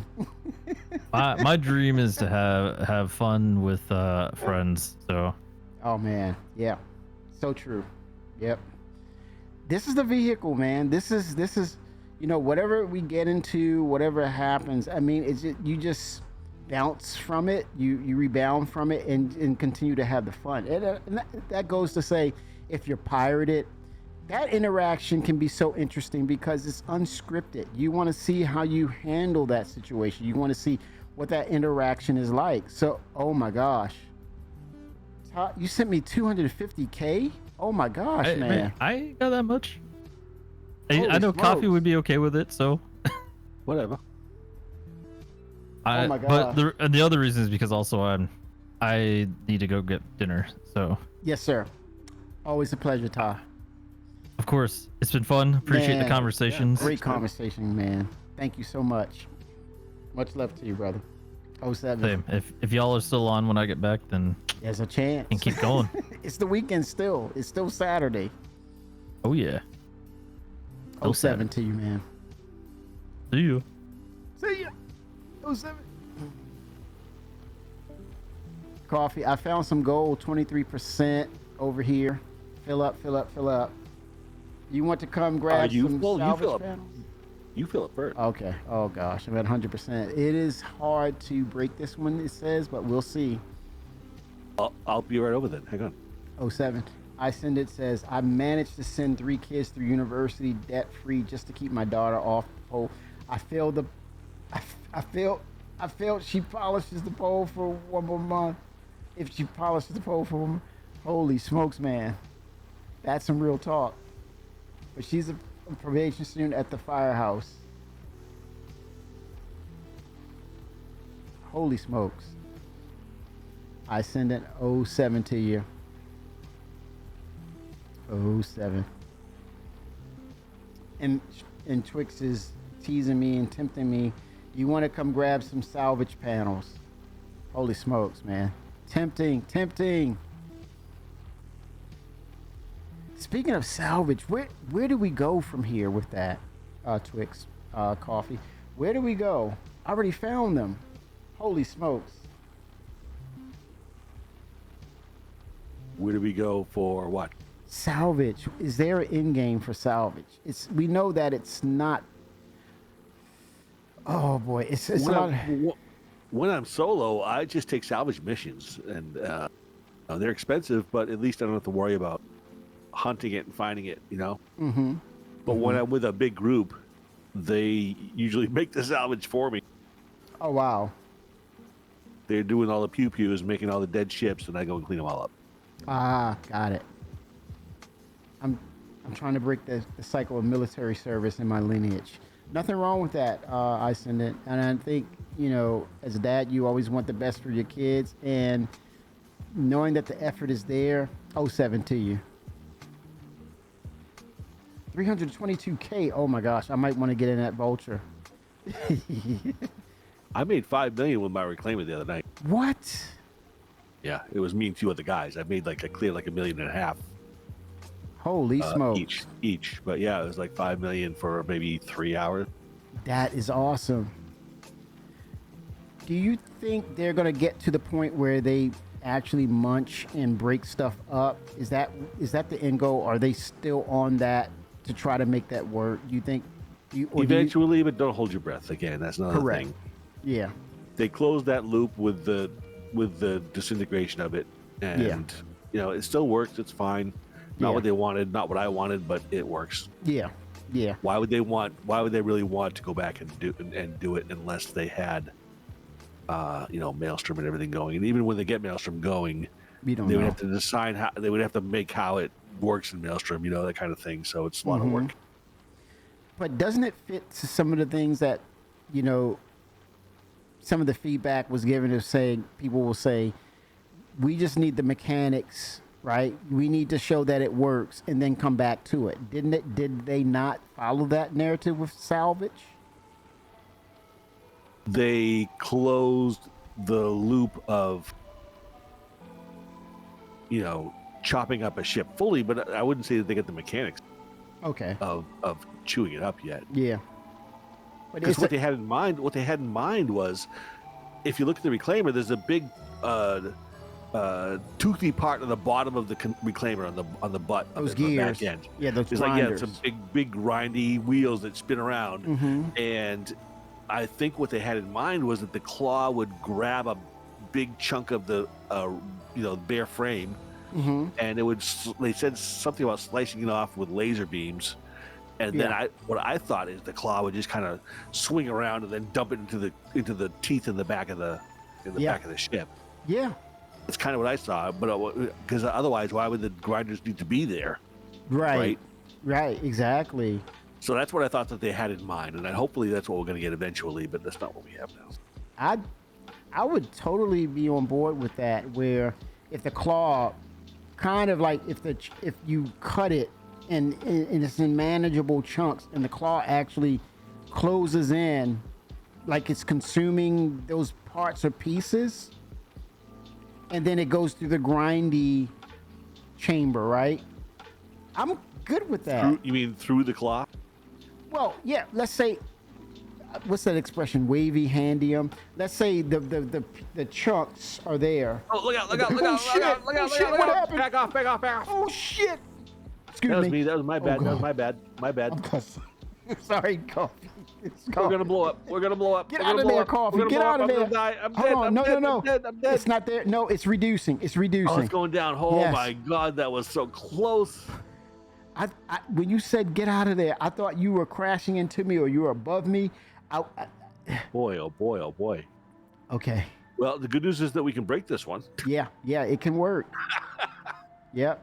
So I'll let you start, coffee. I'll let I you think start. that's probably a good call. Yeah, this is great, man. Let me try this alone Situational first. awareness. Yep. I'm gonna let it cool down a little bit Yeah, first. it's gonna so. cool down. Woo!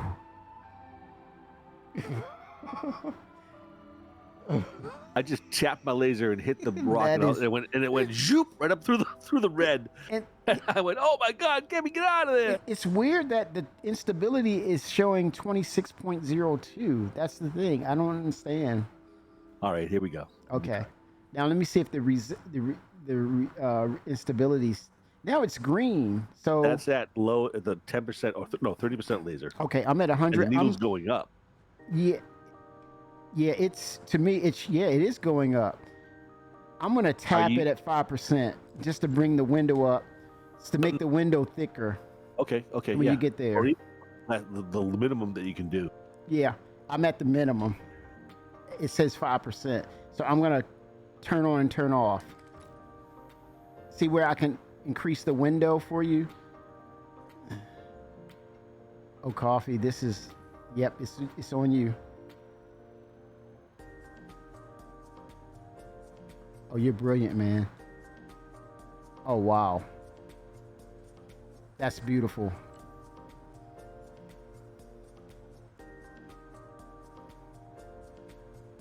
That's at my minimum. I can't do it any Oh, that's beautiful. That's a great job, man. Let's make it happen, Captain.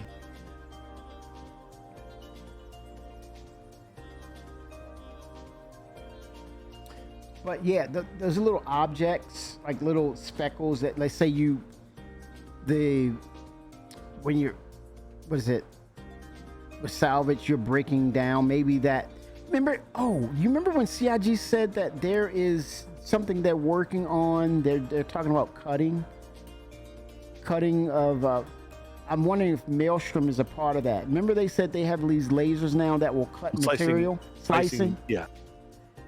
They're going to have that in Squadron 42, but I don't think it's going to be slicing through the material. It's going to be like slicing through a hinge, right? That kind of thing. Okay. Slicing through an object. It's not going to be cutting a hole through the door. Right. I don't think, anyways. Hopefully, we'll eventually get that, but not Yeah. for Squadron 42. I think it's just going to be you've got these two bolts you have to cut through in order Yeah. to open the door, that kind of thing. Right. Can they expand that, you think? Maybe can they expand that hope so. over to salvage? I think Maelstrom will be perfect for that because Maelstrom is just about Yeah. the damage of the material itself, Yeah. right? Yeah, then it's a material. Let's say like Twix describes it as panels, right? salvage panels. Let's say the ship itself, let's say you do the break, and then it breaks into those panels that we see in game that's floating out there. And then you can cut them down to, let's say they're a larger size than the claw can handle, right? Because then there's like you take many bites with the claw, so you have to cut the panels down to sizes that are manageable by the claw. So in other words, when the claw activates and it chomps down, it basically swallows or engulfs the smaller chunks, right? So there's a hand wavium of it closed, and then all of a sudden it's picking up in the grinding part where the gears are. I'm totally cool with that. I'm saying it's a done deal. I'm like, I don't know where or how far some of us may want to go with that, but I'm saying it's closer. It's much closer to of what they envision, because now the claw isn't using some sort of beam and disintegrating. It's actually grabbing, and it closes in, and then it shows up. And if you have people down in that belly of the beast, it's grinding. You see the material going through that process, right? So if they pull that off, then I'm saying CIG, well done. You're closer to your vision. I'm okay with that. And I'm okay with people saying it did not meet my expectations of what they pitched. There's going to be a mixed bag, right? But at the end of the day, I think it gives them the ability to say, we're moving on to repairs. Are you full yet, Cap? No, I'm like a quarter away. Oh, go for it, man. Just Okay. take all that stuff. Okay, I'll just go ahead and grab it up, man. How do you feel about that, Coffee? In that aspect of it working that way? I agree. Yeah. There's so many. In other words, why am I having this? Why are we saying this? There's so many other things that they need to work on and get us prepared for 1.0, right? If we want to have 1.0 and beyond. And beyond, yeah. And they've shown that they come back to a process, or they come back to a feature and improve upon it, right? They've shown that. But there's a limit. There's a limit to that too. Correct. Yep. There's a limit, and that says, we're moving and we're making progress. So I'm good with that. I can say I could be so settled with that, Coffee, knowing that they're moving on to the Crucible and the Vulcan and rearming and repair proper. I'm so ready for repair. And they haven't said anything about the Crucible, and I really would love to see that ship. Definitely. But then, could it be the reason we don't hear from it is, could it be that there's conversations to be had about, now that we're getting the Polaris, now that we're getting possible work on, John Crew alluded to, the Polaris, the not just the Polaris, what's the Zeus. These larger ships are becoming a factor. The Idris now, it has its interiors. Now we're looking into the context of larger ships. Would the Crucible fit that bill? They did those because of Squadron 42. Correct. The bigger ships that we're getting now are just because they're in Squadron 42. Right.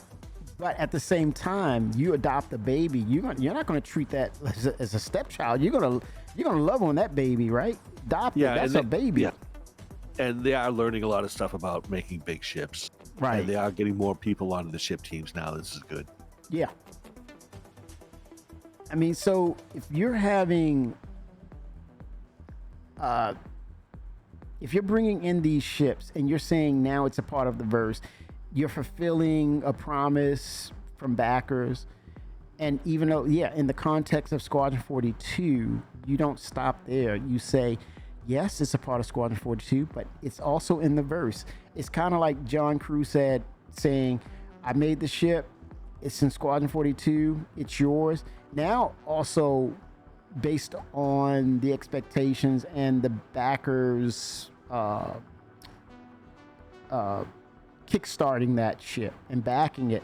Now, John Crew is saying to the developers of the PU, it's your baby now too. Treat her right, treat her right, and raise her well. So what do? It lends into the context of the Crucible. It's saying, would the Crucible fit the bill, or is it a opportunity for marketing to step in and say, hey, we got an opportunity here? It's also a business. The Crucible also now it fits the kind of level for the mole. It can address small to medium ships. It's kind of like that surprise at CitizenCon when they said the Galaxy can base build, right? When we thought it was all about the Pioneer, but then they gave us a scale. It's like, oh, wait a minute, Pioneer extra large. Hello, surprise, the Galaxy medium to large. It's like, oh, I hit the lotto. I have a Galaxy. I hit the lotto. And the little base building carts too. The little push carts. Oh, I'm buying them. Those were new to me. I didn't even know that those existed. Coffee, I'm so buying them. Didn't know that there was a base building wheeled vehicle that they had planned. Yes. That was new. The surveyor. Well. Yep, the little surveyor and everything. I think that context goes into why we probably haven't seen the Crucible, because now you can't be sitting there in a Polaris. Like I said, you adopted that baby. You're going to take care of. You're going to spoil the hell out of that little baby, right? You're a proud parent, and you just adopted a little cute baby, and you're going to spoil that baby as if it's your own and more, because it is your baby. I don't want the Polaris to be sitting out there waiting for one Crucible, and it's taking me forever to get that thing fixed. In the narrative of it being a business and taking care of that ship appropriately, it should be one ship that comes to that Polaris, that damaged Polaris, whether it's NPC. At some point we'll see NPCs performing tasks, whether it's an NPC or actual player. I want a capital size ship repair type of thing, right? And with that ship comes those little cargo based Argo cargos. So in other words, that container that it holds, like that 32 SCU, that's the material. Yeah, the RMC material that fixes it, right? So it's full of it. So it injects that material onto the surface and it does proper repair. Or you can get a mixture. Let's say 2.0 of repair would be, okay, you pull up or you call for service and you say, well, I want to go lighter. So I want more of aluminum base. Well, I want to go heavier because I'm in the thick of things. I'm really fighting and I got the money to pay for it. It's going to be heavier. It's going to fly a little slower because I want tungsten steel. So your mixture, or let's say, yeah, go ahead, Coffee. That's more in line of how other games have done their crafting. Really? Things, where, the quality of your finished material is based upon the quality of the base materials that you put into it, right? Mm-hmm. So if you have a top tier material, you're going to get a class A output. Give me a second. I got food coming. Hang on one second. Oh, sounds good, Coffee. Vulture is very broken this month. 175. I sent it. It's calling it out. Blades need to happen soon. Yeah, I send it. When you're talking about blades, you're talking about logistics expanding.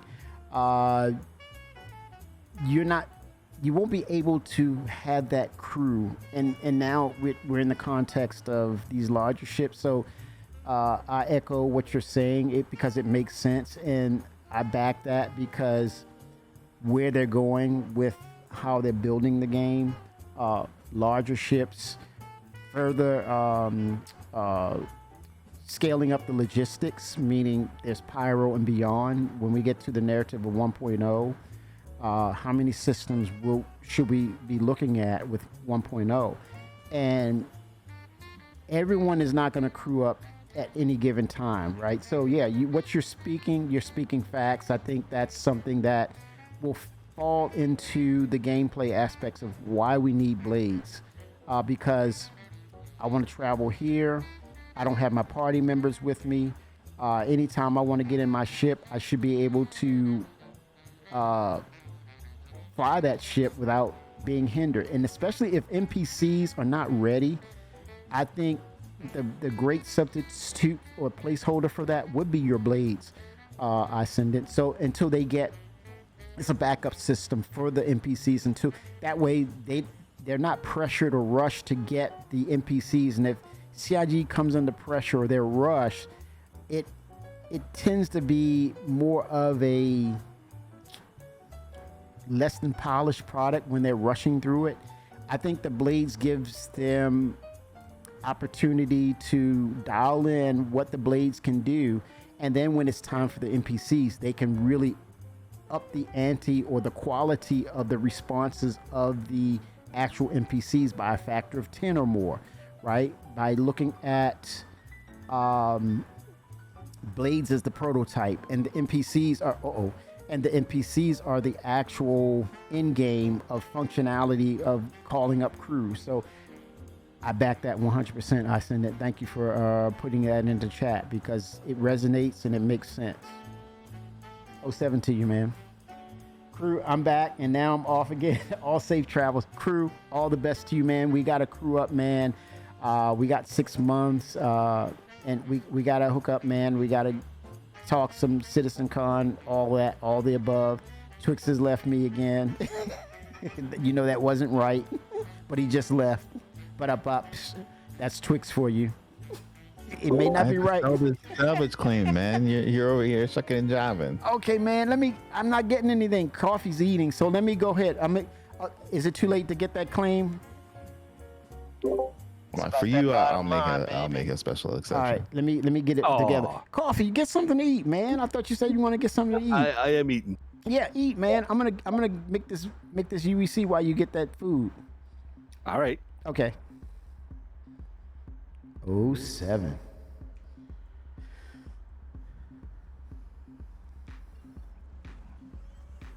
That gives you time to relax, chillax.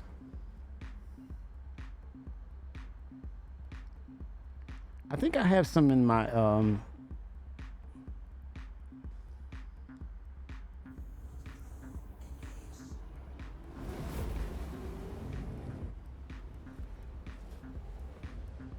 okay, I'm out of the area. Send me an invite. I'm sorry. Yes, sir. Oh, yeah, that's right. I'm back on the right side of Twix.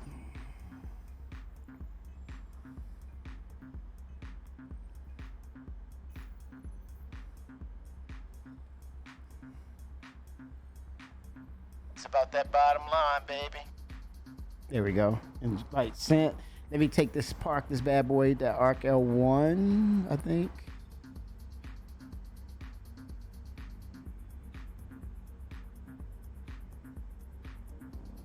And let's get some salvage going. I'm hurting for some cash, man. Some UEC. Let me call up. Oh yeah, well man, we got a payout right here, man. We got a good my payout. gosh. I thought you just got a $250,000. Yeah, I did, and I'm totally thankful. I'm totally thankful, but I need so much more. Oh my gosh. I want more. I need more, man. I need more money, more money, more money. More money, more money, more money. Oh my gosh. Let's make it happen, Captain.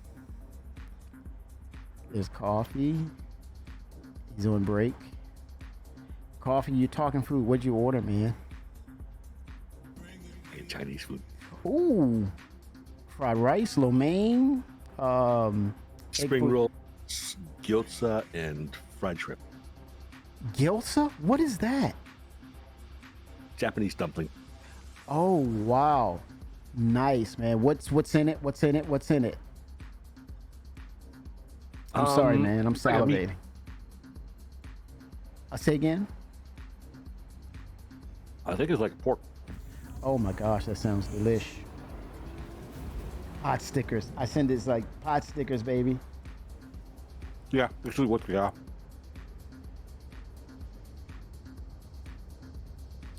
New work is throwing me around a bit. I'm still getting used to these early mornings. Hopefully things will settle down soon. Crew, yeah, man, I think real life IRL, you're doing what you have to do, and that's a good thing, man. So, you know, in the realms of video games, we come here to address those pressures of real life. So we're here for you, man. So '07 to you, taking care of IRL, and we'll always be here, and know that you're missed, and that hey man, get back in when you can. But at the end of the day, that job provides those ships. You know we gotta have them. We gotta have them for sure.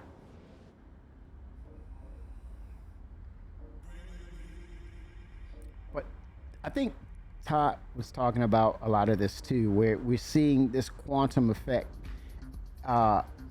It's more animated, it's more illustration, whereas the new jump or the new quantum effects will be more of a warping of what is existing in the space. The space itself is going to be warping and fluctuating without the lighting effects. So I'm looking forward to that. It's more of a maturation of the process, bringing in the realism of a simulated effect of you're actually traversing from point A to point B.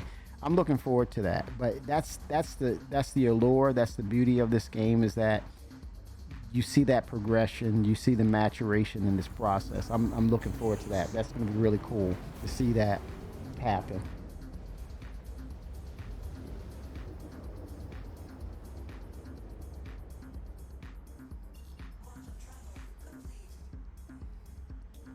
All right. Okay, I'm going at the station. Twix, are you in the Vulture or Reclaimer? So I'm actually testing out some new gameplay. Oh. Something I got an idea from. Well, I'm pretty much taking this idea from someone else, but Okay. You're borrowing it. We're refining it. We're refining Oh, it. okay, okay. Refinements. Okay. We're refining the gameplay for the benefit of our fellow citizens. There you go. Okay. Okay. Yeah. Does that mean I have to be in the Vulture or be in the Reclaimer with you if you have a Reclaimer, or what, how did this happen? You want to bring a Vulture? Okay. Unless you have a Reclaimer. I am not in a Reclaimer. Okay. I'll see if I have one. I don't know if I have one or not. Isn't that crazy? You don't know if you have a Vulture or a Reclaimer? I have a Vulture for sure. Oh. Well, the Vulture will do fine. Okay. Actually, I would prefer it if you have the Vulture instead of the Reclaimer. Ah, gotcha. But pretty much what I'm doing right now, I flew out in a C2, but I put the MPV tractor in the C2. And essentially I'm just going out searching for panels, and then I'll use the MPV to gather the panels into one place. Oh, gotcha. You know what? Yeah. Oh, what me and my friends were doing, where we were in a Reclaimer, but essentially this guy was rounding all the pieces up for us, and we just came and scooped them all up. But this way, if let's say I'm running an operation and I have multiple Vultures flying around, the MPVs, not only can they round up the salvage, but they can also unload the Vultures from the back compartment from the vehicle, load the SCU boxes onto the MPV, and then fly the cargo to the cargo ship. Oh, cool. So you don't have to get out, kind of thing. Yeah. Cool. I love what you're talking about, man. Are panels common? Panels are hard to find. Like, they're common. There's just an issue with them loading in. So you have to approach them very, very slow for the game to spawn them in. Yeah. We need server meshing, in other words. This morning, I found a field of panels. I think it was like 20 deep. And essentially, I pulled out of that one find, we got 72 SCU. worth of RMC, which came out to be a little over 1 mil off of one run.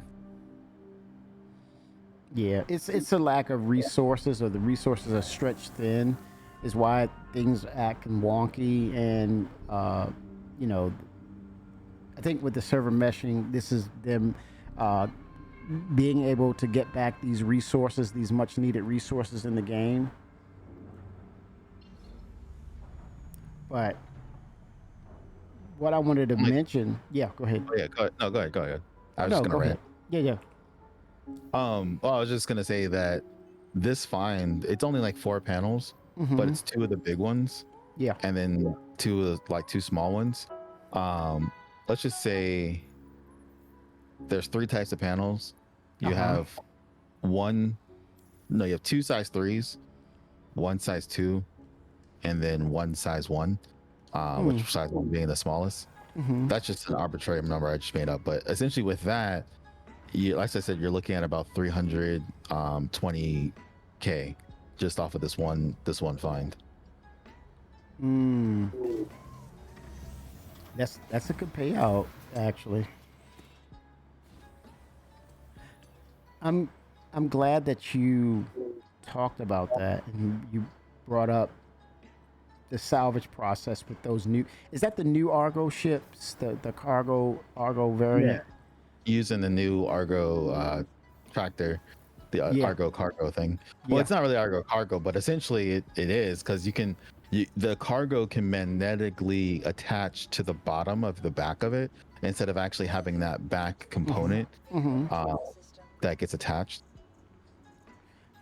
Oh my God! You know what? Yeah, he's cooking. So Speaking about cooking, I don't know if this is a great idea. CIG may say, yeah, that sucks. But what you talked about, I want to expand on that.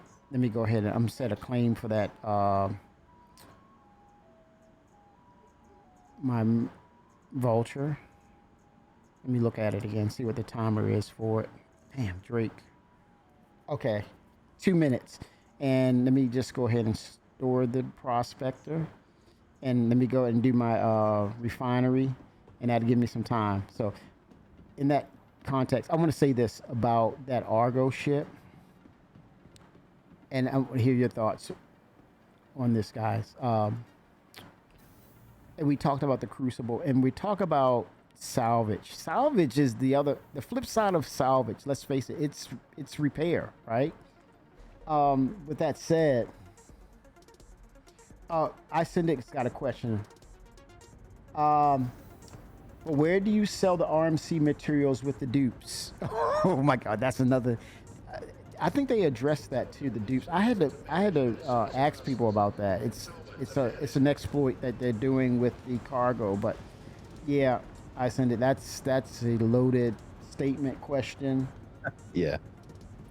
TBD, to be determined. CIG is going to address it. They are well aware, but that's not necessarily a bad thing. It's the community investing the time. You got to give them credit.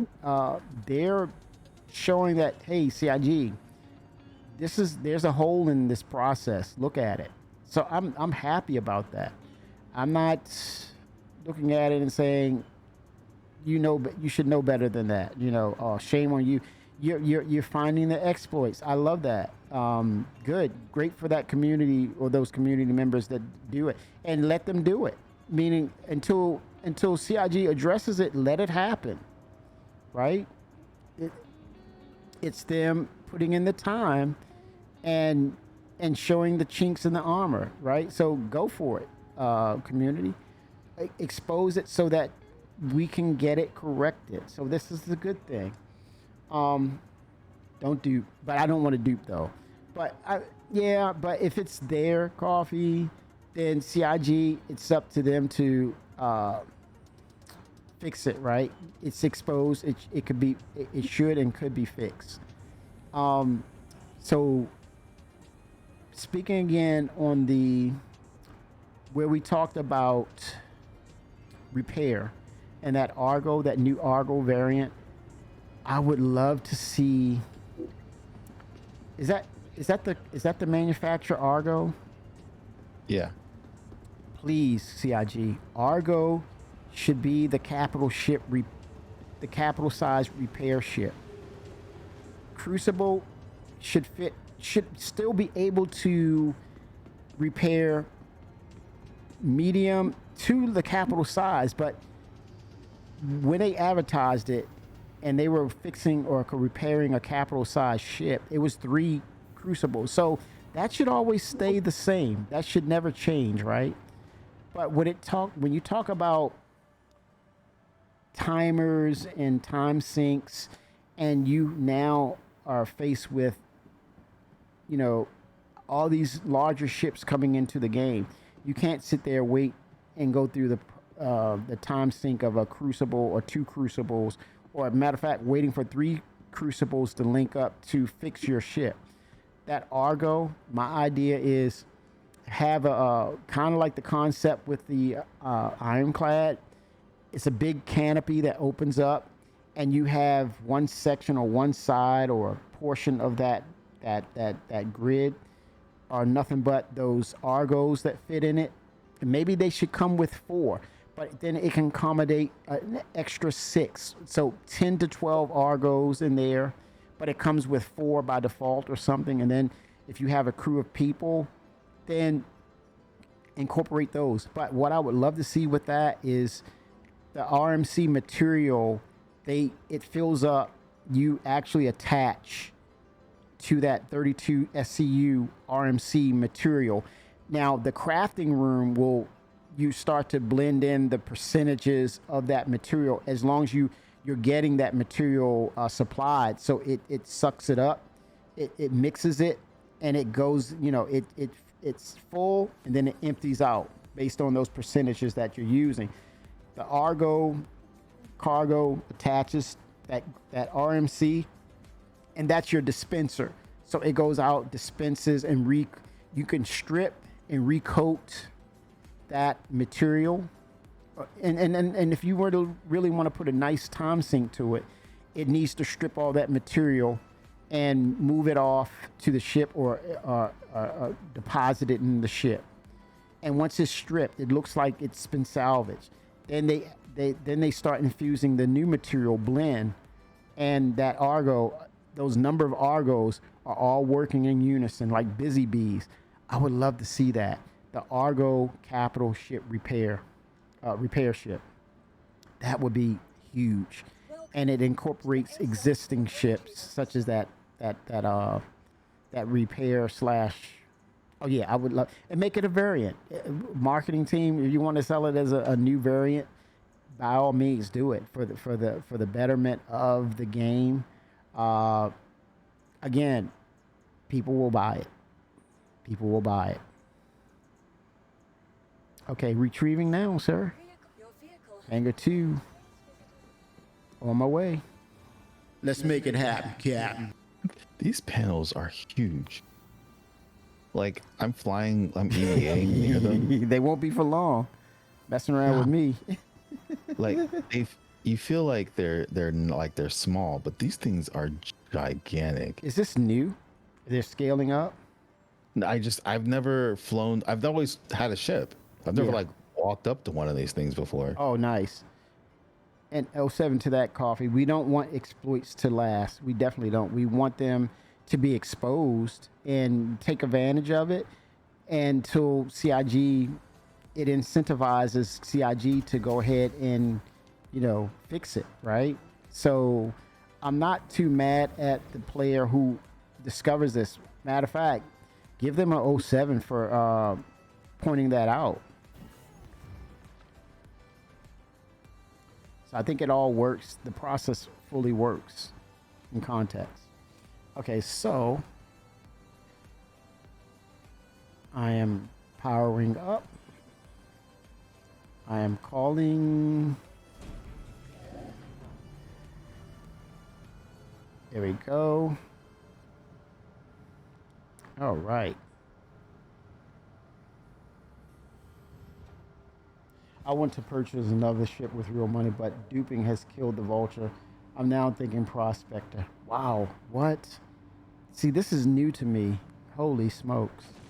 Yeah, they gotta fix it. You said duping has killed the vulture because it's harder to sell RMC. I'm like, you can't move like large quantities, but you can still do like low quantity. Mm-hmm. Like if you're trying to move like 200 RMC, yeah, you're gonna probably have some issues. Oh wow.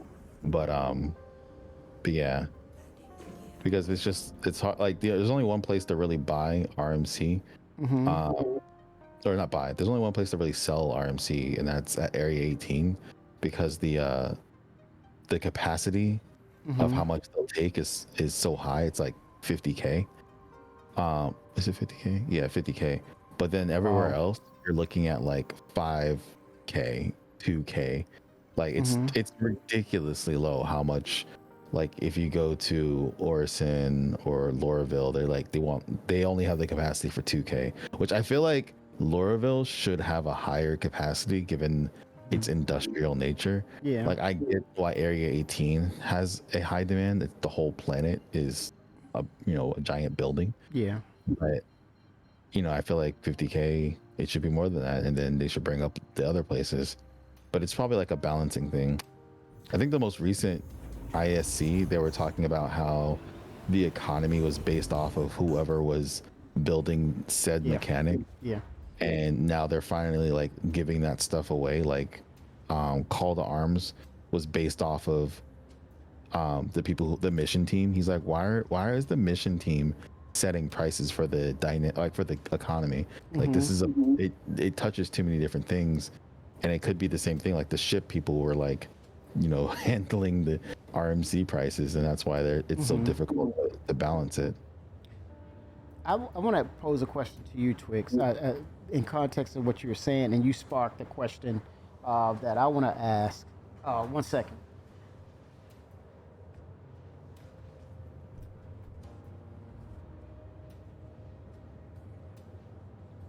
What you just described in that regard of that gameplay, to sum it up, and please correct me if I'm wrong, it's a static versioning of that game.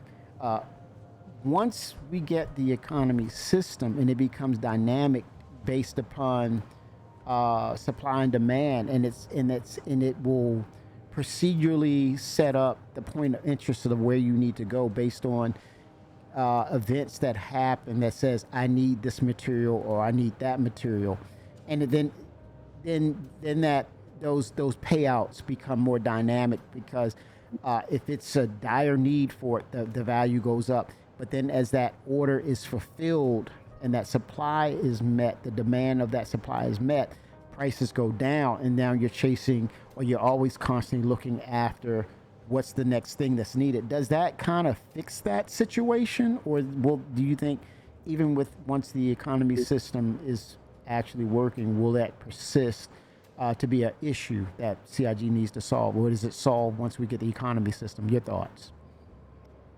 So, I think in a way, the way you're thinking about it is kind of like over complicating it. Oh wow. Because Okay.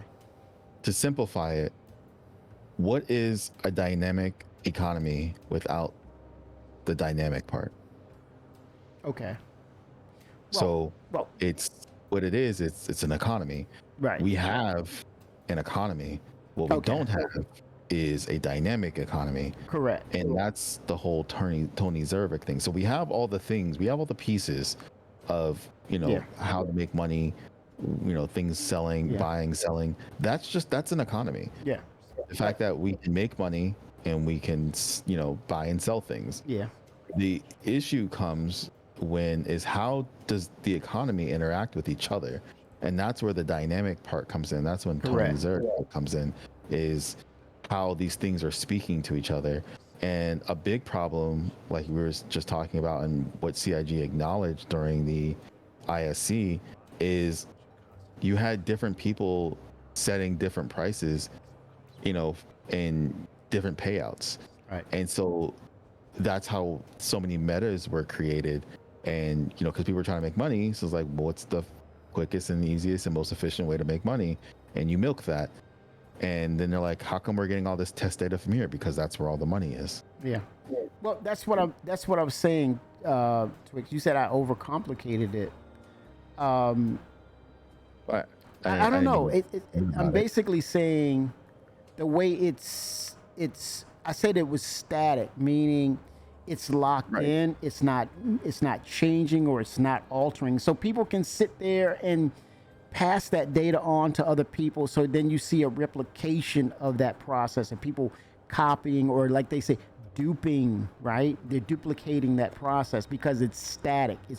It's not changing. It's not altering. It's not um, changing in its logistics. It's not changing in its prices. So it's static. It's rock solid. It's fixed. And so you can exploit that. So in the context of dynamics, it's changing in its prices in real time based on things that happen. Like there's a lot of PvP. And okay, yeah. Wait. I fully understand your question. The thing is, you can dupe any type of economy. That's what Okay. counterfeiting is, you know. Yeah. So it's not really about the duping because, for instance, if there's something that's high in value right now, you can just multiply that. You find the product, you duplicate it, you sell it. The only thing is, it's like, okay, you're not going to be able to sell that one thing anymore. But if you're duplicating, you don't care. You'll just throw it out and then find the next thing that's valuable and duplicate that. Right. With a dynamic economy, it's going to change. Right. And Exactly. really, it's more so for the people who are playing because it's like, all right, now you have to plan for this. So in a way, like you were saying previously, it's good that we find these exploits and we fix them, Right. because it's going to drastically affect the economy in the future, because there's going to be, well, in the terms of supply and demand, Right. there's going to be, Those are your dynamics. where's the demand going to be when you're overflowing the supply? Like every time we need something, There won't it's be a overflowing. demand. So everything is going to be really cheap because you're flooding the market. Right. And then the potential buyer says, I don't want it no more. Like you have some stations that will say, I don't want it. You can't even sell it, right? Because it's blanked out or it's grayed out. You can't even interact with don't the need it, selling of it, you know? right? Because they don't need Yeah. it. So that I guess we are calling it out, or maybe we're a little up in arms about it because Karahin 07. Maybe we're in a little up in arms about it because it's you're seeing one player take advantage of it, and you're calling foul. Does it Yeah, kind of it's go gonna away? affect all of- Say again. because it's going to affect all of us. It affects Like, all of us. someone's already said how they don't really go salvaging in the vulture anymore. They're switching over to the prospector because of duping, because Yeah. people are duplicating RMC, which Yeah. is flooding the market, which lowers kills the demand. the Kills demand. it. Yeah. Exactly, kills the demand. Yeah. There's no Kills more the demand. demand. Yep. And then But- what's the point of doing it now, right? Well, and Because you're not like making that, any money. Because you got to sit there and wait. You got to sit there at the kiosk and wait for the demand to be open again before you can sell your stuff. Oh my It's gosh. just a real Oh, and pain, then- pain in the butt. Yeah. Think about when we get our hangars. Like, if you can save cargo, because that's what I'm gonna do. I'm gonna just stockpile a bunch of RMC, but I'm gonna Right. get it legitimately. Yeah. But like, if somebody's stockpiling a commodity and they're duplicating it, right? Whenever it comes available, they're selling it, and they're essentially, no one who's actually doing the honest work is going to be able to make any money off of it. But Yeah. again, it's not just salvaging, because it's going to be anything that you can sell, and like commodity wise, if they're duplicating it, it's Yeah. going to cause a problem. Yeah. And it's only going to get expedited when we get our hangars. Like right now, that's why you see all those C2s laying around, because that's part of the duping cycle. Yeah. But Yeah. there's not going to really be any need for, actually there might still be C2s, but they'll just be sticking it in their cargo. Actually, Yeah. this current dupe won't work with the new system. I just going to backtrack. But there's always, where there's That's a will, great. there's a way. Yeah. There's always going to be someone trying to Find a figure it way. out to break the system. And I hope Because- they do. I hope they do. Yeah. Well, that's what we're testing, At the Yeah. end of the day, we're still testing. That's why, like, I'm still salvaging, not so much for money, but because I just like doing it. Gameplay. Yep. Exactly. Because when the game, like, I had this conversation with another org member recently, how it's like when we start off fresh and they're like, oh, I don't have any money. I'm like, the first night when 3.23 went live, I had a mill, like, from salvage. And I was doing it the right way, but it's because I knew what I needed, I knew how to get it, and I knew where to go immediately. You know, and like there's some new people who, if you're starting off with just a starter ship, you know, you got to work your way into a profession. Yeah. So the fact that I already have a profession and I have actually, what messed me up is I melted my vulture, so I didn't have a vulture, and I'm like, oh wait, you know, how do I make my money since that's where my money is around? Yeah. But then I got enough money for the vulture, and I was just, you couldn't stop me at that point. Yeah. I look at it as it's nothing to really get too upset about, because if you study and you look at over, you know, if you study what CIG is working on and have that understanding of what's to come, then you kind of hold your breath and say, okay, let's look at the next iteration. Let's look at the next several patches that will include this particular game mechanic. And then you hold your breath and say, okay, I hope that this works. I hope this mitigates and prevents this, so that in this new system that it performs in a way that people play fairly, right? But at the same time, if you can exploit and expose that, I say go for it. Everybody in the community who can exploit it, go for it, because it only makes the game that much better, right? But in the end, yes. Yes. Yep. The thing is, like, because you're not wrong, right? But it's still, it doesn't leave you with a savory feeling, because you kind of, the thing is, like, it's weird, because at the end of the day, you want a reward for your work, even though we know this is the AUEC, honest work. Like, the money is gonna get wiped or gonna go away. It's not anything permanent. Like, it's more of a subconscious thing. Achievement. I think, where Achievements. exactly, it's a sense of accomplishment. Like, hey, I did this work. I made this. I got this. You know, commodity. I got this stuff, and I want to sell it, and I want that dopamine hit of, oh man, I just earned made this. money. Exactly. I rolled my sleeves up and I started sweating, man. Then, like, you don't get that hit. You put in the work, but you don't get that hit because you get there and you can't sell it because someone's cheesing the game. What's now, the point? yes, Right. it's helping us make the better game, right? Correct. We can agree on that. But you, no matter, you sit there and you're trying to sell it, and you can't stop that feeling from being upset. So I think, but you don't want to, you know, lean into that anger like, oh, I hate these people who are duping. But it's just like, it doesn't feel good. But it is still an alpha. They are still testing it. Right. You have to remind yourself of that. Don't make it personal.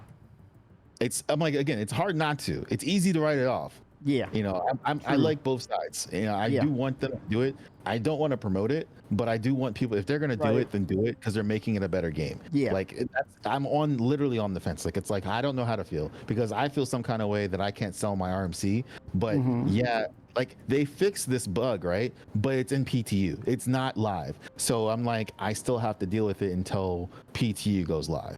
Facts. Yep. Oh, did you make it? Yeah, I'm here. But I would say, Twix, I would say the mitigator, or the thing that will change that. Look at Discord. Okay, the things that would change that is definitely the expansion of this universe. The further because you can't get there all at once. Or let's say this side of the system, let's say these people on this side of Stanton, let's say we have 10 or 15 systems. Can you imagine? Whatever the names are. Karen says, look in Discord. Whatever the names are, still, let's say you're 10 to 15 in the system, right?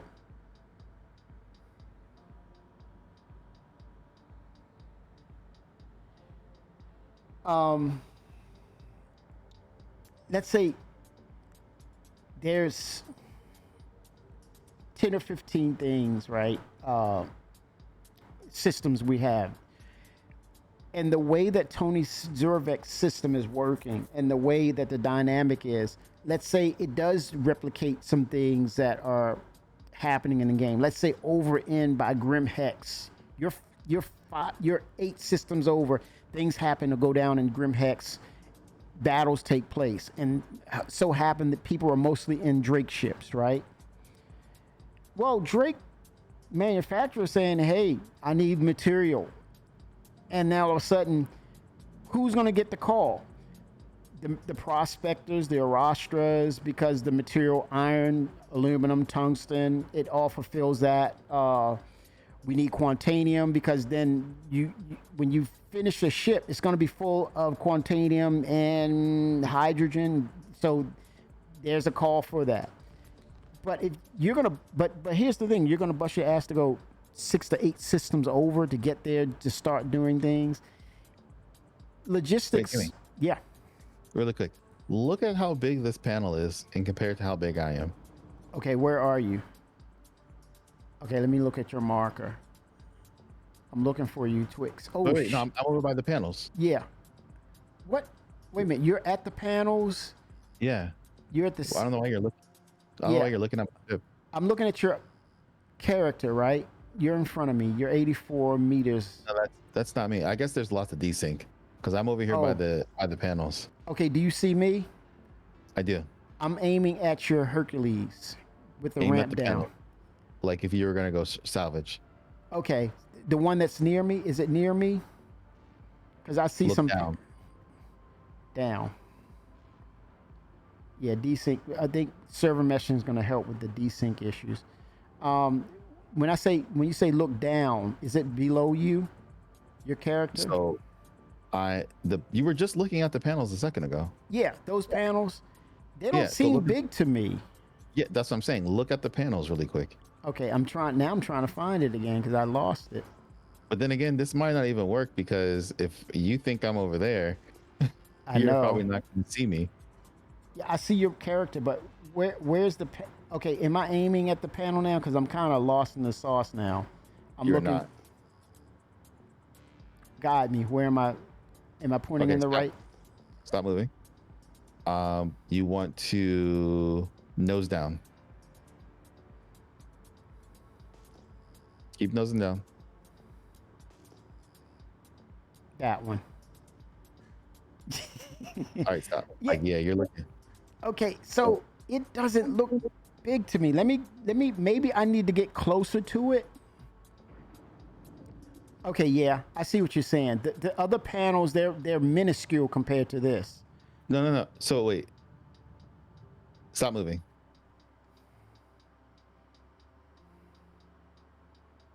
You might Okay. just have to get out because you can. I'm like right in front of your ship. You don't have a helmet on, by the way. Oh shit. Okay, let me get up. Oh boy. I better play this right, man, because I might get up and then end up going outside the ship. Hold on. Well, at least it looks like you don't have a helmet on. Okay, let me look because you might be right, but I'm going in the bowels of the ship. And I'm gonna turn around and see. Nope, I do not have a freaking helmet on. Holy sh! How did that? I was drinking and I was trying to get my. Oh, whew. You don't use the Alt H button. No. Should I? So Alt H is the button. You're still not wearing a helmet on my I side. put it on. It's desync. So when you push Alt H, it takes your helmet off, and technically, it's gonna be the button when you hold your helmet. Yeah. So essentially, you take your helmet off and you're holding it, and then when you put Alt H, you put your helmet back on, and it doesn't take up inventory room in your backpack. Mind blown. See, I've been backing since 2013, and what does that mean? Nothing. I just joined the game, but Wait, Well, that's fairly new. yeah, that's Yeah. new. Come here, you gotta get out of the seat. oh, Like you want gotta me? go out. You want me? Okay, you really want to push this now? Okay. Yeah, man. I'm gonna oblige you, man. I'm going to oblige you because you're Please. Twix. You're giving me left and right. I'm gonna get out here, and I'm gonna look. Because Go look at them. yeah, it is bigger. Those sneaky snakes been developing. Like you're always seeing them when you're doing work like salvage, but when you actually get close to these things are massive. Oh my gosh.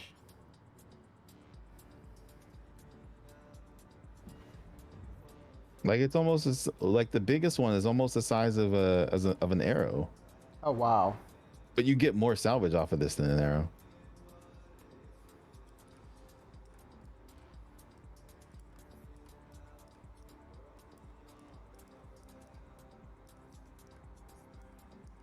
You stuck? Oh no, I'm moving.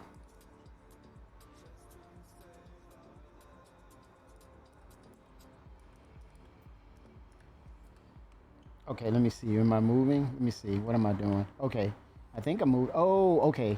Yeah, I'm okay. I'm on my way. Oh, look at that. How glorious. Okay. How beautiful. Yeah, that is huge, man.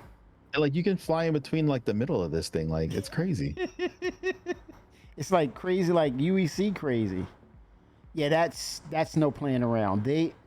So what they're showing us is that, man, salvage is moving to, it's moving on the lines of what's the this is commensurable to the reclaimer, right? This is more on the reclaimer level. Now you're talking about reclaimer have time sinks, the vultures even more time sinks. Now it opens the door for potentially medium-sized salvage ships, right? Who's next in the line of salvage, right? And when you see this, I think this is just one step. Like, yeah, that's huge as shit. Look at that, man. That's another level right there. Oh, damn, I went right through it. Yeah, that is. You see that? That is huge. That desync is wild. You're like Yeah. smacking it. Yeah. I think the server might be tanking. Oh God, Coffee, don't say that. Oh boy. Yeah, this is huge, man. I think marketing. Hello. You have opportunity here, marketing, and people will answer your call. Um, Functional industrial ships that provides more scale as a choice of how you want to play. Um, Maybe a smaller group of people utilizing another salvage ship, another manufacturer. Yeah, yeah. It's a foretelling of what's to come potentially. When you see these, that's a great point, Twix. That's huge.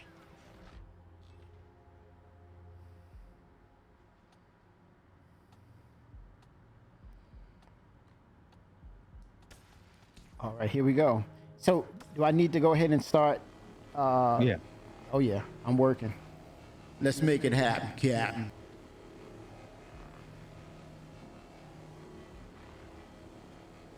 But yeah, rest assured, I think CIG they hear us. We we kind of, some of us don't address that or say, they're watching everything, man. They hear us. They know our concerns because they're passionate about this. Um, they're gamers who are making games, really, basically. And you have the ultimate gamer himself, Chris Roberts. He's made many games over the years, and you don't see that passion dwindle. Even though he walked away from the game industry a number of years, he's come back, and his passion for it is stronger, is much stronger. But then again, he never that passion and that level of quality has never waned over the years. So in essence, he's truly a gamer, but he has the power to bring something to the table unlike any other game because it's his baby, and there's a name and face to it. Yeah, Coffee. You could tell that when he teared up on stage that time. Oh my God, man. Is that a point or not? I mean, was that... Ooh. Coffee, that was so powerful. Right. And appropriately, and as if I was there too, the crowd, they stood up, man. Because they witnessed, they They saw his passion, they witnessed his passion, and they had to stand up. And it was just, Chris was like, don't even. Tears was about to drop down his cheeks. Say, hey, you gonna make me cry, dude? You let it all out. You were, and there was no shame to that. That was a sense of thankfulness, passion, And humble, pride, a stick-to-itiveness, because any of us probably would have crumbled after having, over the years, people just bash him in regards to how their approach to development, what they had to go through.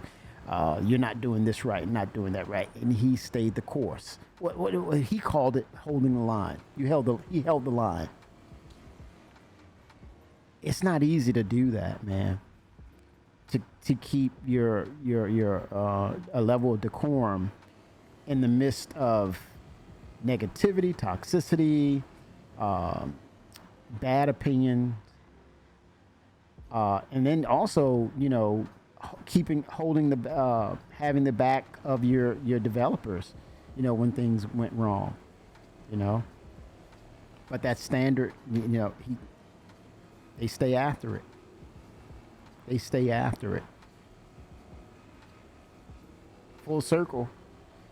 Twix notice, man, these panels are huge. That's development. That's development. There used to be a bunch of tiny ones, and someone in there said, "Why have all these little small ones when you can have 2 to 3 big ones and be done with it?" Makes sense.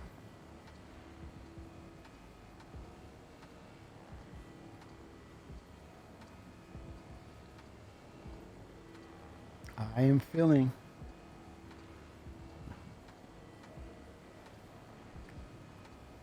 And this wasn't randomly created. This came from an actual ship. So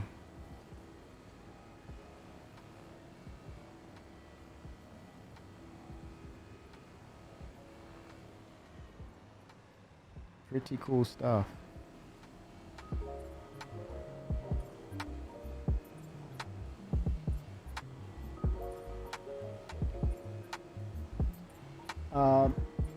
If I got a text alert on a commodity I store waiting for it to go up in price 5 to 10 times, I would spend a single dollar before waiting for the price to go up in game. Yeah, I think we're going to continue. The economy will be a level of debate of what's going on with it until we get like a numerous amount of systems that will participate. We need more systems to participate into the economy, and then then that's one aspect of it, right?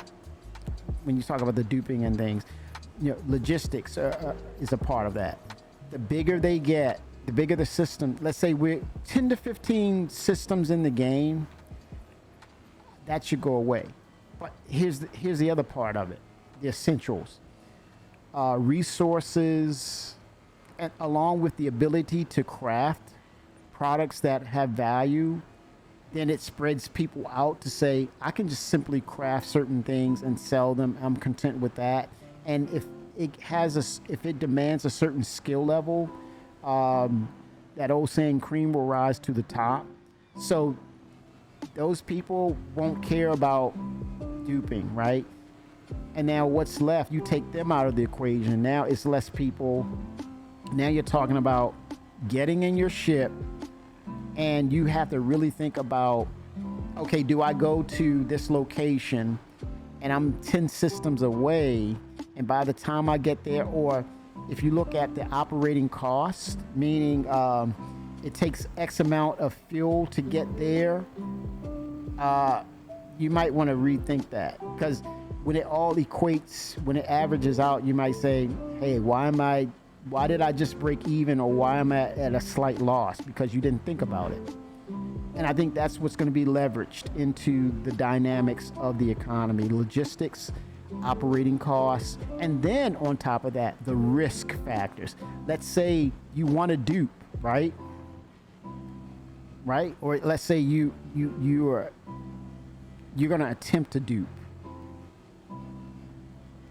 in the context of what this game will be, what it's supposed to be, it should be pirates knowing, and especially NPCs knowing that you're going to go and run logistics, run resources and cargo, and you every now and then you should get a mission should turn bad, you should get burned, right? There's your duping. So I don't know what you guys have to say about that, but I think when it's all said and done, as we get more and more features and systems as they come online, I think this will be a conversation that may go to the move towards the, hey, you remember back in the day, man, when they were duping and stuff, and man, you can't even do that now these days, man. Yeah, it was stupid.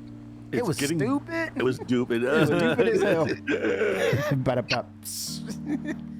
Actually, now duping can be difficult because you're being combated by real players. They're real players are going in and going up against the dupers, trying to stop them from doing what they're doing. Yeah. So it's like what you're saying. You know, you're getting this thing in your mind, Mm-hmm. and it turns out that the world is not exactly what you think it is. Yeah. Yeah. And as we spread out, now those trade routes, so those routes become evident. Maybe there's people that will be in these orgs used as spies to kind of look at the types of ships. Scanning will be a part of the equation too. When they start scanning, they have high-level scanners involved, backed by these syndicates and pirates. They're scanning and they're communicating with each other as well. Now all of a sudden you're dealing with blockades. They're waiting, they're camping, they're ambushing because they've scanned you. They know what's on your ship. Hello, dupers. I'm talking about you. So getting it there is another thing. You might even have to have security. That eats into your costs, right? Whether they're NPCs or actual people. Now all of a sudden your footprint has been increased. You're scanning that footprint is so much easier now. You're registering across the system because you got a convoy going on now, right? So I don't know, man. These bigger ships coming into play, carriers, yeah, it's all a part of the system how it works.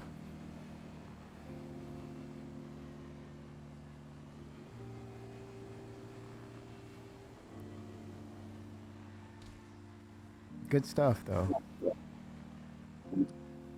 But I say to the exploiters, keep doing what you're doing because when it's all said and done, you're the unsung heroes. What was that quote in Batman? It's like he's not the hero we want, but the hero or the something we deserve or something. If you're the hero long enough, you eventually become the villain or something. Yeah. No, it was. He's not the hero. He's not the hero we want. He's the hero we deserve. Yeah, Commissioner Gordon, when before he went on the run, he was accused of killing Two-Face. Yeah. I'll take the blame. Put it on me. Kimmy's not the hero we need, but he's the hero we got. So Yes. we'll take him. We'll take it.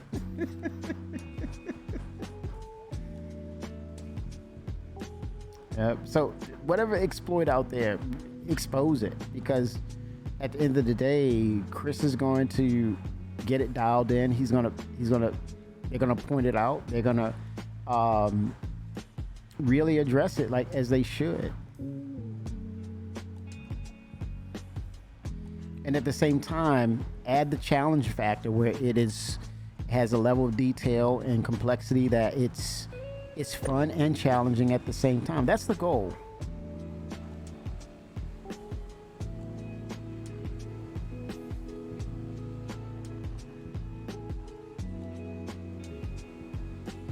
I'd rather that you have people approaching it that way as opposed to not addressing it and it's just laying on the side just dying and it's like there's no interest. I think That's where you want to be wary of that when people just won't care anymore.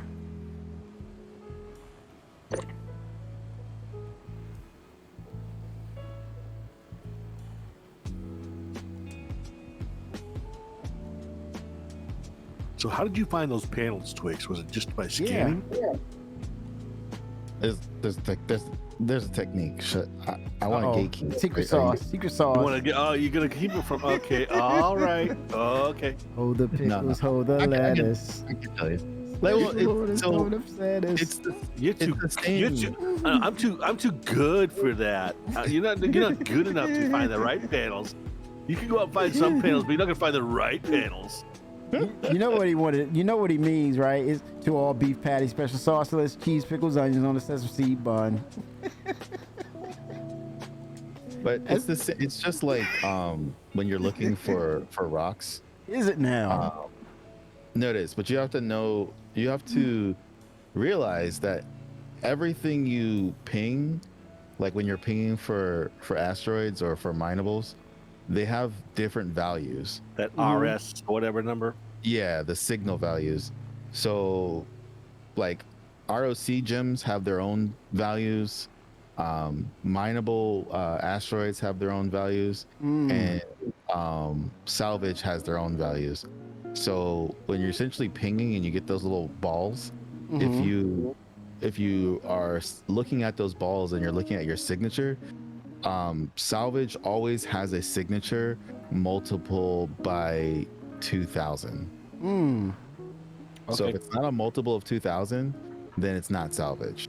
An even number. Good to know. Yeah, it has to be an even number. Thank you. Oh my gosh.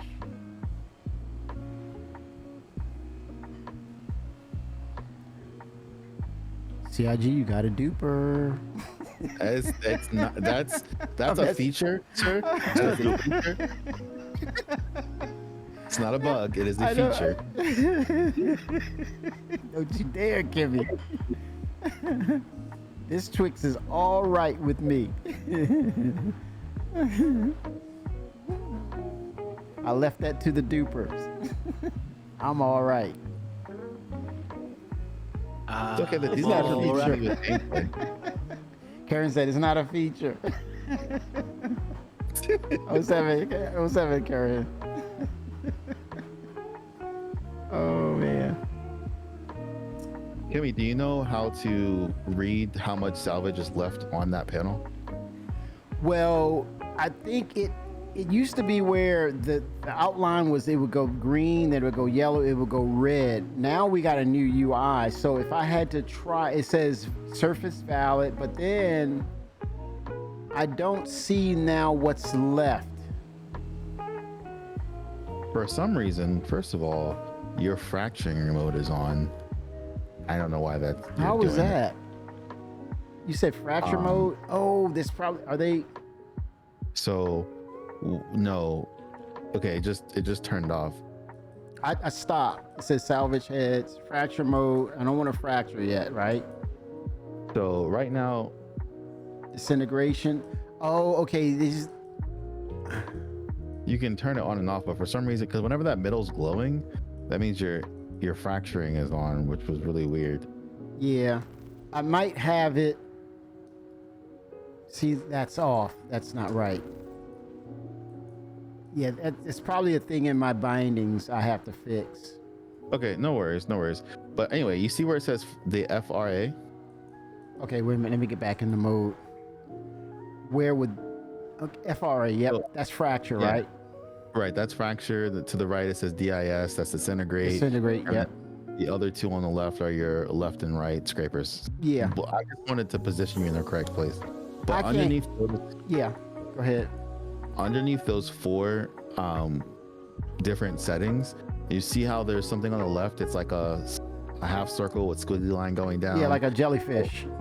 right, and like a weight, and then like whatever it is to the right. Yeah. That thing on the left, when you look at whatever you're trying to salvage, That's your surface, and that's the scraping beam.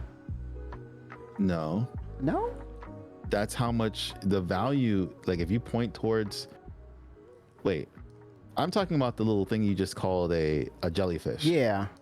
I So thought that. Yeah, when you're pointing at a target and you look at that jellyfish, yeah. it's gonna tell you how much surface, how much RMC is left on whatever you're pointing at. Mm-hmm. So that's how you know when you've scraped everything, or essentially when, let's say you're down to like 5%, you don't need to just keep scraping. You can just leave it at Yeah. 5%. You know what, Twix? For some reason, my bindings is not letting me get back to that mode of scraping. I'm trying to figure out why.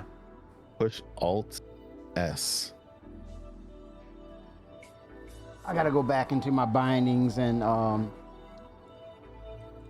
okay, there it is. Yep. Is there a name on that for the keyboard?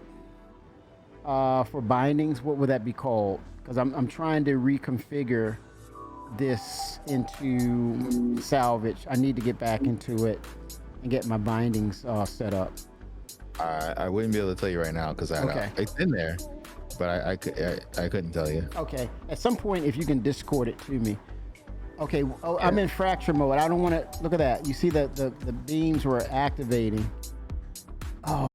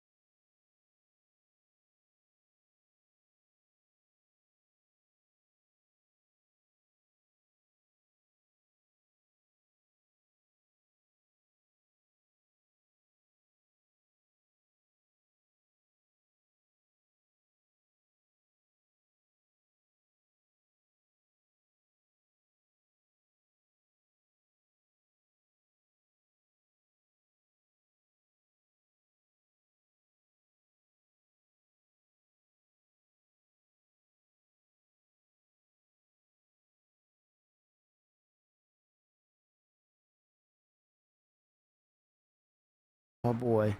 Maybe I need to take it off. Toggle fire fracture. Maybe I should put it on this button.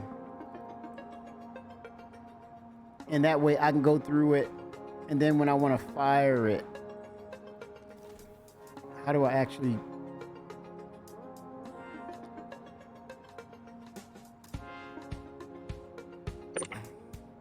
Psychostructural salvage modes. This is probably what I need right here. And then to toggle fire, put it back on my right button to fire. And then the fire fracture. As long as I toggle everything, it should function accordingly. Gimbal, I can deal with that later. Psychostructural salvage modes. Okay, I think I got that in. All right. So modifiers, I didn't have to change that. So let me save it. That might be what I need.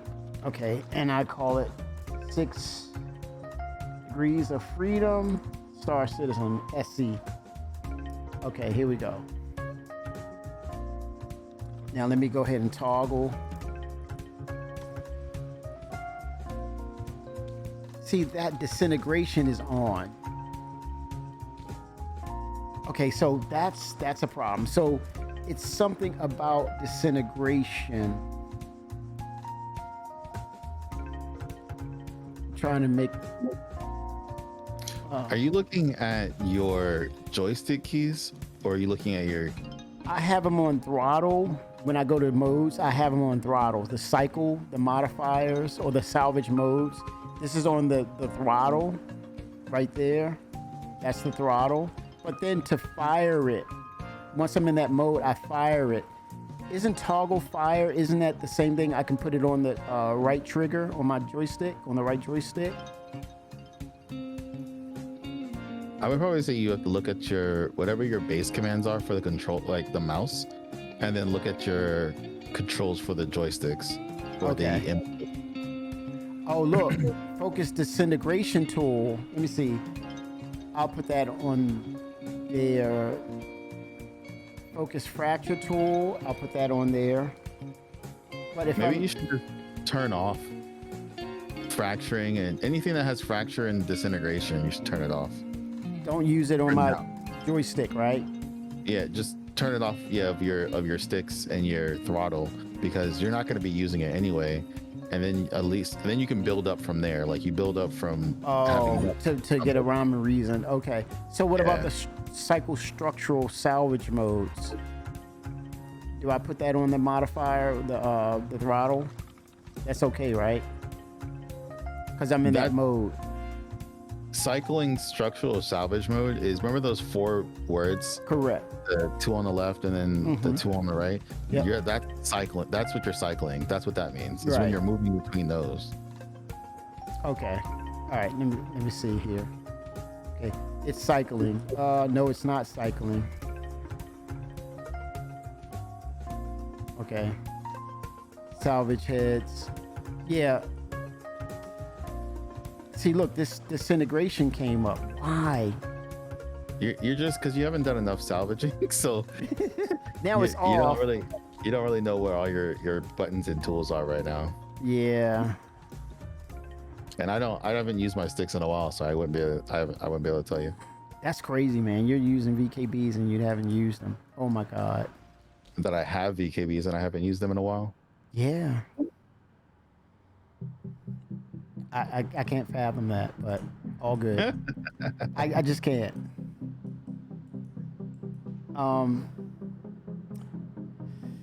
So I'm in that mode right here, but when I hit the button, it goes, there's that disintegration, and you see the tubes in there, and the arms, between the arms are activated. So, that's concerning.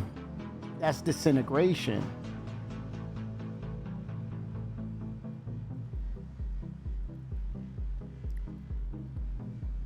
You got me. This is your fault. You got me back into salvage. You pulled me back. I was good with money, but you pulled me back. You pulled me back in. Got me back in, man. Oh, Twix. I don't know whether to go left or right.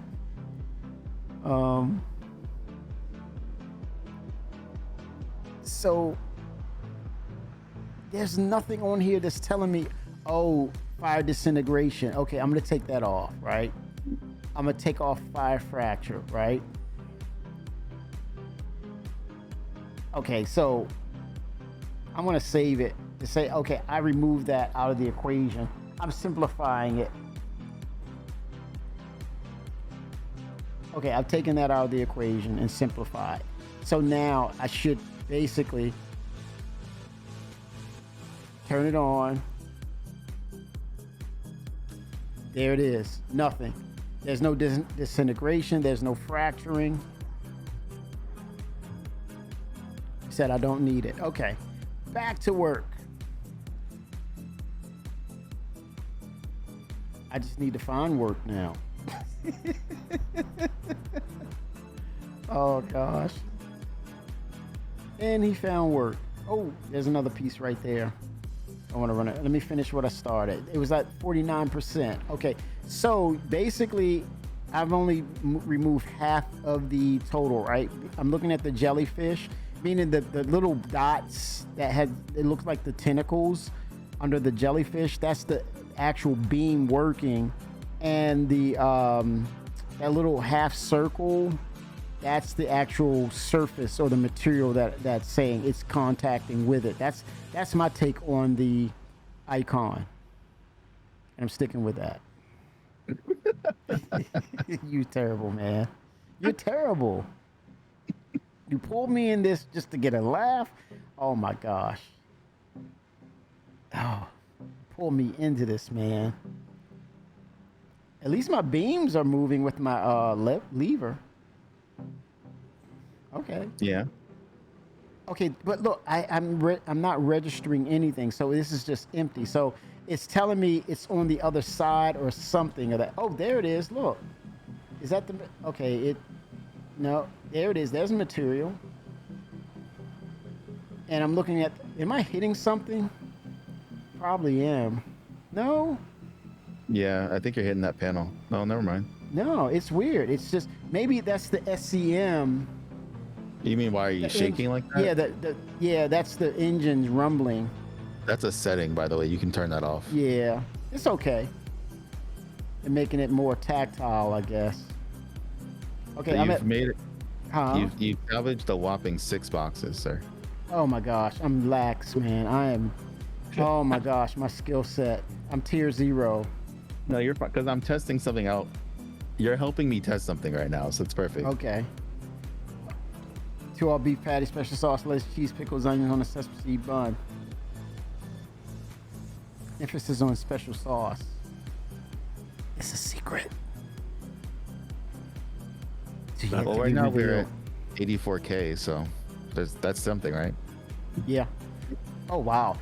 To anyone and everyone, what I'm saying, 2 all beef patty, special sauce. The younger generation, that was used to be the commercial for the Big Mac burger, the Big Mac sandwich from McDonald's. It was a jingle or a commercial way back in the day. They would say 2 all beef patties, special sauce, lettuce, cheese, pickles, onions on a sesame seed bun. They're like, what is he saying? I don't get it. Why does he keep saying that? Yeah, what the hell is that? Yeah, it's an old McDonald's commercial about the Big Mac. It was a jingle, a commercial jingle. They're like, whatever. What's the commercial? What's a commercial? Now tell him where's the beef, Kemi. Oh my God, where is she? Wendy's, right? Where's the beef? That was Wendy's. Chat, that was Wendy's. Yep, and they compared it to McDonald's because they said McDonald's was skimping on the meat, and then the little grandmom, she was like, "Where's the beef?" Wendy's had it, but not McDonald's. Spoiler alert: the special sauce is $1,000 dressing, so Yes. that's Yep. not that all that special. Hello. It's not that special.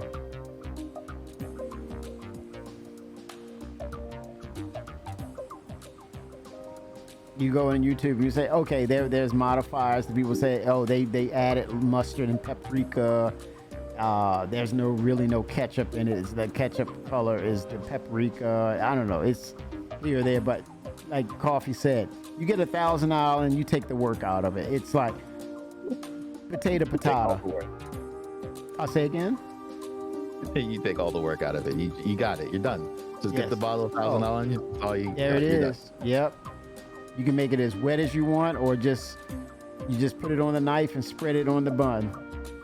Just a dab of you, or you can drown it in sauce. Your choice.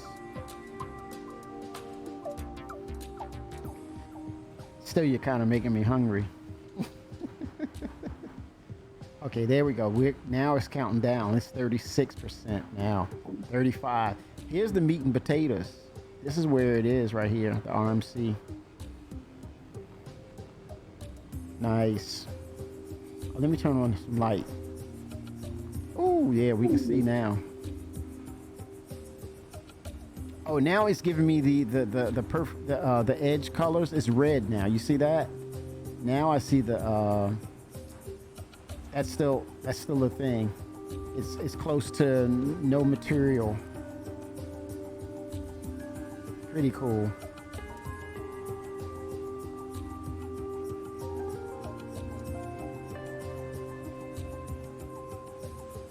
Nice. Salvage is still salvage.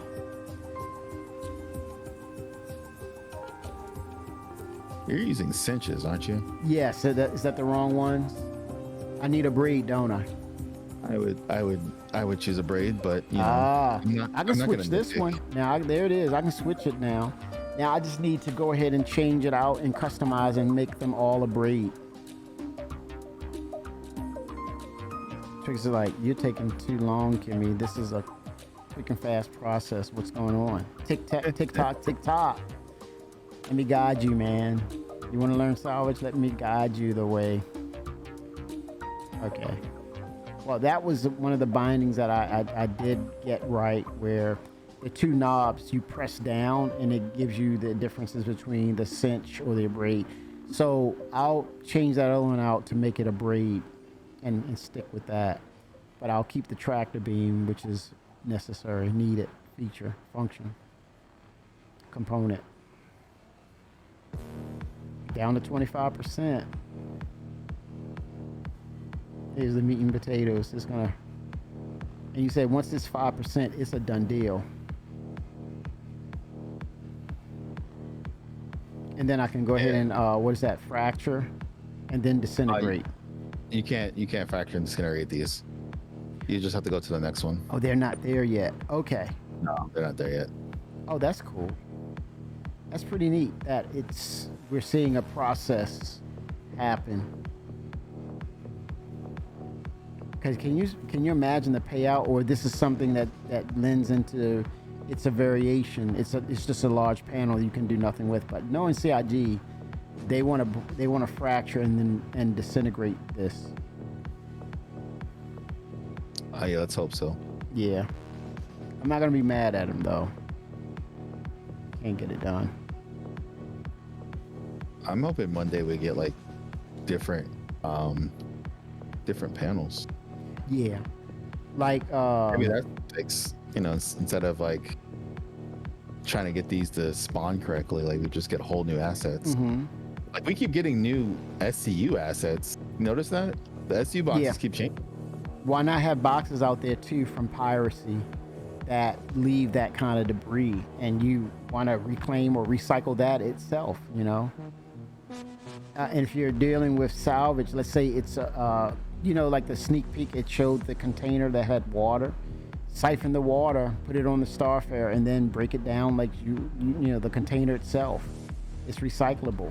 Why not? So in other words, you pirate a ship, you break it all down. That's also meaning the containers as well. They don't sit out there. Just break them down. Makes sense. Okay, it's at 16. Let me make sure I don't bump into anything. Okay, yep. Oh, look at the Superman. He's flying.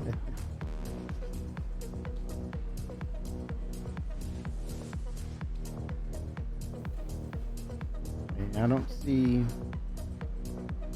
getting it down to the last bits and pieces. You just hit 10 SEU. That's it? Well, you can get 10 SEU out of that circle one, so you probably can move on to another piece. Okay. The one that you were working on, you can only get about 10 SEU on. So I did it. I'm good then, right? Yeah. Okay.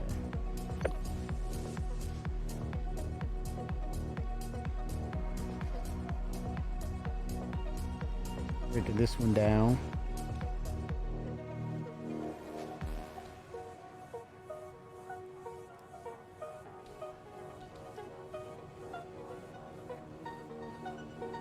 They're so close proximity. I may as well just keep working where I'm don't bump into anything and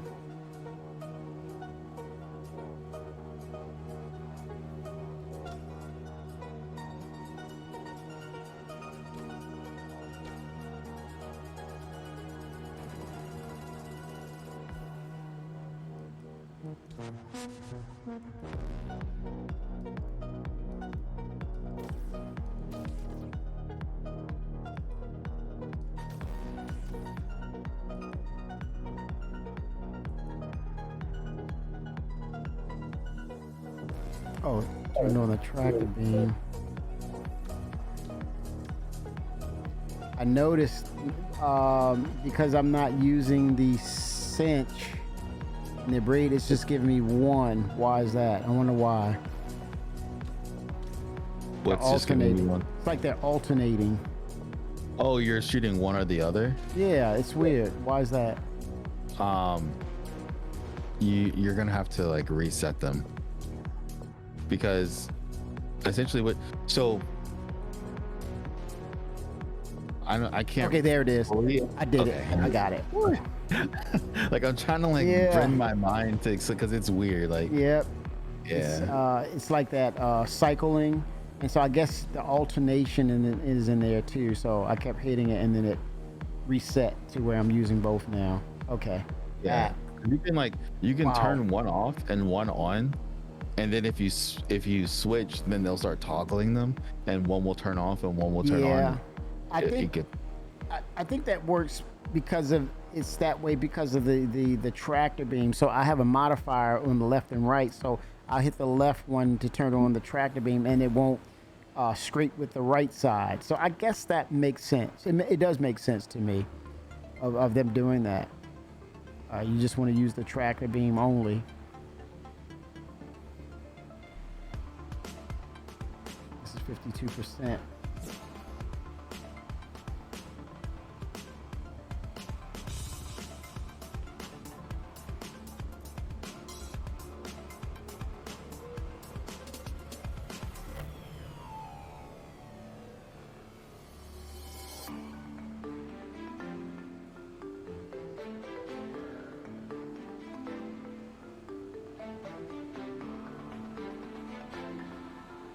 Get to the other. Oh shit! Oh shit! I knew it. I saw that. I know. Sorry, 20-second delay. You'll see what I did. Yeah. Why not? You don't really use gimbal too much when you salvage. I don't. Should I use it? Well, you wouldn't be bumping into things. Yeah, that's true. Great suggestion there. Because you're just going to be moving your Love the salvage. delivery. Yeah, that was a terrible delivery. I'm sorry. Oh no, that was a perfect delivery. Like, okay, you know what? I recommend this highly because you're about to blow your ass up. So we stop having these problems here. I think Right. Noob, hey noob, knock knock, noob. Gimbal, you out there? Gimbal, knocking on the glass, the door. gimbal. Please gimbal your lasers. Knocking on the windshield. Ting, ting, ting, ting. Hello. I can't hear you. Take off your helmet. You damn gimbal. Oh man. 18%.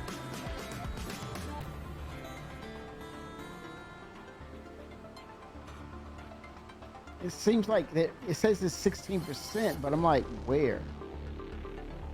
Well, that's a Okay. small piece. I'm Yeah. like, when you get down to 16%, you can just leave it. Yeah, splitting hairs Oh. here. Those two circles that are those two circles you see. Yep. So whatever those numbers go up, that's telling you the percentage of surface that you can grab. So if there's 0, that means there's nothing in front of you. Oh, But when gosh. you scroll over, you see how it changes and says like there's numbers. 2%. Those numbers, exactly. So those numbers go up, and then you keep it there, and then they start going down because you're sucking that up. Hence the green and the red. Like the Yes. donut hole, when the donut hole gets small, that's a lot of material. When the donut hole gets bigger, not a lot of material. Yes. 07. That's the way, the analogy you want to go for. Hey, Then yes, that's it. Am I getting hungry or something? Right? No. Oh, snap.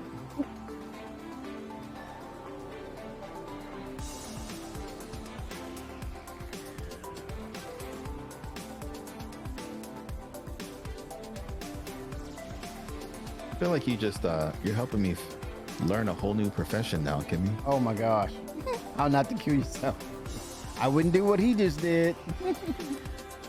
No, it's like I don't even have to salvage anymore. I just need to set up a vessel with with my proper equipment, and then I'll just outsource the salvage.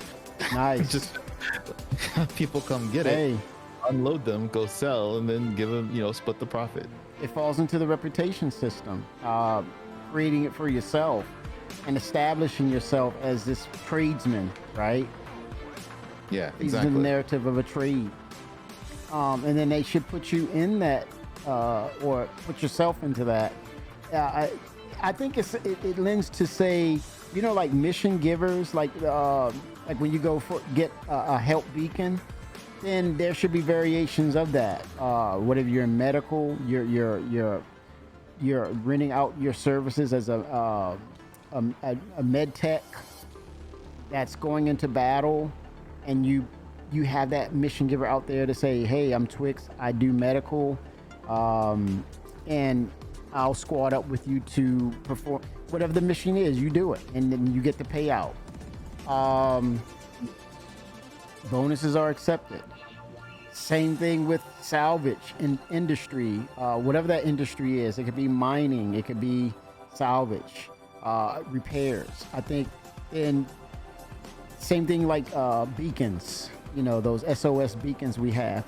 Make them mission givers by the players as well, based on that reputation. Now, not anybody just can do it. You gotta have your reputation vetted to be 4.5 or higher. So there's incentive of good behaviors and good stats that put you into the marquee of being able to send out those mission givers and be a part of, the reputation is actually in game, and it's based upon these people's actions and how they play the game.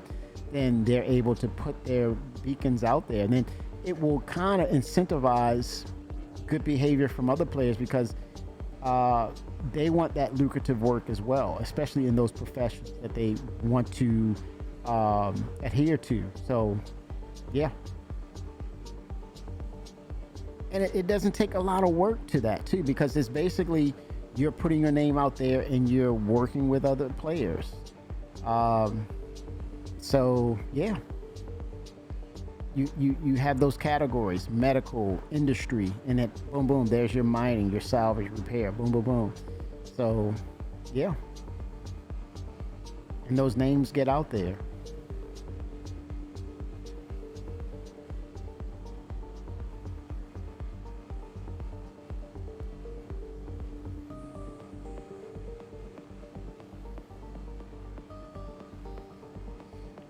I would also like to say that, for medical, it doesn't just stick with medical. Maybe NPCs employ you as well, and then maybe you get your name put out there on the news. Coffee was mentioning news. Stop it. Stop it, noob.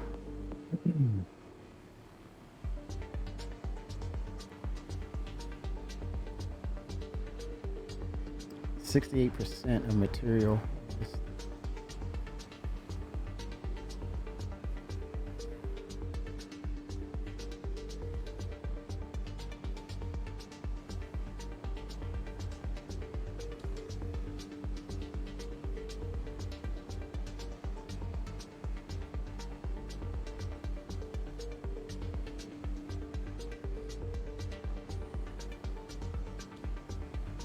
Wow, it's like material on the inside of this that's being taken. It's like it's reversed.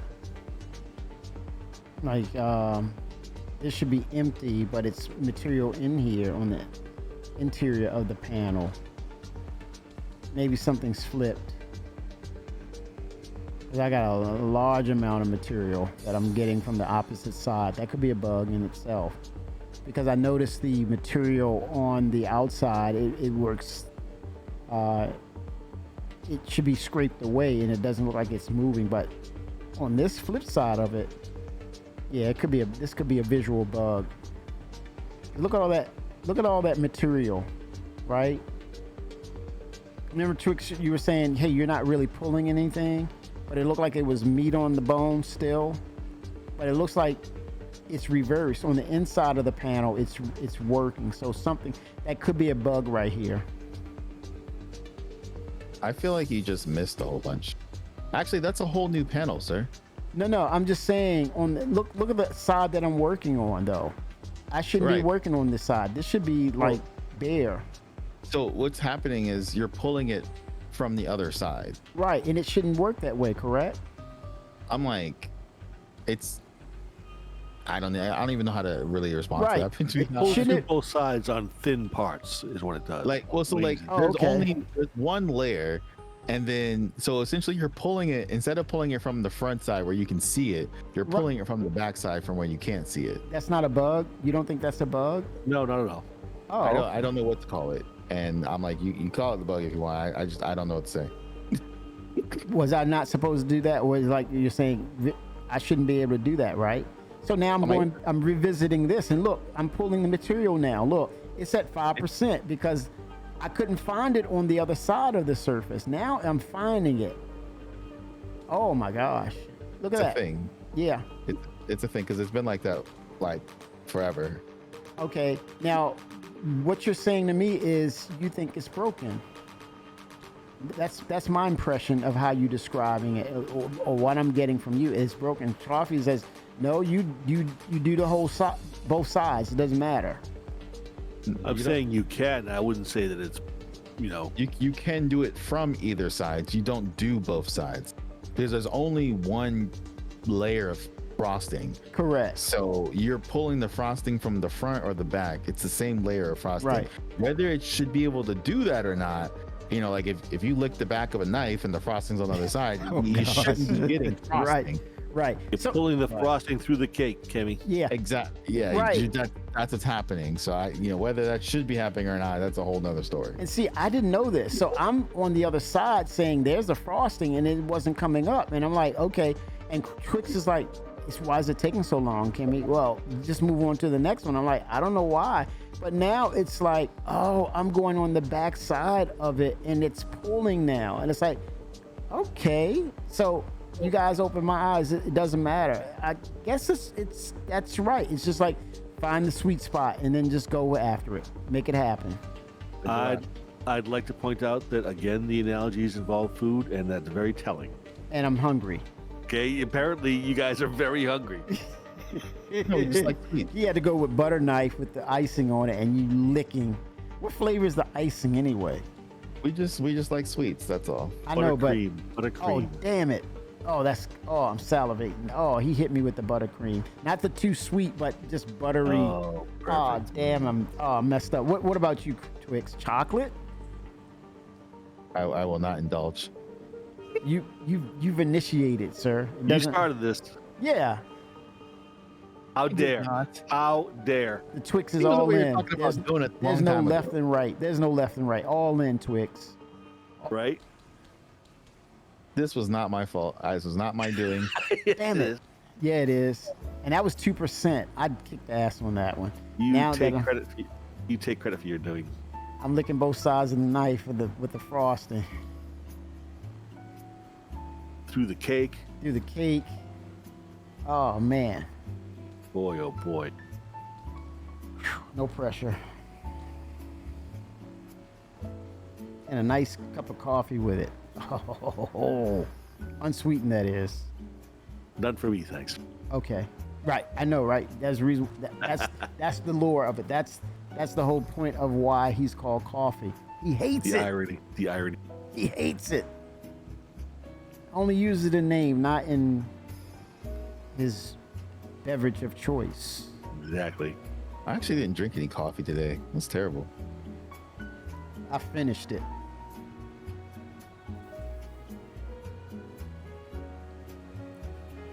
%. Let me jump on that other side. Oh no, I'm getting, look at that RMC right there filling up.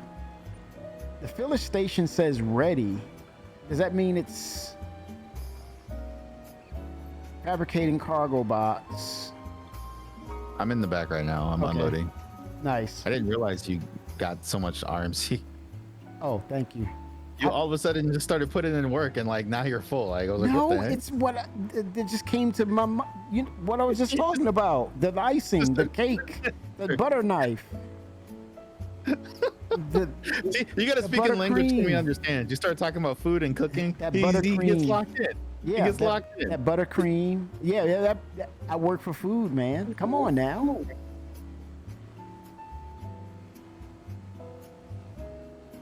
That buttercream. You still haven't told me your preference of cream, icing, Twix.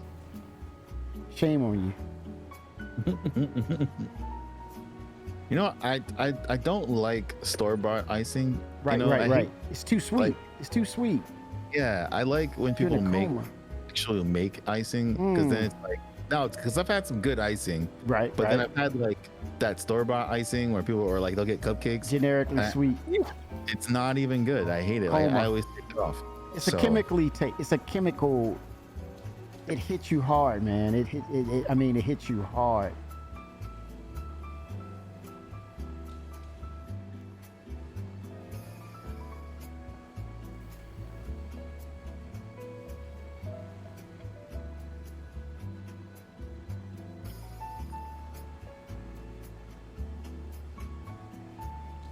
Nooks and crannies are being taken care of.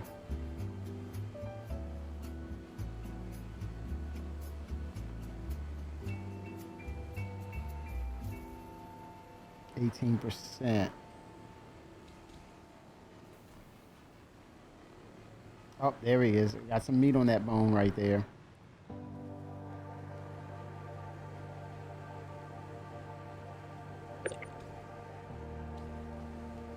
Meat is on the bone.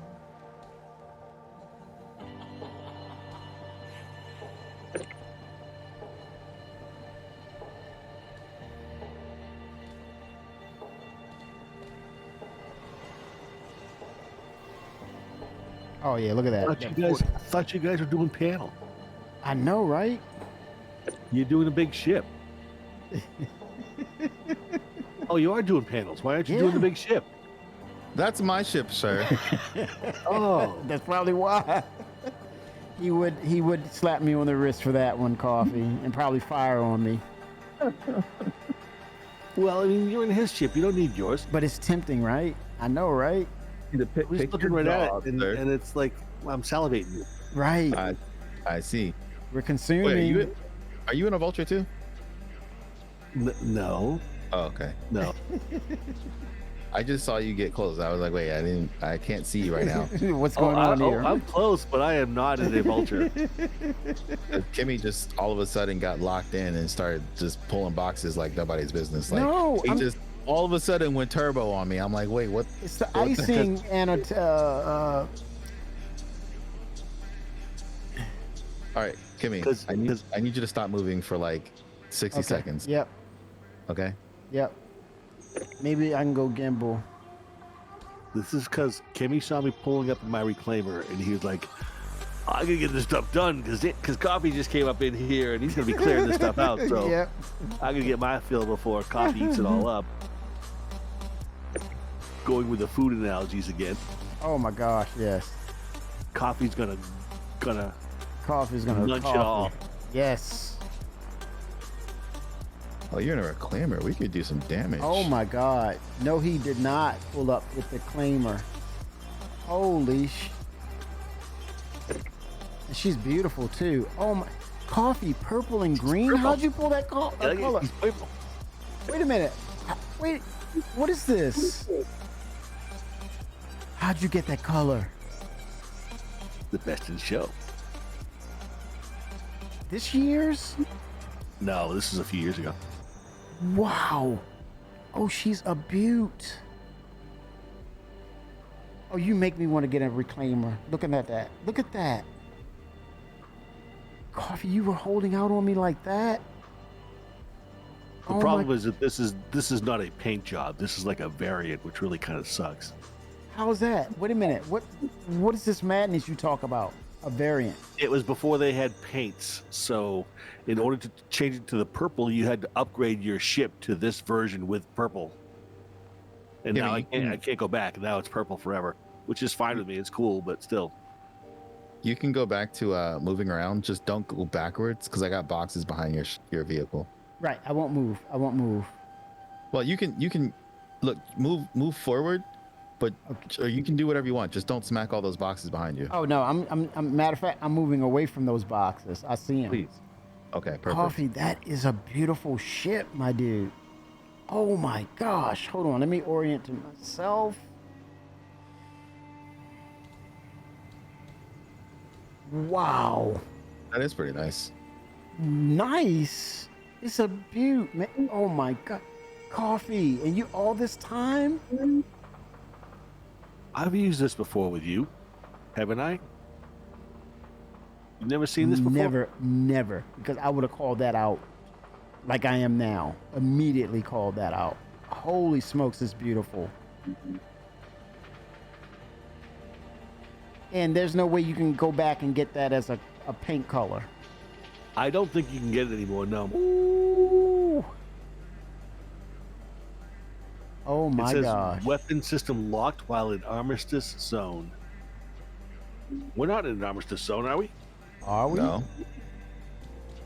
No. Maybe the mission giver makes it armistice. I don't know. What are they doing? I don't know. There's no mission giver. Okay. You just randomly found this. Yeah, that's what you do at panels. You just find them. Oh wow. Weapon system locked. That's weird. Yeah.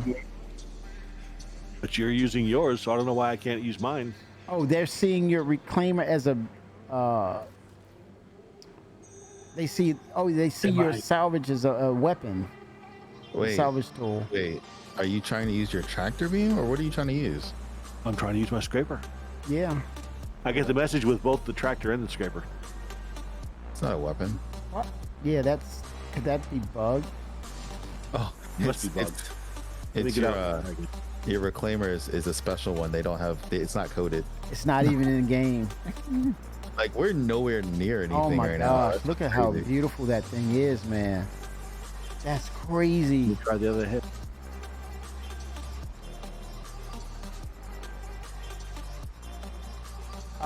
Try the old turn it off, stand up, and sit back down coffee. Yeah, I'll try the other head as well. I'm clutching at straws here, but That's a good straw. thank you, sir. Hope it works.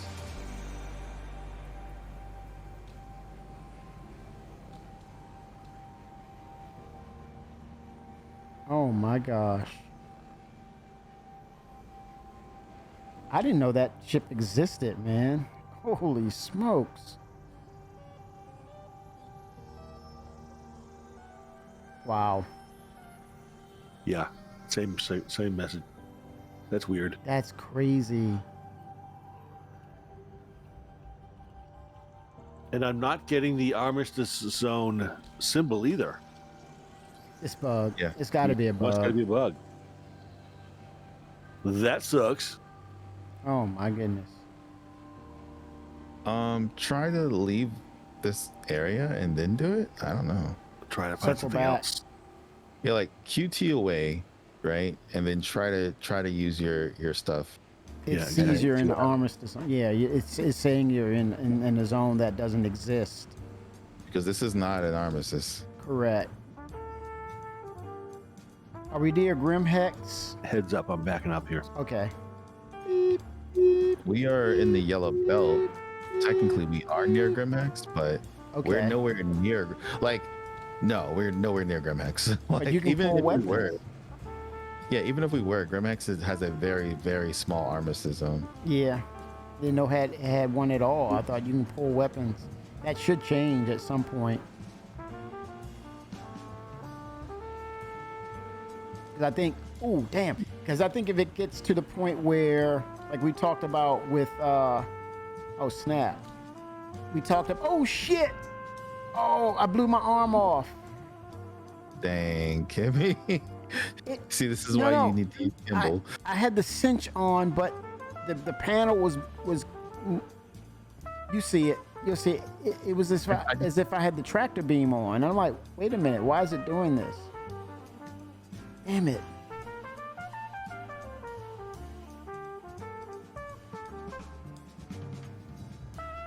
Because it's armistice zone, I guess. It's crazy. But yeah, it started working as if it was a tractor beam. Let me see, there's another panel. Oh, are you telling me I can't? Oh, crap. Is it saying armistice for you too? Why are you spinning? It's acting up. It was spinning at first, but now it seems to be okay. The arm shouldn't affect the way it flies. No, it shouldn't. There's no thrusters on there. I'm like, Yeah. there's some VTOLs, I think, but Yeah, it's okay. Now it realizes, okay, you're good. Okay, I only have the cinch.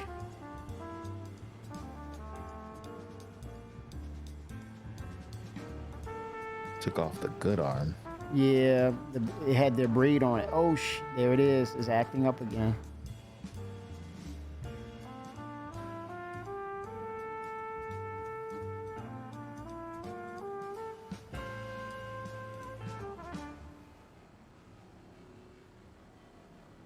No material.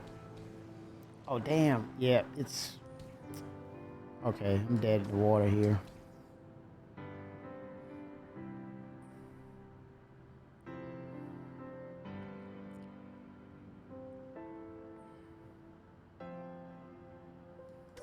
Oh, we can always take a break.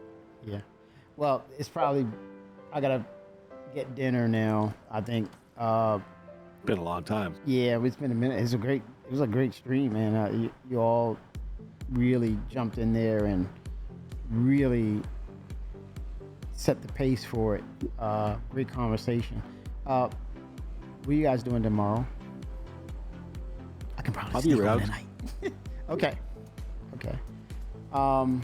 Pick up where we left off, or can I get this thing back to the station? You think I can get it back to the station, Twix? You already Well, you have probably- the yeah. Probably just unload. Yeah. I need to unload. Yeah. Okay. So I have Like, stuff on I'm the unloading ship. into. I've been unloading you into the C2 this whole time. Okay, nice. Do I have anything on the ship itself? On your vulture, Yeah. I'm like, you've got Oh, the filler some. station. You've got some stuff in there. Okay. That's what I'm saying. Unload that into the C2. Oh, you want me to unload it in the C2? Yes. How do I do that? Do I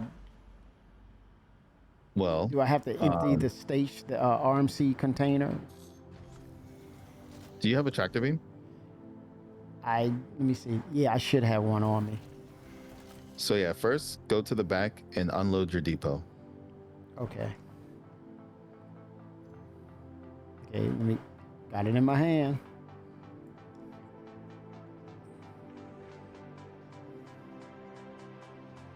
Okay, let's see. And it's been a minute. So it's right here.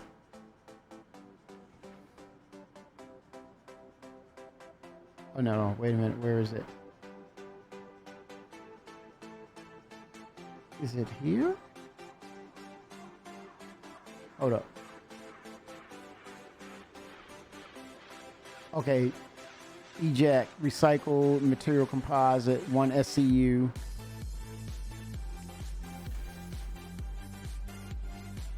Preparing to eject. Is there any more?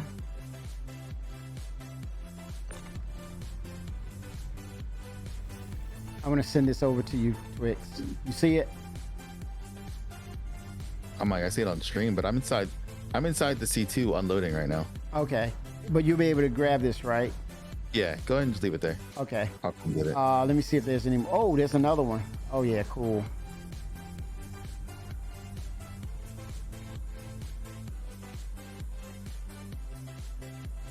Am I emptying this thing? Let me see. Please clear. Continue ejecting. Okay, it's more in there. That's cool.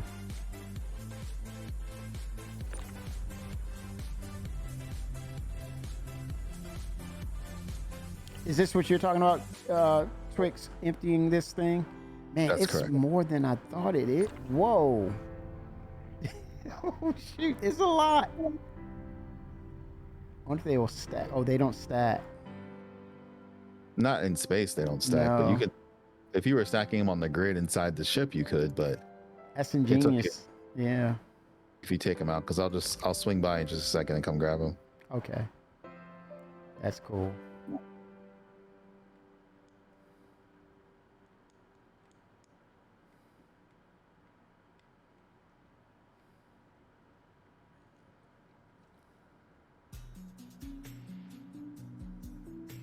I think I am, let me see, total internal storage 0.76.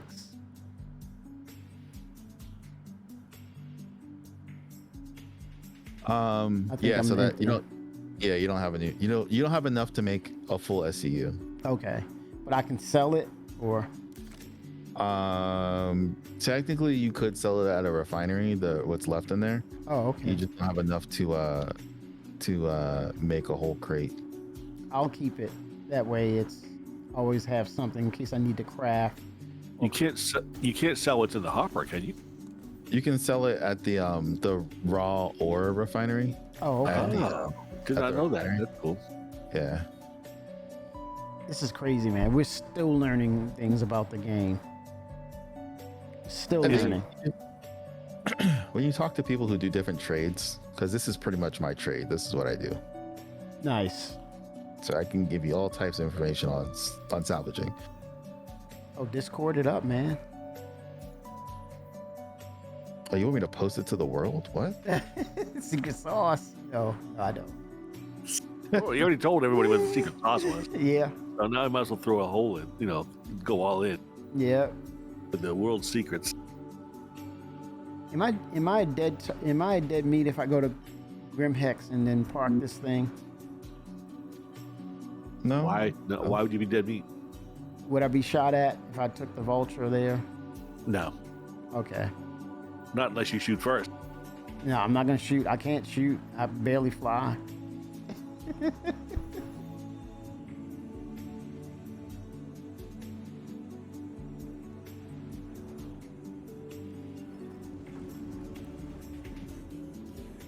See how she acts. Hope I don't crash. The hex. I mean, I wouldn't go flying into Area 18 with a C2 full of RMC if I was you. Right? That might be unwise. But your vulture should be okay. Nice. Up there's Double Crisp hanging out.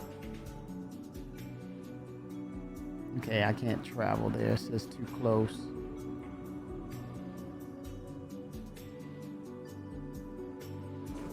Go to SCM.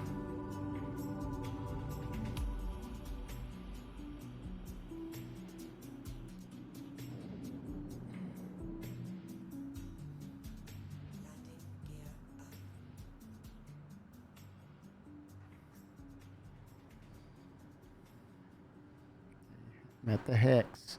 I wonder if they're gonna change They're gonna do a, kind of like they did a update to these landing zones. I think another candidate would be Grim Hex itself. Larger asteroids are coming into the game, so why not make that a fully featured update to Grim Hex? I think it's ever since the inception. I mean, when it came online, it hasn't changed at all. I think it would benefit. It would be a benefit of where they are now. With the optimizations, Grim Hex is overdue. It's overdue for that having a overhaul or update. Seriously. It really is. Yeah. Wholeheartedly agree, Coffee. And I think that's a beautiful thing, because you remember when, now that we have the Pulse and these different types of hovercrafts, they talked about where you go to Grim Hex to watch the races and things of that nature, racing around Grim Hex. I think that will, post 4.0 and going towards the road of 1.0, whatever that is, or let's say 4.0 to 1.0, I would love to see them revisit Grim Hex. And I think it won't be a long drawn out process because of its size, but then you can really create something really nice because of its size and expand it out where it's like, man, this is totally cool, man. Oh shit, this is not cool. Maybe with the pirate bases that they built at Pyro, they have a little bit more of an idea of an unkept station kind of thing. Oh, that's a beautiful, that makes sense too. In other words, you have a library. Oh, that was his. Yeah, assets, library, or stuff. Yep. I think that's a great idea. And then bring that into what the Grim Hex 2.0 shall become. Just like they do with this ship design language. Yes, for sure. But man, that would be a place you want to come visit, and you bet on these little races with the hovercraft stuff, and you have these dirty style racing where you can shoot, and like a la Mario Kart with weapons, and you're doing that in Grim Hex, and you're gambling and betting on stuff in game. That will bring a lot of people to Grim Hex. That feature alone. With banana peels and everything? Yes, sir. Smoke screens, smoke bombs. Smoke bombs. Mushrooms. Yes, definitely mushrooms. You can't say, hey, you cheated. It's like, what?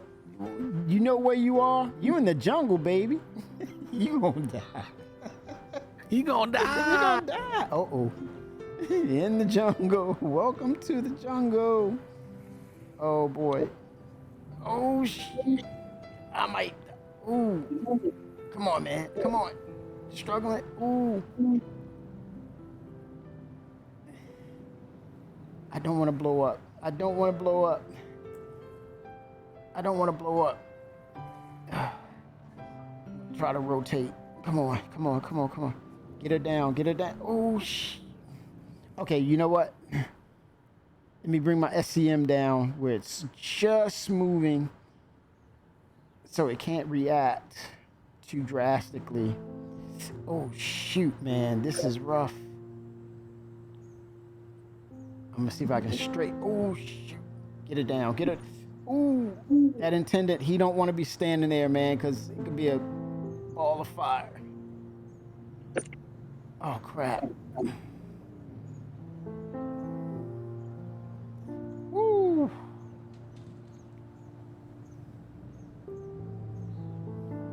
Oh, this is gonna be a rough one. Come on, get down, get. Oh shit! Woo. I'll take it. I'll take it. I can walk away from it. I'll take it. Good landing. I'm at the Okay. Hex, baby. I'm in the jungle. I always worry about you when you come in for a landing and you say, "Oh, this is gonna hurt."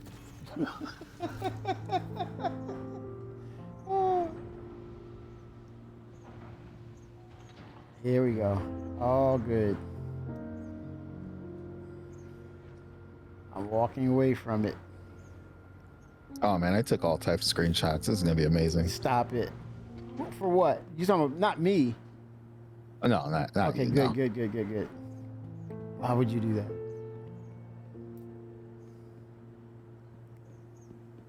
Like I feel like I just leveled up a little. Yes, you had. You did. Oh.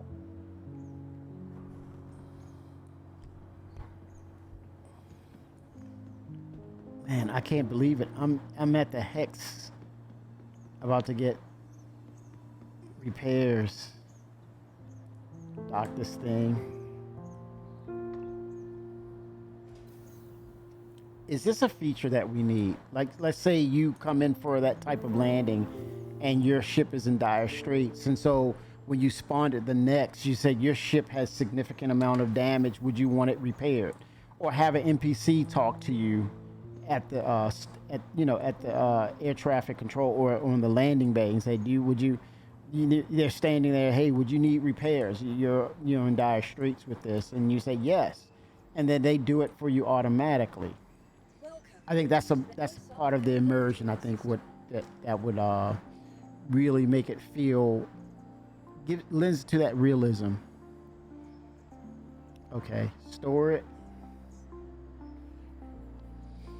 Yeah, so I would say in the kiosk feature, you have repairs. Another category that says repairs, or you put it on your Mobi glass, repairs. So I haven't sold yet, but I think we made about 364K. Are you serious? Yep. Holy smokes, man. That's it? crazy. Wow. That's it. No coffee. Well, from what we were doing. Yeah, so right here, we need that category that says repairs. Yep. That's another added feature. Yeah, I don't like the fact that if the vehicle is stowed, I feel like I should be able to fix it there. Why do I have to have it on the pad to fix it? Like if it's in that system, Right. like that would be really, really helpful for the times when you like try to land and you can't repair. Like Right. I just get into the hangar and then can you repair it there? Yeah. Or let's say you don't want to add another feature in there because it's going to building blocks, or the dev says, I don't want to do that because it's a restructure or refactor of all of them. So kind of like what they did with the loot banks that they're adding at that, on that actual pad, when you're, prior to you going to the elevator, there's a UI kiosk right there, and it specifies whether you want repairs, rearming, or reloading of your ballistics or missiles right there. And it's specifically just that.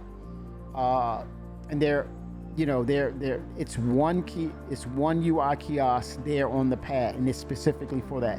I think that's perfect, because then if you're able to get out the ship, you go to that kiosk, say, initiate repairs right away, or initiate rearming of ballistics or missiles or torps, whatever the case it is. It's the interaction of, I need that to happen, as opposed to, you get in the ship and it's like you go, yeah, that would work. How do you think salvaging will work when they introduce various armor hull types? Again, top. It's about, I would say there's, on the back end, there's a crafting aspect to it, right? So on the front end and the back end, like what you're saying, the full circle is you have repairs, or kind of like the Crucible, you can blend certain metallics either to make the hull denser, maybe tungsten steel. There's percentages of that, or you want that ship to be lighter and easier on fuel, so you make that blend more of aluminum, a lighter metal, as an example. So on the back end, I'm glad you mentioned that.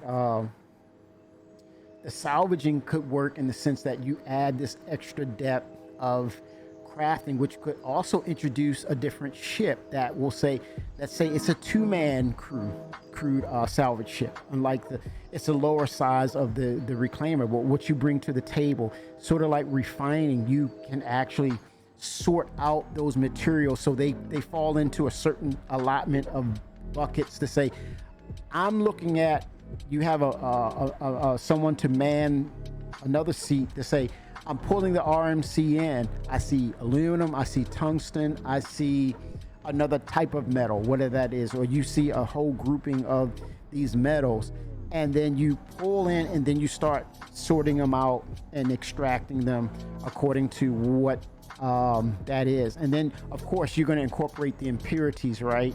So that's going to have percentages of impurity. So then there's a part of where you sort of refine those metals to burn off those impurities as well. So it lends to the variation of salvage that people will want to have that ship, because it does those unique things to what you were saying. That's a great point. You could talk to me directly if you ban me up, if you beam me up, Scotty. So yeah, I mean, that opens the door for a crafting aspect, or a crafting side of salvage, and top. Not to exclude the others of that. Now with the inception of the modularity system, maybe you add a module, maybe it's a component that goes inside of this Vulture, or maybe there's a module or modularity that you can change out that will initiate or enable you to do that function, like sorting, at the expense of maybe less RMC you can hold. So yeah, there's variations to that. So well man, I gotta get something to eat, man. I'm gonna make some dinner. It was just, oh wow. But I mean, you know what, you're such an awesome dude, so I'm gonna let you get the last word in. All right, send us off, man. Man, I've been here for like 40 minutes. What? Yeah. Dude, we didn't know that. Oh, my bad. Damn it, my bad. It's all right, man. I'm gonna get him a coffee for not.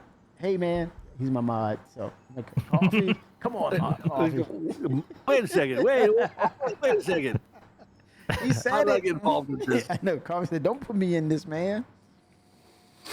But yeah, so you guys were talking about salvaging earlier and variations of salvaging, and it potentially being affected by Maelstrom, the Maelstrom system. Correct. And I'm just thinking as you guys are talking here, I'm like, well, what are they gonna do when they add various armor types to other spacecraft? Like the Valkyrie is supposed to be pretty heavily armored. The Cuddy Steel is insanely armored. Yeah. They're gonna have to introduce. I would expect that they would introduce at least various types of ways to salvage those types of like super armored ships versus ones that are not. Yeah, denser As far as material. I understand it, they're physicalizing armor plates and adding them to the ships. Is how I understand it. Ah, so that's part of the repair process, or the crafting side of it. And part of you'll have to shoot through to get to the components. Yeah, fortifying certain areas of the ship, where then you're talking about the crafting aspect, like the port, the starboard side. Okay, this is where my components are. Go ahead and fortify that, and then the rest of the material, leave it as default. Because then you have a balance of, I'm burning fuel at this rate. If I go all tungsten steel or heavy materials, I'm burning fuel more. I'm slower, right? And then you may have to run the risk of you fill up with cargo and your hull is tungsten steel. You may have to call the Argo SRV. but due to the circumstances, the risk and rewards are going to be there, and the reasons behind that. You may have to do those things based on how you're running your ops. So, at the end of the day, when you talk about the density, like Tap was saying, that you change the variations and you're working with denser materials, then that should lend to that's more to scrape, that's more to extract. And if you go into the crafting side of it, you're talking about filtering those percentages. So then you have more of aluminum, more of tungsten steel, more of whatever these distinct metals are. And then you can sell and distribute based on what the economy is asking for. If it's really wanting aluminum and Drake says, I need aluminum because I'm Drake. I'm making fun there. I'm making fun there. But yeah, you separate those metals based on the demand and supply that's requested. I think we probably will be getting rid of RMC eventually, and Yeah. rather than just scraping RMC, you're right. You'll be scraping tungsten. You'll be scraping aluminum. Yes, sir. Whatever the materials that the ship is made out of Yeah. are what you're going to be getting rather than RMC. I think. Yeah. So I'm coming full circle here, Coffee. Does that mean we get to hear Tony Zorvek when he's talking about specifics with the economy and the resources and what that means and how we make the world go round and those exchanges of AUEC becoming UEC at some point with 1.0? That'll be part of it. I want to see him anyway because I'm We making up miss you, excuses. Tony Z. We miss you, man. Exactly. I say that with no embarrassment or anything. I miss him, man. I want to hear from him. That would be great to give us specifics and see the system working, see the studios having a presentation where they're doing this in real time, and you see it happen across servers and they're interacting. So, yep. I just remember Tony standing up or sitting in that panel and saying, do you guys want me to stop? And everybody saying, Nope. no. Nope. So now I kind of picture Tony saying, do you guys want me to talk to CitizenCon? And everybody saying, yes. That's a no-brainer. Yeah, we need to see him because I think they're getting closer to the system. Coffee. I just, what about the people who don't know about quantum and confusion of what's quanta as opposed to quantum? There are some friends of mine that are fairly new to this game. They may be like a year or so into it, and they have no idea who Tony Z is. I swear, they have no idea who he is, how he's going to impact the game, how the game is going to change when the economy comes in. It's absolutely amazing that they don't know this. But exactly. I'm trying to fix that. You get to look at their face when he's saying it, and they're like, I think the person I'm thinking of is going to be so head over heels on this when I finally explain to him what's going to happen. And you can't wait. And they're looking at you that I'm so mad at you. You mean to tell me you haven't told me about this until now? Yeah, exactly. That's exactly what he's going to say. That's exactly what he's going to say. How could you let me go so far? Tell me about all this. How can you do that? You say I get to see that joy freshly on your face as it was on mine. So I'm living through you vicariously. So yeah. So you're gonna go get some food, Kemi. I mean, we're still talking about. I know, and I'm right. 20 minutes later. All right, everyone. Thank you so much. You've been wonderful guests. You've hung in here, and you're not asleep. And I want to thank you for stopping in, and gotta thank these guys for lending their wisdom and knowledge about the game and their passion. It's real. They are who we think they are.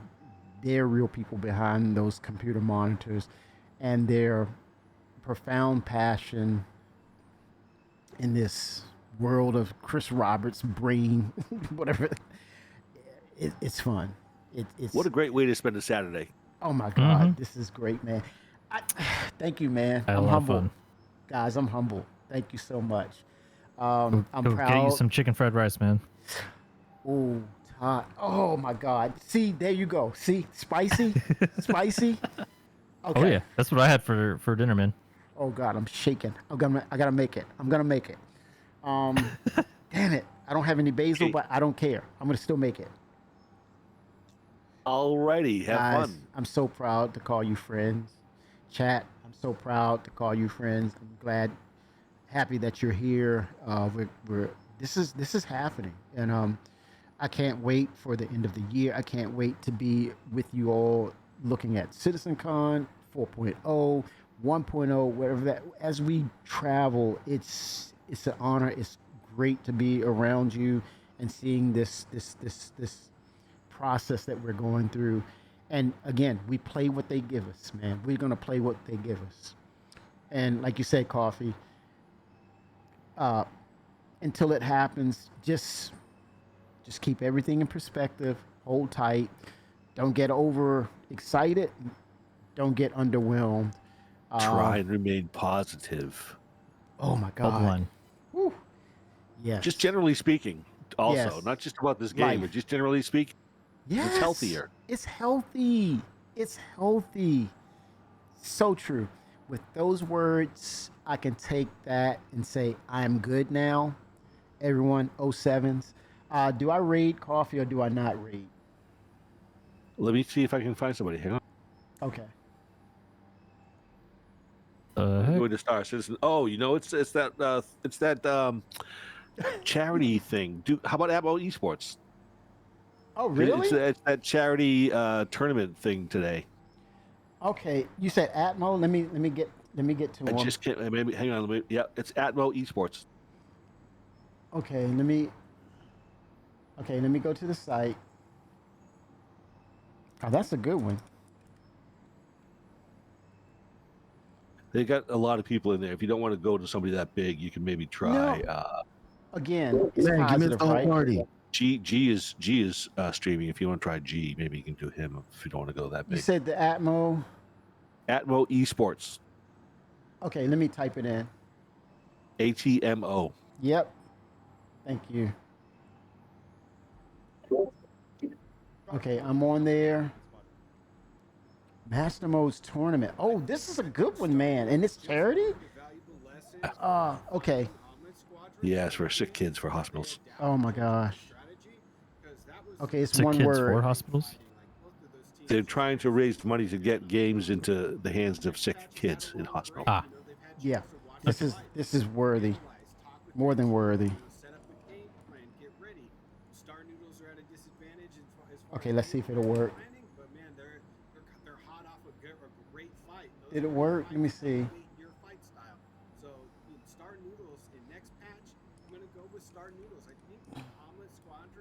Is it one word? Atmo Esports?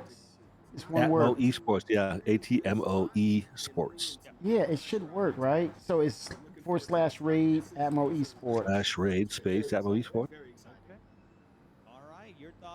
Okay, let me put a space there. It didn't want to work. Hold on. Maybe all caps isn't a good idea. Let me try. I wonder if they turned raids off or something. Probably so.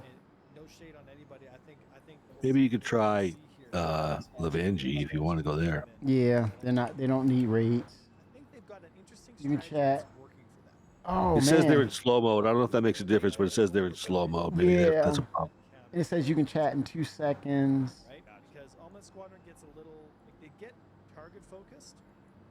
Okay, let me see. Let me type raid.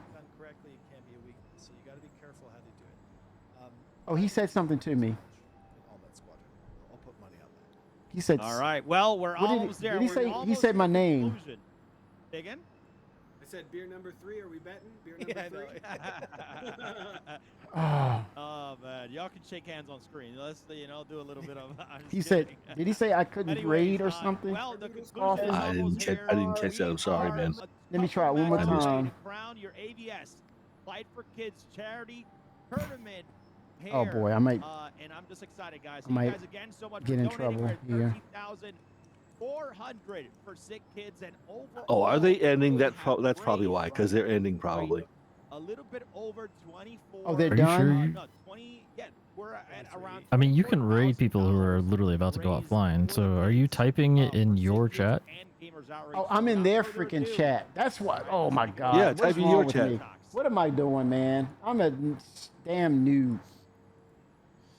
right, exciting times ahead. This is Oh my God. another That's probably I'm an what's idiot. going on. I'm an idiot. He's just looking at this Kemi guy There it sideways, is. like, what the heck is he What, doing? Kimmy, what are you doing? one between next patch. See, I'm hungry. I'm not myself when I'm hungry. Winner of this Here we go. 3, 2, Hangry, 1, Kimmy, y'all. when you're hungry, you get hangry. I'm getting hangry, hungry. Oh, sevens, everyone. Rating now. Thanks, Kimmy. Thank you, guys. It's they got a lot of Oh my God. fight ahead of them. Whoever wins this one. Exciting stuff. I'm ready. Are you ready, Croncy? I am very ready. It is a very important fight, but there's still so much hill to climb. Let's get the countdown going. All right, here we go. They're rated. Alrighty, competitors. In 5, 4. See you, buddy. 07 3, coffee. All the Yeah. best, See you man. later. Tat. 07, all the best.